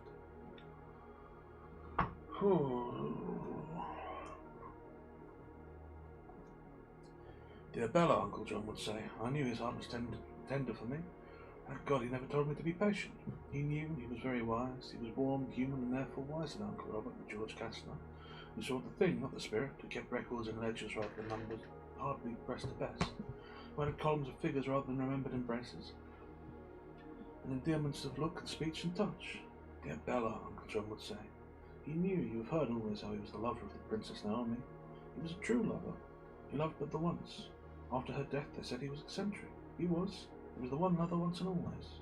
Remember that taboo in a room of his at Kilohana that we entered only after his death and found it enshrined to her?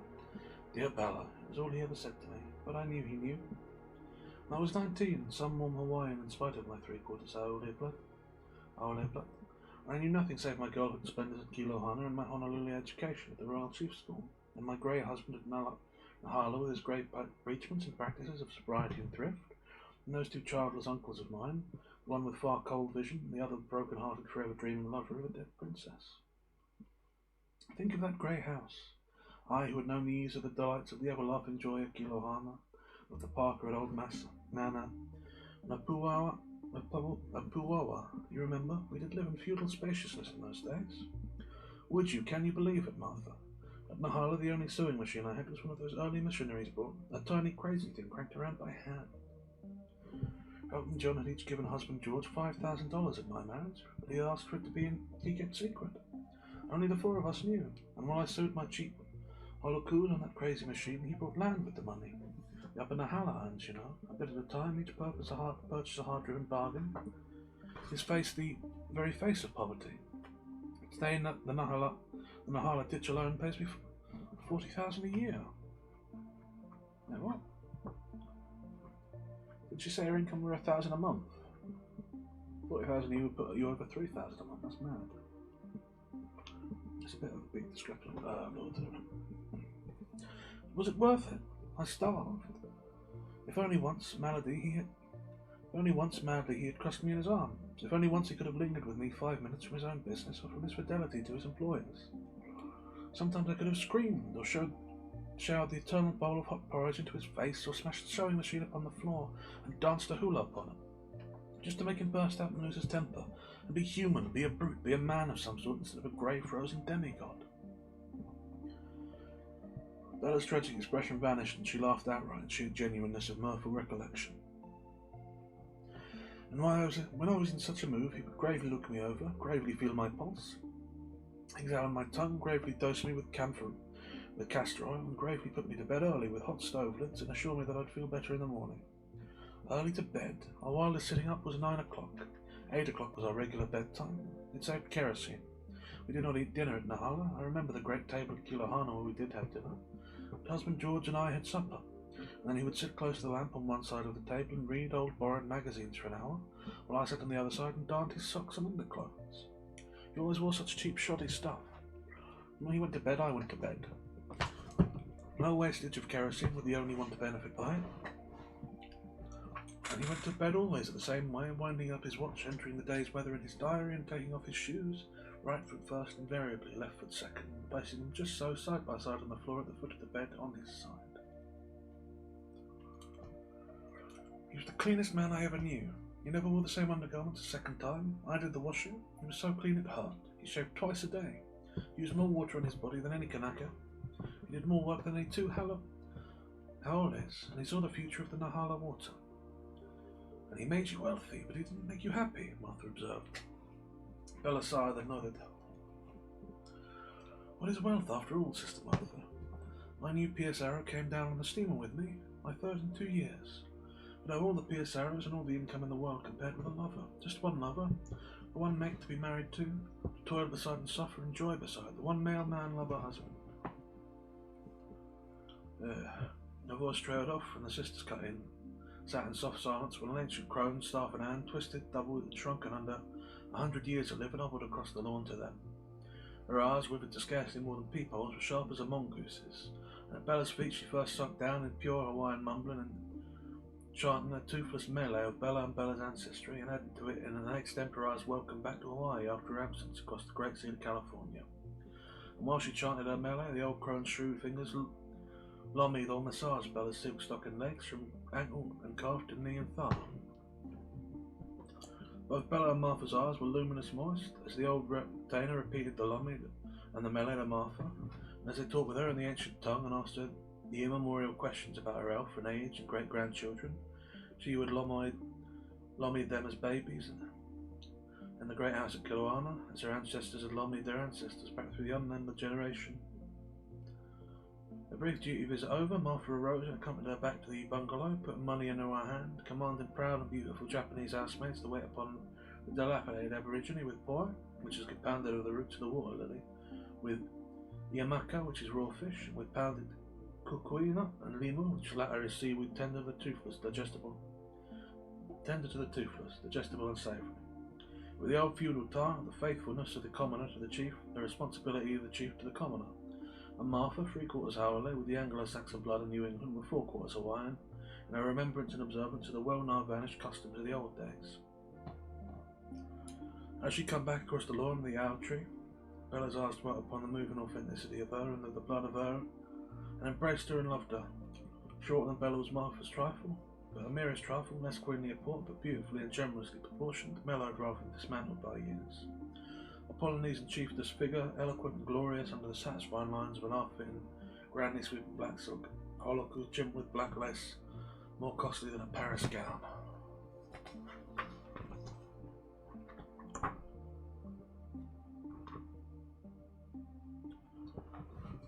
And as both sisters resumed their talk, an observer would have noticed the striking resemblance of their pure, straight profiles, of their broad cheekbones, of their wide and lofty foreheads, of their iron grey abundance of hair, of their sweet-lipped mouths set with the carriage of decades of assumed and accomplished pride, and their lovely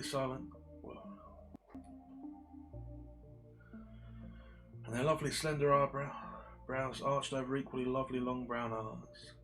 The hands of both of them, little altered and defaced by age, were wonderful in their slender, tapering fingertips, love-lummied and love-formed, while they were babies by old Hawaiian woman, like the one even then eating poi and yamaka and limu in the house. And, just gonna take a drink of water quickly, sorry. Wow.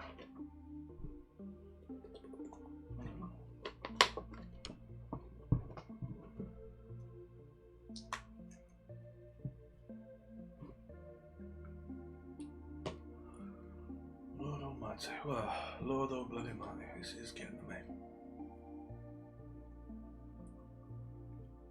We're past 4.5 hours now, so we're in uncharted territory, yeah, but still. How did we get so far? Have I really been reading this story for the last 40 minutes? Christ, I'm slowing down. Right. I had a year of it, Bo resumed, and do you know things were beginning to come right? I was beginning to draw to husband George. Women are so mad, I was such a woman at any rate. But he was good, and he was just. All the old sterling Puritan virtues were his. I was coming to draw to him, to like him almost, I might say, to love him. And had not Uncle John loaned me that horse, I know that I would have truly loved him, and lived happily with him, in a quiet sort of way, of course. You say I knew nothing else, nothing different, nothing better in the way of men. I came gladly back to look across the table at him when he read in the brief intervals between supper and bed, gladly to listen for and to catch the beat of his horse's hooves coming home at night from his endless racing riding over the ranch. And his scant praise was praise indeed, that made me tinkle with happiness. Yes, Sister Martha, I knew what it was to blush under his precise, just praise for the things I had done rightly or correctly. And all would have been well for the rest of our lives together, except that he had to take the steamer to Honolulu. It was business. He was to be gone for 2 weeks or longer. First, for the glens and ranch affairs, and next for himself to arrange the purchase of still more of the upper Nahala land. You know, he bought lots of the wilder and up and down lands, worthless for aught save water, in the very heart of the watershed, for as low as 5 and 10 cents an acre, and he suggested I needed a change. I wanted to go with him to Honolulu, but with an eye to expenses, he decided Kilahana for me. Not only would it cost him nothing for me to visit the old home, but he saved the price of the poor food I should have eaten, had I remained alone at Nahala, which meant the price of more Nahala acreage. And at Kilahana, Uncle John said yes and loaned me the horse. Well, it was like heaven getting back those first several days. It was difficult to believe at first that there was so much food in the world. It almost wasted to the kitchen appalled me. I saw waste everywhere, so well trained had I been by husband George. At the servants' quarters, the aged relatives and more distant hangers-on of the servants fed better than George and I had ever fed. Remember our Kilahana way, same as the Parker way. A bullock killed for every meal, fresh fish by runners from the ponds of Waipio and Kiholo, and the best and rarest at all times of everything. And love! Our family way of loving. You know what Uncle John was, and Brother Welcome, and was there, and Brother Edward, and all the younger sisters, save you and Sally, were away at school. Aunt Elizabeth and Aunt Janet with the husband and their children on a visit, and arms around and perpetual endearings, and all that I had missed through a weary 12-month. I was thirsty for it. It was like a survivor from the open boat, falling down on the sand and lapping the fresh, bubbling springs of the roots of the palm. And they came, riding up from Kauai. They had landed from the royal yachts. A whole glorious cavalcade of them, 2 by 2, flower garlanded, young and happy, gay on Parker Ranch horses, 30 of them in the party, 100 Parker Ranch cowboys, and as many more of their own retainers. A royal progress. It was Princess Lihui's progress, of course. She flaming and passing, as we all knew, with the dreadful tuberculosis. With her were her nephews, Prince Lilo, hailed everywhere as the next king, and his brothers, Prince Kahekili, who rightfully claimed higher chief bloodline through the Kauai the Seventh and belonged to the reigning family, and Dora Niles, Emily Lowe Croft, and oh, why, innumerate them all. Ella Higginsworth and I had been roommates at the Royal Chief School. There was a great resting time for an hour, no luau for the lower waited for them at Parker's, but beer and stronger drinks for the men, and lemonade and oranges, and refreshing watermelon for the women.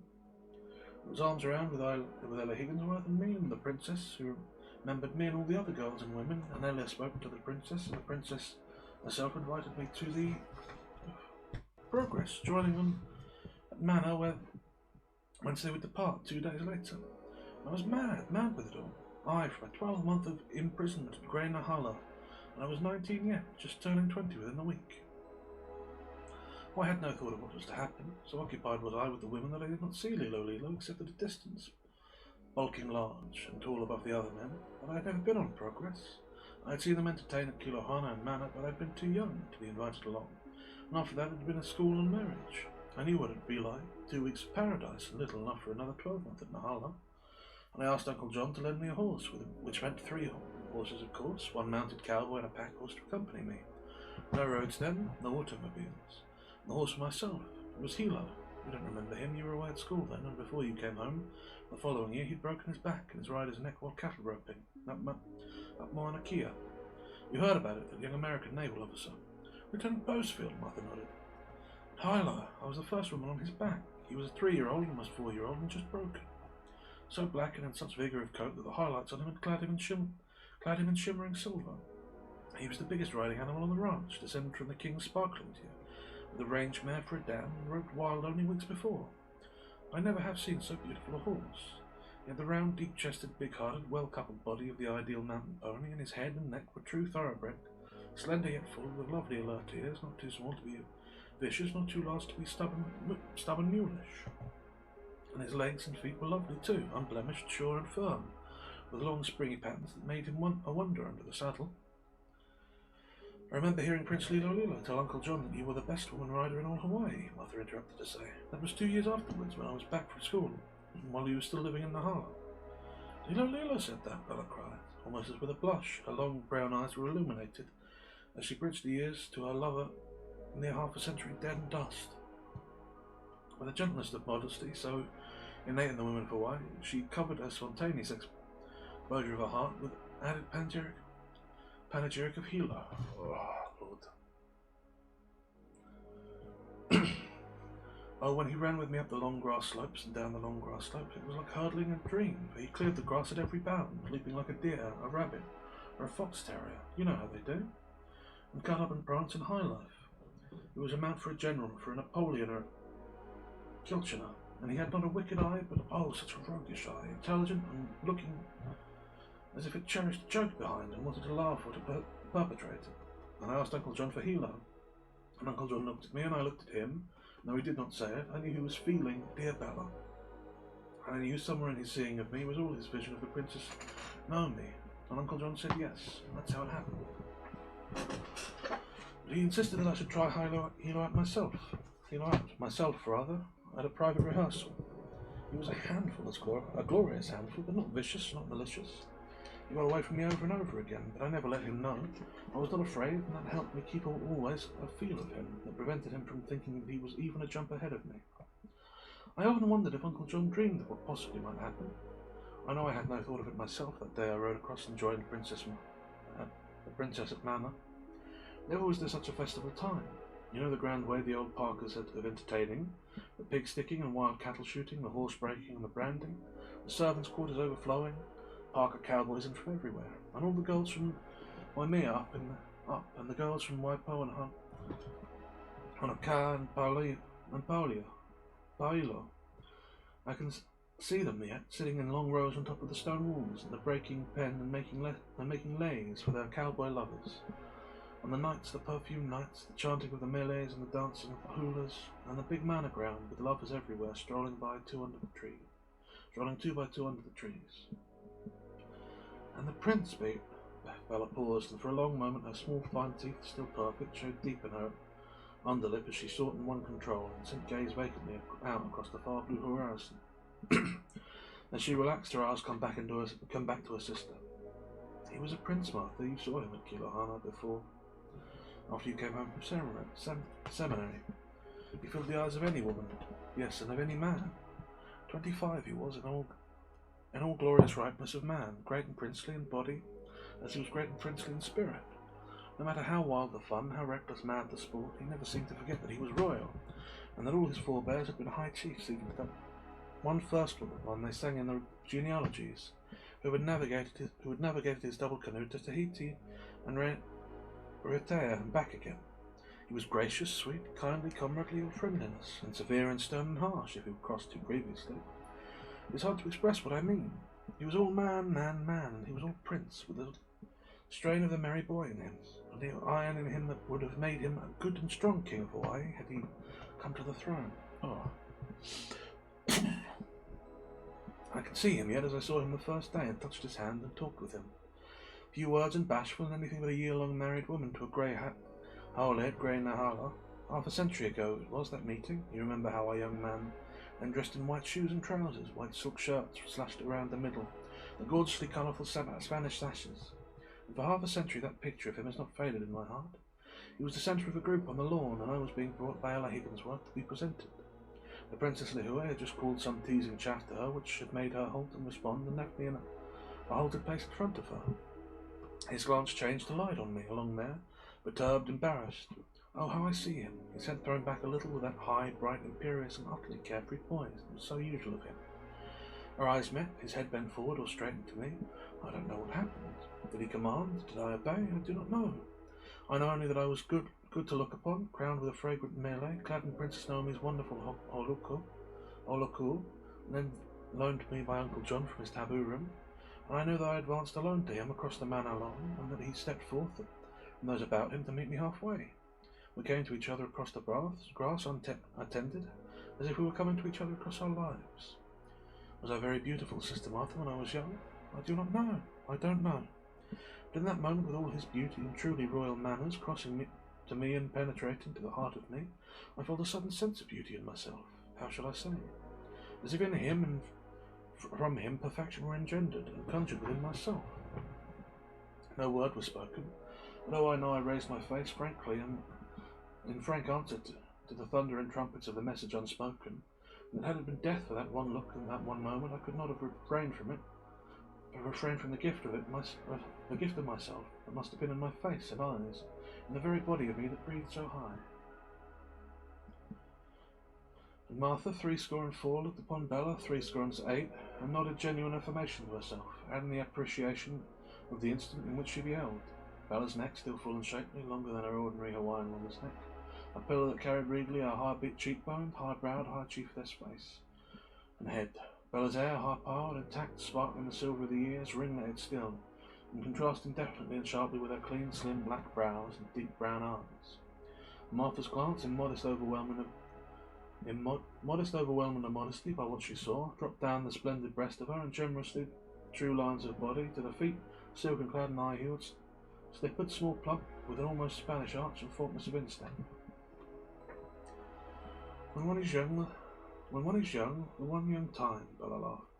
Lilo was a prince. I came to know his every feature and every phase. Afterwards, in our wonder days and nights by the singing waters, by the slumber drowsy surf, and on the mountain ways, I knew his fine, brave eyes, with their straight black brows, the nose of him that were assuredly a Kamehameha nose, and the last, least lovable curve of his mouth. There is no mouth more beautiful than the Hawaiian, Martha. And his body. He was a king of athletes, from his wicked wayward hair to the ankles of bronze steel. Just the other day I heard one of the wilder grandsons referred to as the Prince of Harvard, Mercy. What could they have called my Lilo? Could they have matched him against this wilder lad and all his team at Harvard? Bella ceased and breathed deeply while she clasped her fine and small hands in the ample silken lap. Her pink fairness blushed faintly through her skin and warmed her eyes, and she relived her prince days.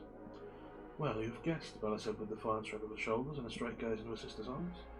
We rode out from Gay Manor and continued the gay progress down the lava trails, the Kiholo, and the swimming and the fishing and the feasting and the sleeping in the warm sands under the palms, up Puawawa, and more pig sticking and roping and driving and wild mutton from the upper pasture lands, and on through Kona and now Mauka, now down the King's Place at Kailua, and to the swimming at Kiuho, and to Kilakikaua Bay, and Napupu, and Honolulu, and Honoona, and everywhere the people were turning out, in their hands gifts of flowers and fruit, and fish and pig, in their hearts love and song, their heads bowed and obeisance to the royal ones, while their lips ejaculated exclamations of amazement or chanted melees in the old and unforgotten days.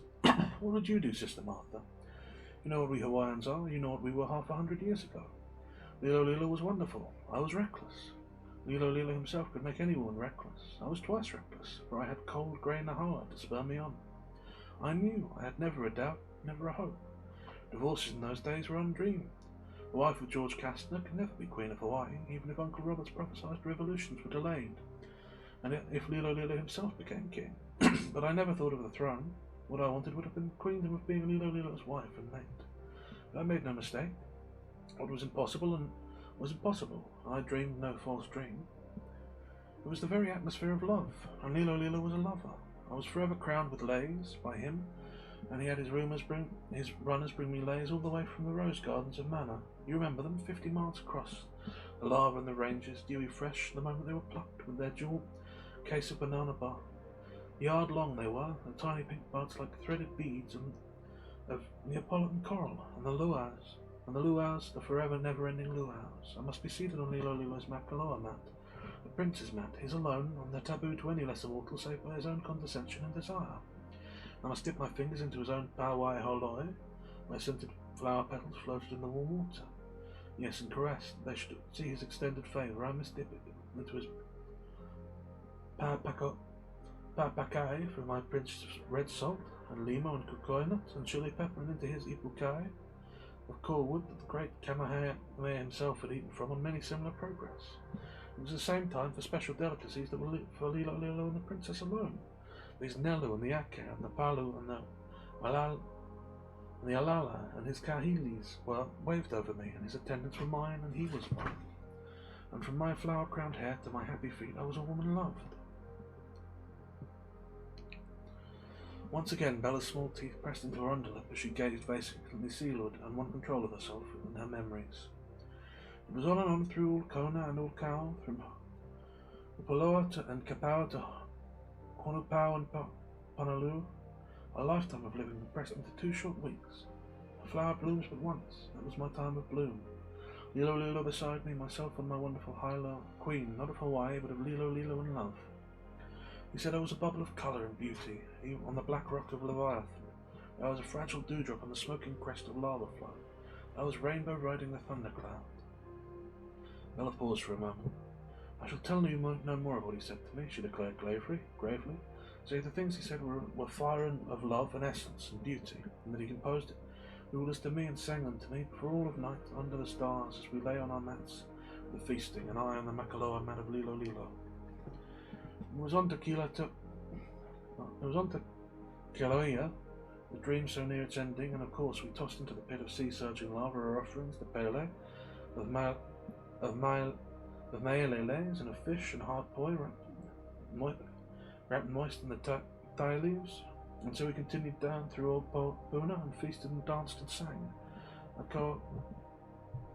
Kohualea, and Kamaali, and Opihikau, and had swam in the clear sweet water pools of Kalapana, and the end came to Hilo by the sea. It was the end. We had never spoken. And in the end came to Hilo by the sea. Yeah. It was the end. We had never spoken.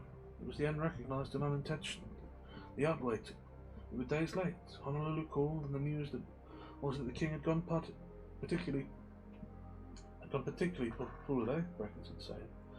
There were Catholic and Protestant missionary plottings, and there was trouble with France was brewing, and they had landed at Kauai 2 weeks before with laughter and flowers and song, so they departed from Hilo. It was a merry parting, full of fun and frolic, and 1,000 last messages and reminders and jokes. The anchor was broken out to a song of farewell from Lilo's singing boys on the quarterdeck, while we in the big canoes and whaleboats saw the first breeze fill the vessel's sails and the distance began to widen.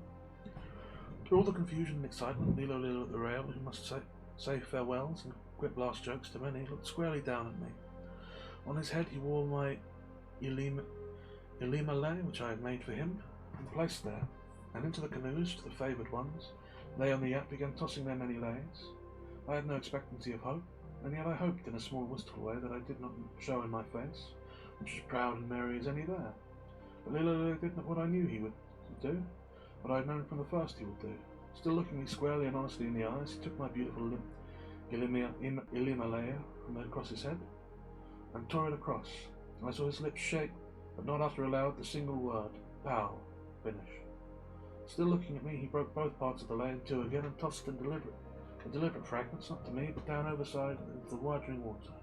Pow! It was finished. For a long space, Bella's vacant gaze rested on the sea horizon. Martha ventured no mere voice of expression of sympathy that moistened her own eyes. And I rode on that day up the old bad trail along the Hamakua coast. Bella resumed with a voice at first singularly dry and harsh. The first day was not so hard. I was numb. I was too full with the wonder of all I had forgotten to know that I had to forget it. I spent the night at La Paho. You know I had expected a sleepless night. Instead, weary from the saddle, still numb, I slept the night through as if I had been dead.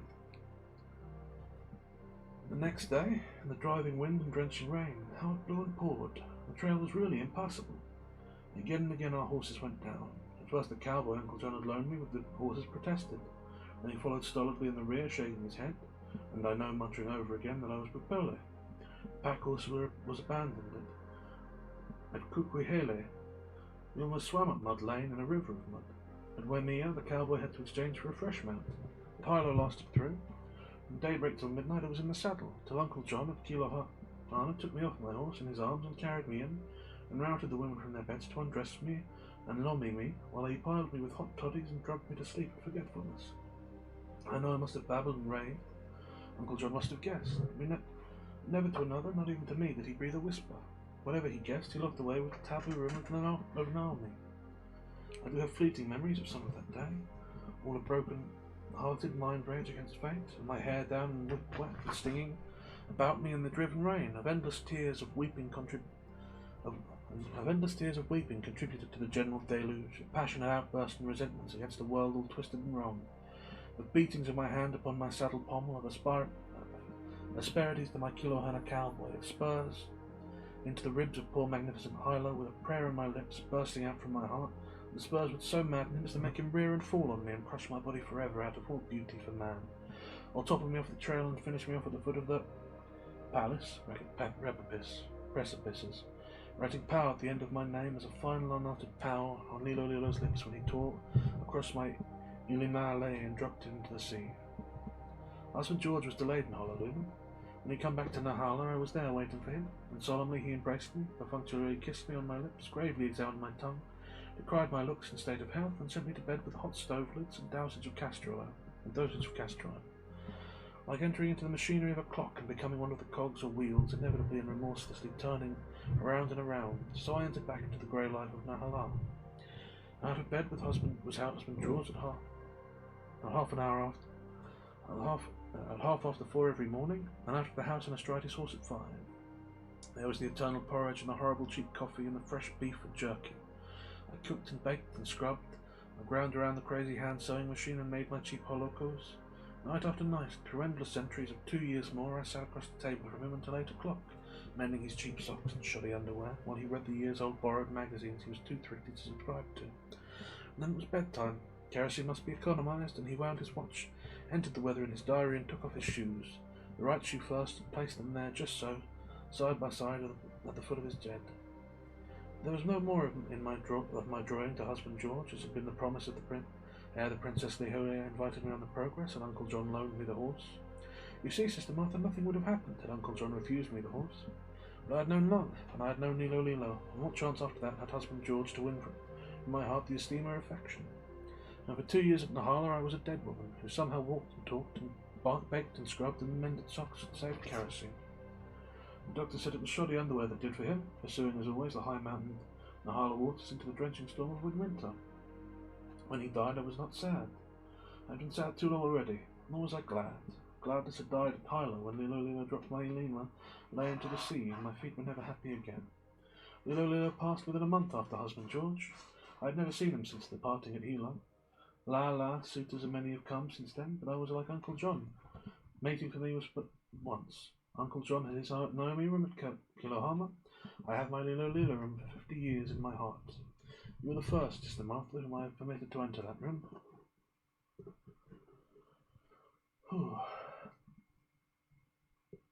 A machine swung the circle of the drive, and from it arose across the lawn approached the husband of Martha.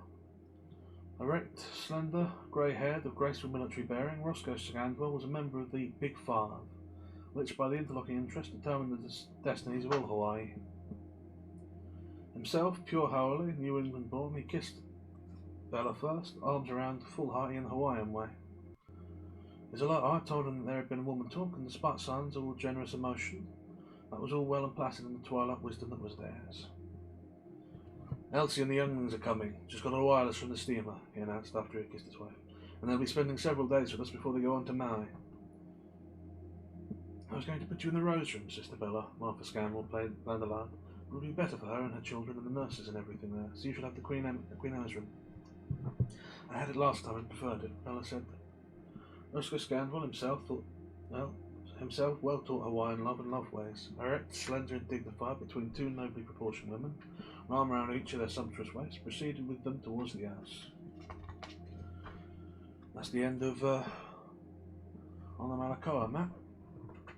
Oh, Christ.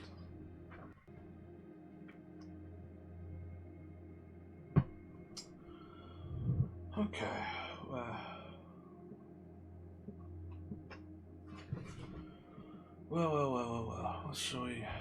What do we think about that then? Well, first things first, I think my throat is really starting to give out, and that 4.5 hours is about my limit. That's no good. But of the story, I mean, it's pretty clear that most of the story is about love, really. It's meant to be about love, at least, I should say. But what do you call it? I don't know. I don't really agree with Jack London's sort of views of, you know, womanly affection and only one man, blah, blah, blah, blah. It seems a bit limited to me, though there's definitely some truth to the emotional nature of it. The thing that really stands out to me about this story, of all things, is George Kastner. The sad, grey, horrible man who, by his sad, grey, horrible ways, living his life as miserably as possible and diligently attending to his duties and making himself and his wife horribly miserable and living the least possible way of life, succeeded in buying a massive portion of Hawaii and making his wife, after his death, massively wealthy, which he would have done for him as well if he had survived. That's true of a lot of Hawaii, as mentioned. White people bought it out from under the native chiefs and original inhabitants and took over it, most of them I would imagine by similar techniques. And it occurs to me that a system in which people who are full of richness and love and life and who do beautiful things and spend their time freely and gaily and living their life, losing out to people who live miserably and limit themselves and who do nothing for nobody and have only the meanest food and least of things, is a system that does not function well for the benefit of all humankind. It is a grand time to be a rat, however.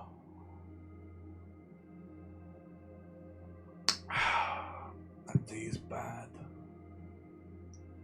Oh, does it soothe my throat? Oh, Lord. But yeah. What else is this? There's a lot of Hawaiian vocabulary in it, which would probably be more interesting to me if I had the sort of wither all about me to be paying attention to it. And I think that the insights into Hawaiian tradition and culture are interesting. We have another here, odd facet of Jack London's way of seeing non-white people, in that his treatment of the native Hawaiians is, in pretty much all accounts, that they are better people than the white people who are bound. That they do seem to lose out to them on the grounds of wealth and ownership, mostly because of the negative traits of these white people. Although I suppose in reality the people who we're treating with here are only a quarter Hawaiian by blood, and he claims they carry all the positive comportment of old Hawaii, so I don't know.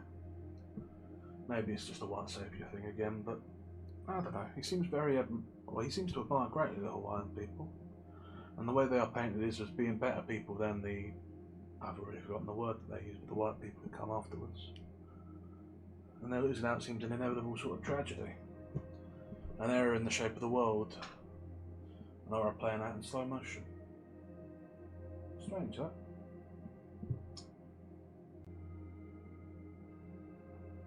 Right though.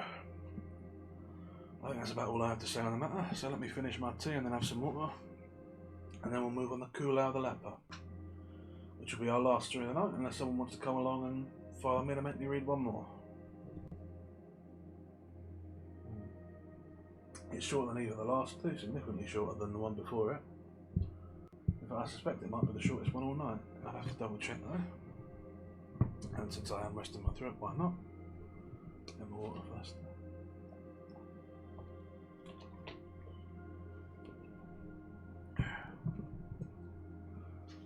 Right.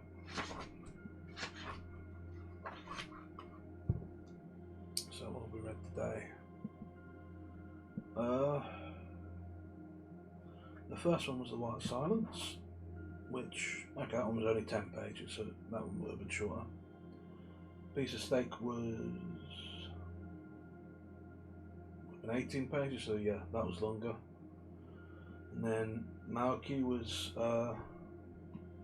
14, so same length as that one. So it's on the shorter side, but it's not the shortest. Tied for second shortest.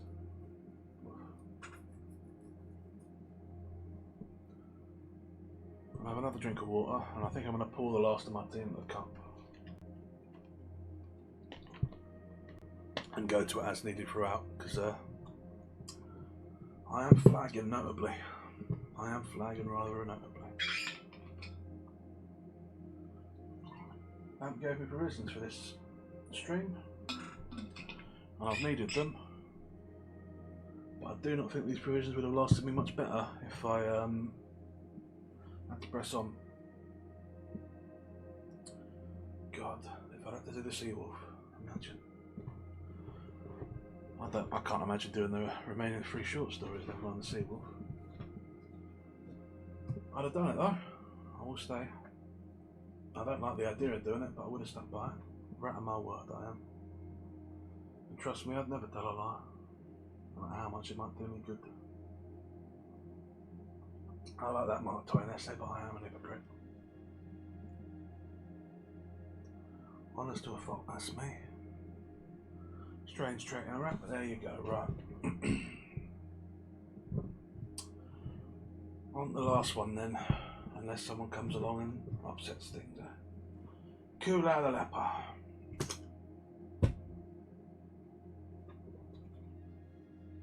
Hang on a second, I've misplaced my bookmark. I've left it back in the last one. Give me a moment.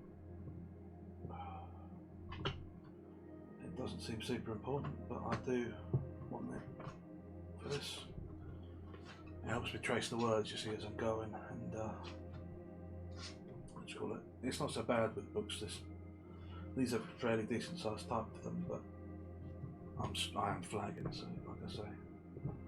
Right, there we are. Got it now. So, Koolau the Leper.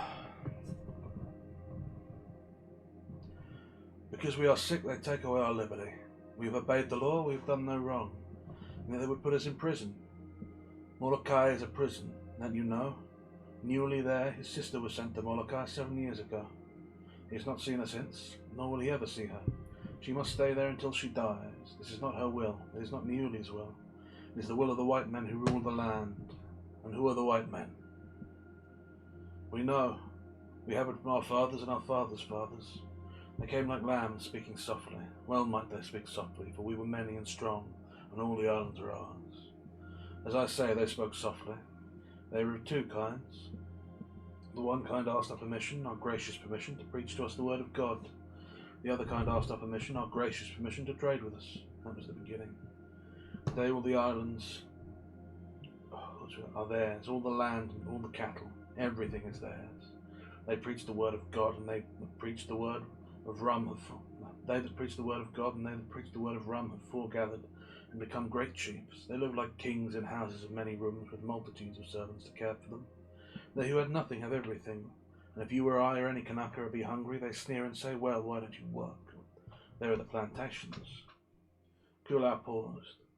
He raised one hand, and with a gnarled and twisted finger lifted up the blazing wreath of hibiscus that crowned his back hair. The moonlight bathed the scene in silver. It were a night of peace. For those who sat about him and listened had all seemed in a battle wrecks. Their faces were leonine. Here a space yawned in a face where should have been a nose. There an arm stump showed where an hand had rotted off.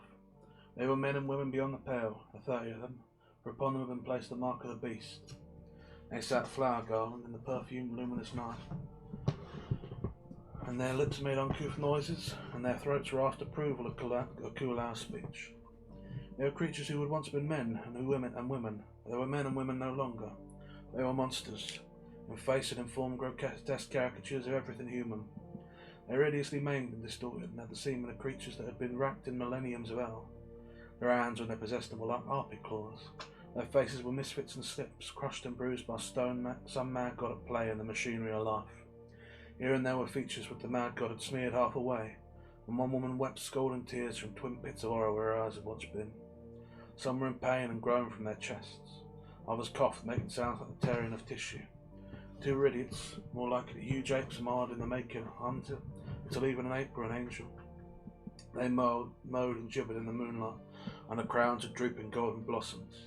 One whose bloated earlobe flapped like a fan upon his shoulder caught up a gorgeous flower of orange and scarlet, and with it decorated the monstrous ear that flapped with every movement.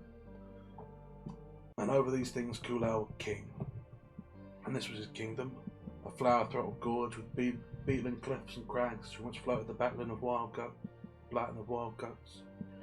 On three sides the grim walls rose, festooned in fantastic draperies of tropic vegetation and pierced by cave entrances, the rocky layers of Koolau's subjects.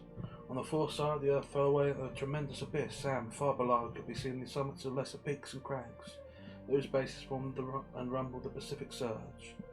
In fine weather a boat could land on the rocky beach that marked the entrance of Koolau's valley, but the weather must be very fine, and a cool-headed mountaineer might climb from the beach to the head of Koolau Valley, of Koolau Valley, to this pocket among the peaks where Koolau ruled.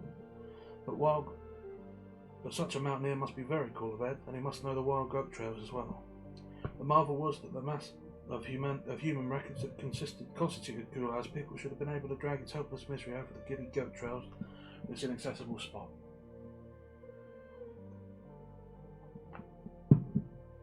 Brothers, Koolau began. One of the Moan ape-like travesties emitted a wild shriek of madness, and Koolau waited while the shrill cachinnation were tossed back and forth among the rocky walls and echoed distantly through the pulseless night. Brothers, is it not strange? Ours was the land, and behold, the land is not ours. What did these preachers of the word of God and the word of rum give us for the land? Have you received $1 as much as $1, any one of you, for the land? It is theirs. In return they tell us we can go to work on their land, and what we produce by our toil shall be theirs. In the old days we did not have to work. Also when we are sick they take away our freedom. Who brought the sickness, Koolau? Demanded Kilauea, a lean and wiry man with a face so like a laughing fawn that one might expect to see the cloven ooze under them. They were cloven, it was true, but the cleavages were great ulcers and livid putrefactions. This was Kilauea, the most daring climber of them all, a man who knew every goat trail and who had led Koolau and his wretched followers in the recesses of Kaloa. I was questioned, Koolau answered. Because we would not work the miles of sugar cane where once our horses pastured, they brought the Chinese slaves from overseas, and with them came the Chinese sickness, and which we suffer from, and because of which they would imprison us in Molokai.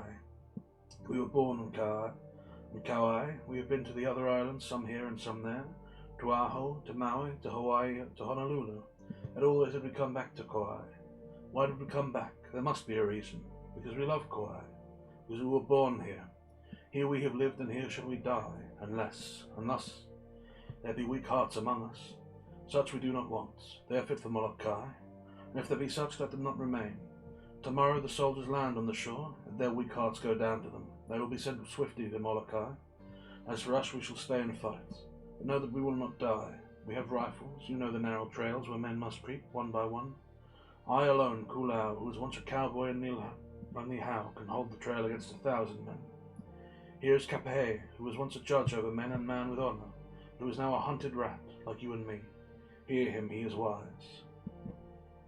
Kapehe rose. Once he had been a judge. He had gone to college at Punahou. He had sat at meet with lords and chiefs and high representatives of alien powers who protected the interests of traders and missionaries. Such had been Kapehe. Now, as Koolau had said, he was a hunted rat, a creature outside the law, sunk so deep in the mire of human horror that he were above the law as well as beneath it. His face was featureless save for gaping orifices and the lidless eyes that burned at the hairless brows. No. I can sympathise. It's very rarely fun being a rat, but being an hunted rat is a very unpleasant thing. The problem with being hunted as a rat is there's nothing you can really do about it. I'm quick to bite and the run, the hide and the scamper and skitter and all, but you can bite and you can fight, but you're not powerful, a rat. Everything that will hunt you is so much bigger than you. There's nothing to be done about it. mortal not better. Let us not make trouble, he began. We ask to be left alone, but if they do not leave us alone, then the trouble is theirs, and the penalty. My fingers are gone, you see. The oldest stumps of hands up that all might see. Yet I have the joint of one thumb left, and it can pull a trigger as firmly as it did its lost neighbours in the old days. We love Kai. Let us live here or die here, but do not let us go into their prison of Molokai. The sickness is not ours. We have not sinned. The man who preached the word of God and the word of rum brought the sickness with the coolie slaves who worked the stolen land. I have been a judge. I know the law and the justice. And I say to you, it is unjust to steal a man's land, to make that man sick with the Chinese sickness, and to put that man in prison for life. Life is short and the days are filled with pain, said Koolau. Let us drink and dance and be happy as we can be. From one of the rocky layers, calabashes were produced and passed around. The calabashes were filled with a fierce distillation of the root of the tea plant. As the liquid fire coursed through them and melted their brains, they forgot that they had once been men and women, for they were men and women once more. The woman who wept scalding tears from open pits was indeed a woman, a pulse with life as she plucked the strings of a ukulele, and lifted her voice in a barbaric love call such as might have come from the dark forest depth of the primeval world. The air tingled with her cry, soft, imperious, and seductive. Upon a mat, time is riven to the woman's song. Kiloliana danced. You were unmistakable. Love danced in all his movements, and next, dancing with him on the mat, were a woman whose heavy hips and generous breasts gave the lie to her disease-corroded face.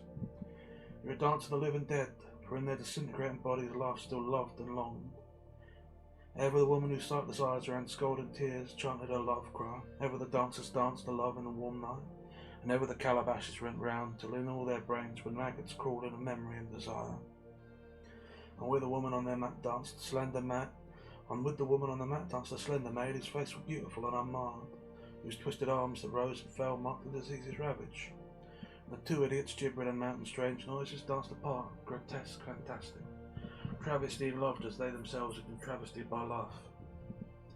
But the woman's love cry broke midway, the calabashes were lowered, and the dancers ceased as all gazed into the abyss above the sea, where a rocket flared like a wan phantom through the moonlit air.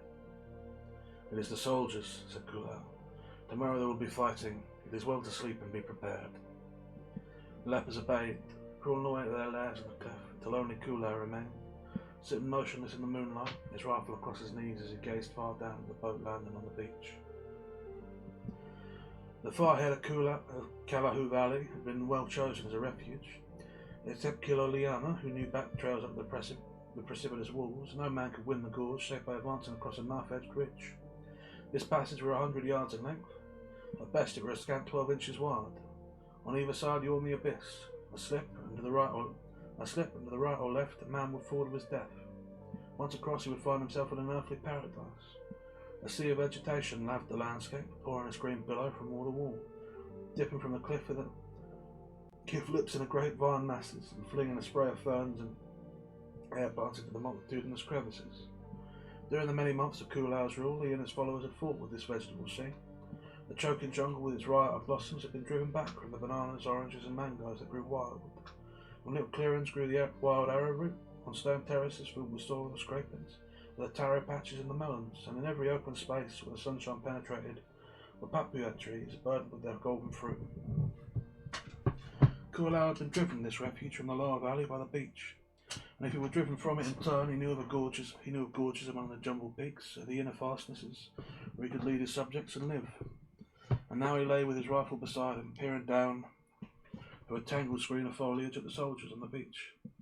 He noticed they had large guns with them, from which the sunshine flashed as from mirrors. The knife-edged passage lay directly before him. Crawling upward along the trail that led to it, he could see tiny specks of men. He knew they were not the soldiers, but the police. When they failed, then the soldiers would enter the game. He affectionately rubbed the twisted hand along his rifle barrel and made sure that his sights were clean. He learned to shoot as a wild cattle hunter on Nilhau. On the island his skill as a marksman were unforgotten. As the toiling specks of men grew nearer and larger, he estimated the range, judged the deflection of the wind that swept at right angles across the line of fire, and calculated the chances of overshooting marks that were so far below his level. But he did not shoot. Not until they reached the beginning of the passage did he make his presence known. He did not disclose himself, but spoke from the thicket. "What do you want?" he demanded. "We want Koolau the Leper," answered the man who led the native police, himself a blue-eyed American. You must go back, Koolau said. He knew the man, a deputy sheriff, for it was by him that he had been harried out of Neilhow across to Kauai, to Kalola Valley, and out of the valley into the gorge. Who are you? The sheriff asked. I am Koolau the Leper, was the reply. Then come out, we want you. Dead or alive, there is $1,000 on your head, you cannot escape. Koolau laughed aloud in the thicket. Come out, the sheriff commanded, and was answered by silence. He conferred with the police, and Koolau saw they were preparing to rush him. Koolau, the sheriff called. Koolau, I am coming across to get you. Then look first and well about you at the sun and ski and sky, for it will be the last time you behold them. That's all right, Koolau, the sheriff said soothingly. I know you're a dead shot, but you won't shoot me. I've never done you any wrong. Koolau grunted in the thicket. I say, you know I've never done you any wrong, have I? The sheriff persisted. You do me wrong when you try to put me in prison, was the reply. And you do me wrong when you try for the $1,000 on my head. If you will live, stay where you are. I've got to come across and get you. I'm sorry, but it's my duty. You will die before you get across. The sheriff was no coward, yet was he undecided. He gazed into the gulf on either side, and ran his eyes along the knife edge he must travel. Then he made up his mind. Koolau, he called. But the thicket remained silent. Koolau, don't shoot, I'm coming. The sheriff turned, gave some orders to the police, and started his perilous way. He advanced slowly. He was like walking a tightrope. He had nothing to lean upon but the air. The lava rock crumbled under his feet, and on either side the dislodged fragments pitched downward through the depths. The sun blazed upon him, and his face was wet with sweat. Still he advanced until the halfway point was reached. Stop, Koolau commanded from the thicket. One more step and I shoot. The sheriff halted, swaying for balance as he stood poised above the void. His face was pale, but his eyes were determined. He licked dry lips before he spoke. Koolau, you won't shoot me. I know you won't. He started once more. The bullet whirred him out of about. On his face was an expression of querulous surprise as he reeled to the full. He tried to save himself by throwing his body across the knife edge, but at that moment he knew death. The next moment the knife edge was vacant. Then come the rush. 5 policemen in a single file with superb steadiness running along the knife edge. At the same instant the rest of the posse opened fire on the thicket. It was madness. 5 times Koolau pulled the trigger, so rapidly that his shots constituted a rattle. Chained in his position, crouching low under the bullets that were biting and stinging through the bushes, he peered out. 4 of the police had followed the sheriff. The 5th lay across the knife's edge, still alive. On the farther side, no longer firing, with surviving place. On the naked rock, there were no hope for them. Before they could clamber down, Koolau could have picked off the last man, but he did not fire, and after a conference, one of them took off a white undershirt and waved it as a flag. Followed by another, he advanced along the knife edge to their wounded comrade. Koolau gave no sign, but watched them slowly withdraw and become spectres as they descended into the lower valley. 2 hours later, from another thicket, Koolau watched a body of police trying to make the ascent from the opposite side of the valley. He saw the wild goats flee before them as they climbed higher and higher, until he doubted his judgment and sent for Kiloliano, who crawled beside him. No, there is no way, said Kiloliano. The goats, Koolau questioned. They come over from the next valley, but they cannot pass to this. There is no way. Those men are not wiser than goats. They may fall to their death. Let's watch. Side by side they lay among the morning glories, with the yellow blossoms of the howl dropping upon them from overhead, watching those motes of men toil upward till the thing happened, and 3 of them, slipping, rolling, sliding, dashed over a cliff lip and fell sheer 1,000 feet. Kiloliano chuckled. We will be bothered no more, he said. They have war guns, Koolau answered. The soldiers have not yet spoken. In the drowsy afternoon, most of the lepers lay in the rock dens asleep. Koolau, his rifle on his knees, fresh, clean and ready, dozed in the entrance of his own den. A maid with the twisted arm lay below in the thicket and kept a watch on the knife-edge passage. Suddenly Koolau was startled wide awake by the sound of an explosion on the beach. Next instant the atmosphere incredibly rent asunder. The terrible sound frightened him. It was as if all the gods had caught the envelope of the sky in their hands and were ripping it apart as a woman rips apart a sheet of cotton cloth. It was such an immense ripping, growing swiftly nearer. Koolau glanced up apprehensively, as if expecting to see the thing. Then high up on the cliff overhead the shell burst in a fountain of black smoke. The rock was shattered, the fragments fallen at the foot of the cliff. Koolau passed his hands across his sweaty brow. He was terribly shaken. He had no experience with shell fire, and this was more dreadful than anything he had imagined. 1, said Kapahe suddenly, thinking himself to keep count. A second and third shell flew screaming over the top of the wall, bursting beyond view. Kapahe methodically kept the count. The lepers crowded into the open space before the caves. At first they were frightened, but as the shells continued their flight overhead, the leper folk became reassured and began to admire the spectacle. The two idiots shrieked with delight, prancing wild antics, as each air-tormenting shell went by. Koolau began to recover his confidence. No damage was being done. Evidently they could not aim such a large missile at such a long range with the precision of a rifle. But a change came over the situation. The shells began to fall short. On burst below in the thicket by the knife edge. Koolau remembered the maid who lay there on watch and ran down to see. The smoke was still rising from the bushes when he crawled in. They were astounded. The branches were splintered and broken where the girl had lain was an hole in the ground. The girl herself were in shattered fragments. The shell had burst right on her. First peering out to make sure no soldiers were attempting the passage, Koolau started back on the run for the caves. All the time the shells were moaning, whining, screaming by, and the valley were rumbling and reverberating with the explosions. As he came in sight of the caves, he saw the two idiots cavorting about, touching each other's hands with their stumps of fingers. Even as he ran, Koolau saw a spout of black smoke rise from the ground near the idiots. They were flung apart bodily by the explosion. One lay motionless, but the other was dragging himself by his hands towards the cave. His legs trailed out helplessly behind him, while the blood was pouring from his body. He seemed bathed in blood, and as he crawled, he cried like a little dog. The rest of the lepers, with the exception of Cape, had fled in the caves. 17, said Cape. 18, he added. The last shell had fairly entered into one of the caves. The explosion caused all the caves to empty, but from that particular cave no one emerged. Koolau crept in throughout the pungent, acrid smoke. 4 bodies, frightfully mangled, lay about. One of them was a sightless woman whose tears till now had never ceased. Outside, Koolau found his people in a panic, and already beginning to climb the goat trail that led out of the gorge and among the jumbled islands and chasms. The wounded idiot, widened feebly and dragging himself along on the ground by his animal, trying to follow. The first pitch of the whale his helplessness overcome him, and he fell back. It would be better to kill him, said Koolau to Cape, who still sat in the same place. 22, Cape answered. Yes, it would be a wise thing to kill him. 23, 24. The idiot, who whined sharply when he saw the rifle levelled at him. Koolau hesitated and lowered the gun. It is a hard thing to do, he said. You're a fool. 26, 27, said Cape. Let me show you. He arose and with an heavy fragment of rock in his hand approached the wounded thing. As he lifted his arm to strike, a shell burst full upon him, relieving him of the necessity of the act at the same time putting an end to his count. Koolau were alone in the gorge. He watched the last of his people drag their crippled bodies over the brow of the earth and disappear. They turned and went down the thicket where the maid had been killed. The shell fire continued, but he remained. But far below he could see the soldiers climbing up.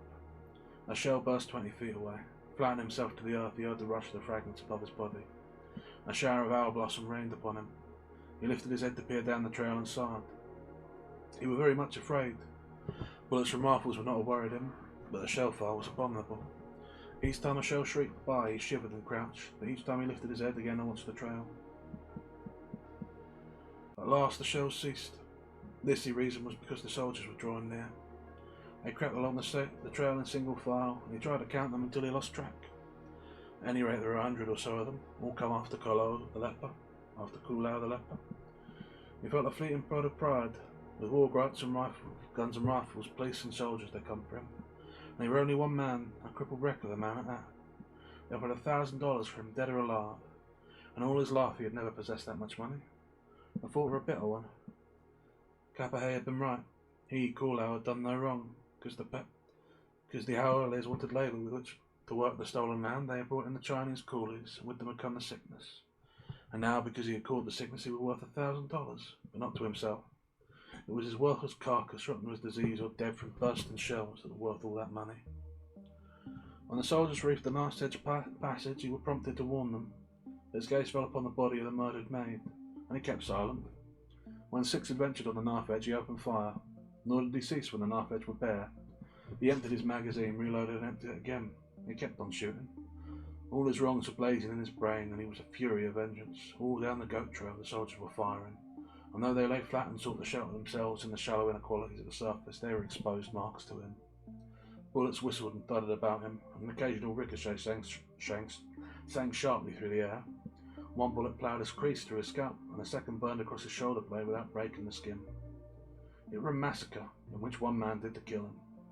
The soldiers began to retreat, helping along the wounded as Koolau picked them off. He became aware of the smell of burnt meat. He glanced about him at first, and then discovered it with her own hands. The heat of the rifle were doing it. The leprosy had destroyed most of the nerves in his hands. There was flesh burned, and he smelled it. There was no sensation. He lay in the thicket, smiling, until he remembered the war guns. Without a doubt, they would open on him again, and this time upon the very thicket from which he had inflicted damage. Scarcely had he changed his position into a nook behind a small shoulder of the wall, where he had noticed that no shells fell, and the bombardment recommenced. He counted the shells. 60 more were thrown in the gorge before the war guns ceased. The tiny area were pitted with their explosion, until it seemed impossible that any creature could have survived. So the soldiers thought, for under the burning afternoon sun they climbed the goat trail again. And again the knife-edge passage was disputed, and again they fell back to the beach. For 2 days longer, Koolau held the passage, though the soldiers contented themselves with flinging shells into his retreat. Then Pahu, a leper boy, came from the top of the wall at the back of the gorge and shouted down on him. Kiloliana, hunting goats that they might eat, had been killed by a fool, and the women were frightened and knew not what to do. Koolau called the boy down and left him with a spare gun with which to guard the passage. Koolau found his people disheartened. The majority of them were too helpless to forage for food for themselves under such forbidden circumstances, and all were starving. He selected 2 women and a man who were not too far gone with the disease, and sent them back to the gorge to bring up food and mats. The rest he cheered and consoled until even the weakest took a hand in building the rough shelters for themselves.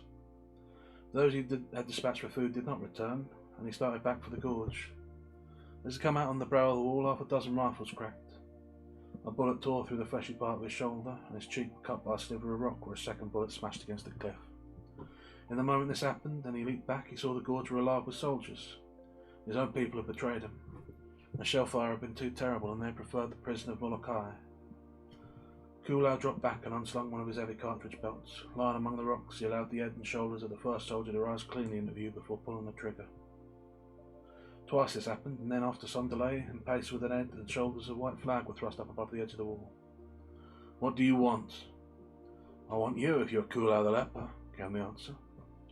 Koolau forgot where he was, forgot everything, as he lay and marvelled at the strange persistence of the owls would have their will through the sky, though the sky fell in. They would have their will over all men and all things, even though they died in getting it. He could not but admire them too, for that will in them was stronger than life, and that bent all things to their bidding. He was convinced of the hopelessness of his struggle. There were no gainsaying that terrible will of the Howlers. Though he killed 1,000, yet would they rise like the sands of the sea and come upon him ever more ferocious. They never knew when they were beaten, that were their fault and their virtue. It was where his own kind lacked. He could see now how the handful of preachers of God and preachers of Rome had conquered the land. It was because... "Well, what have you got to say? Will you come with me?" With the voice of the invisible man under the white flag. There he was, like any Aole, driving straight towards the end, determined. "Let us talk," said Koolau. Man's head and shoulders arose, and then his whole body. He was a smooth-faced, blue-eyed youngster of 25, slender and natty in his captain's uniform. He advanced until he halted and seated himself a dozen feet away. "You are a brave man," said Koolau wonderingly. "I could kill you like a fly." "No, you couldn't," was the answer. "Why not?" "Because you are not a man, Koolau, though a bad one." "Because you are a man, Koolau, though a bad one. I know your story, you kill fairly."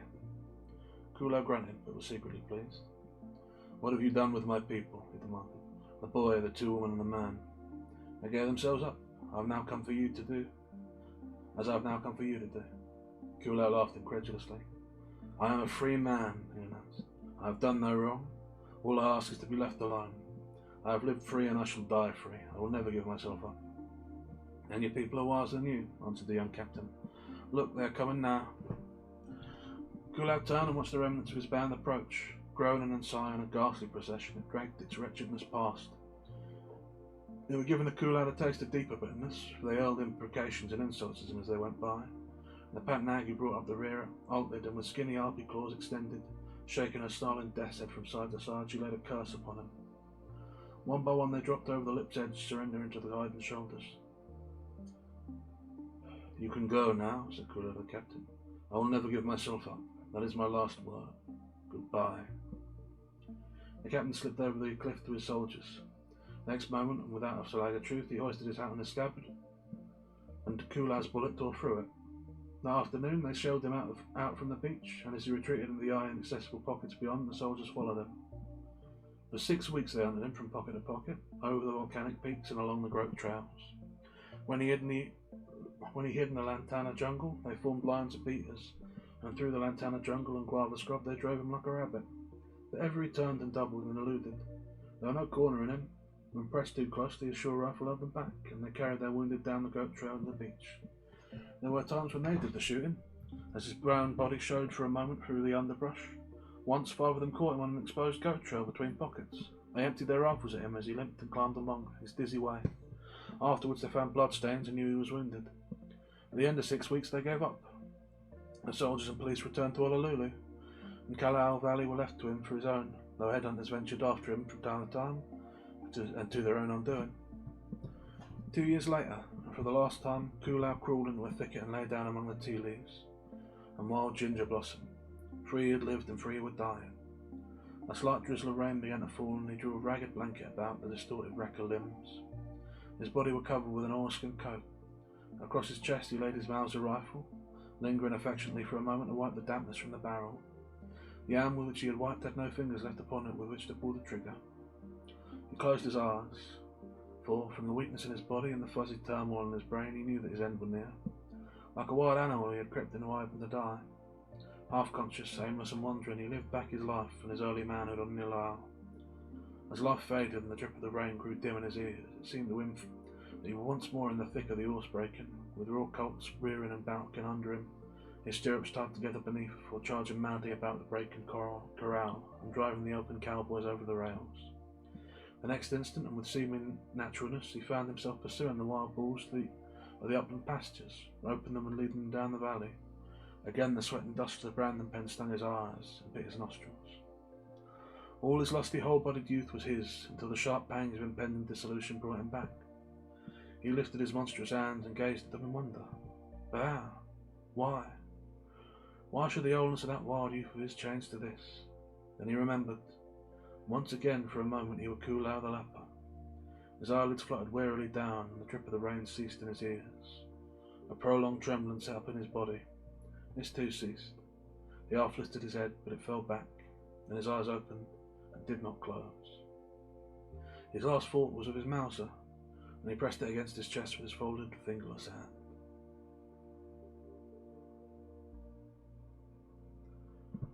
That's the end of Koolau the Leper. Well, it's always good to end on a hard one. Jesus. I think that's the best one of the night. Christ almighty, that's an admirable man. And he has an happy ending. Or, well, as close to an happy ending as you can get. I suppose if you can describe dying of leprosy, unloved and unmourned, betrayed by all your people in that end. Maybe not the most apt saying, but it's fitting at least. He fought the good fight, and by God he won.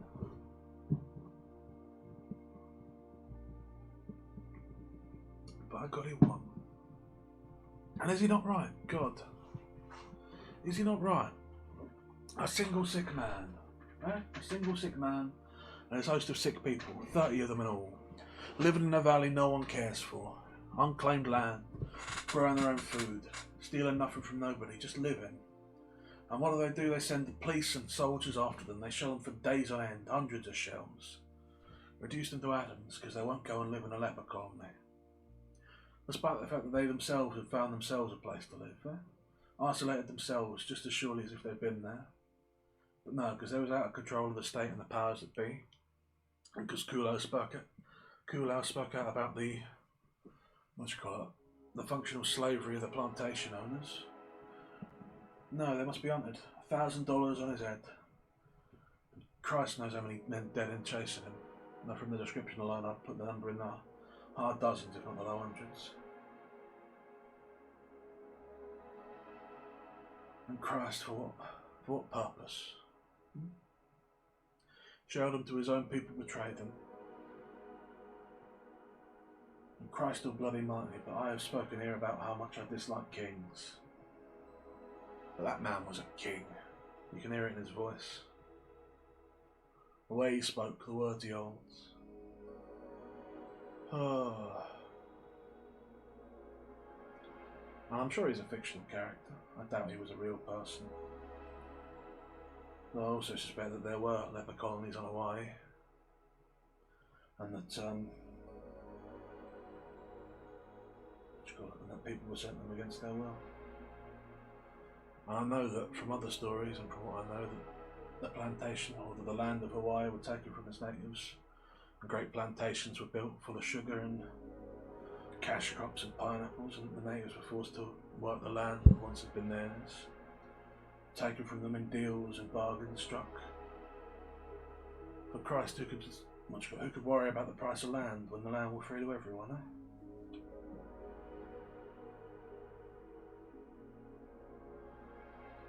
And Koolau the Leper, asking nothing but to be left alone, to live out his days in peace.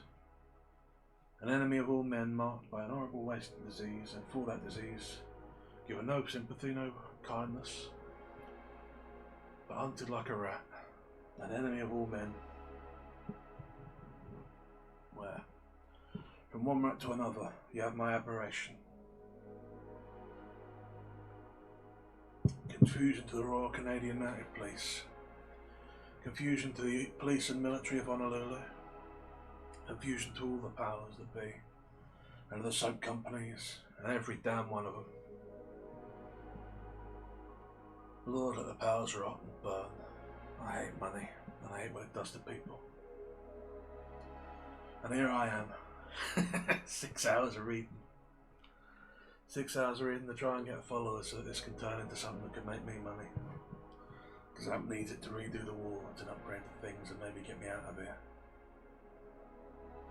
Oh Lord, me trapped in this terrible library for the want of coin. What a world, eh? What a world indeed. And here I've done my whole 6 hours of reading and not a single person has come along to join me. Or well, not to follow me at least. We had that lovely conversation, and I'm being unfair to Teresia, who had calm words and interest. I appreciate it, and to the people who I'm sure have been here watching occasionally, and who may even be here now, though I do not know it. You've been good to me. But now, before anyone has a chance to drop off, I'll say I'm about to end the Londonothon when I change the screen. I'm about to get back into my bed, and once I'm in there, the thing will be officially over, that I have last remarks. So, if anyone wants in this last moment to extend things, to have me read and unbook the Unvoracious before I end things, I'll give you a count of 10, and then I'm moving on. So, 1, 2, 3, 4, 5, 6, 7, 8, 9, and 10. That's it then. That's it indeed. The Londonothon is at an end. And thank you for those of you who did turn up, Teresia especially, for speaking to me. I always appreciate it. Thank you, Lamp, for provisioning me with this horrible tea, and 2 bags of lozenges, which I ate just 1, and 3 bottles of water, of which I drank 1.5, and a long rifle and a single bullet, which proved very, very useful in shooting a fucking bot. Death to them as well, and confusion. Oh, while I'm drinking the last of the tea, I can rest my voice afterwards. Where I could use the help, I'm sure. So let's have a little talk then, shall we? I've been about this for, what, a little over a month now. We had the issues with the wards early on, and I guess we got back about 5 days before the start of April, so a little over a month. We did the month solid, all of April through, streaming every day, even though sometimes we were as little as half an hour, and then a day beyond as well. And I think, aside from a day break before that, we did 4 days before that too, so there's a lot to be streaming, isn't it? And some of them streams was long, 6 hours a day, 4.5 the other day with Great Gatsby, or a whole host of content, not very much. I don't know what it's at now, but I know at one point I was looking at 60 hours on my screen, the little summaries, and I'm sure it's more than that by now. Perhaps not quite 70, but we'll see. I'll check afterwards. I've been enjoying it. Much as I'm not doing so well here and on YouTube as I'd like to be, 7 followers on each. But I've been enjoying it. I've been reading you and I've been running around the library. I've met people, I've got plans in the works for working with people. And I'm looking forward to how things are going to be. So thank you, anyone who's been here to watch this, even if you only stayed for part of it. Even if you only dropped by for a minute, I appreciate it. And thank you to anyone who's watched any of my streams, though presumably if you haven't watched this one you won't get this message. I appreciate it. Thank you to Lamp for introducing me to these wonderful books which I've decided that I like now. And for giving me cheese, though I would really appreciate some food that wasn't cheese. Thank you to the people who stop by and chat and have words with me, even if you don't follow. And my thanks especially, once again, to Octavia VT1, who I did check out your artwork on Twitter, by the way. I'll drop you a follow over there. I still have no money to pursue it, but it's very nice. To Tenor Shooting, who, despite being a horrible and terrifying owl, I do appreciate your dropping the follow by, and I don't really think you're JD Vance. To Eaten by Plague, who I have spent so much time hanging out with and has always been a constant source of comfort for me after these, in our little subathon, and who's doing so much work for charity in the coming week.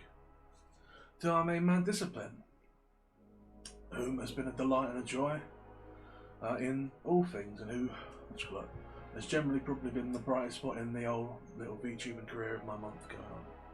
To Avarazanta, who I haven't spoken much with, but who has been an endless source of joy and enthusiasm. To Layla Chi, whom with whom I have a relationship built entirely on mutually annoying each other with notifications, and whom I strongly appreciate. And to Valorian VT, who was my very first follower, and who did me the great kindness of giving me a single Costco hot dog, which was the best thing I have eaten in years, and to whom I owe a life debt I shall never truly be able to repay. I thank all of you for coming along and following me, and for making me read a single story of the 7.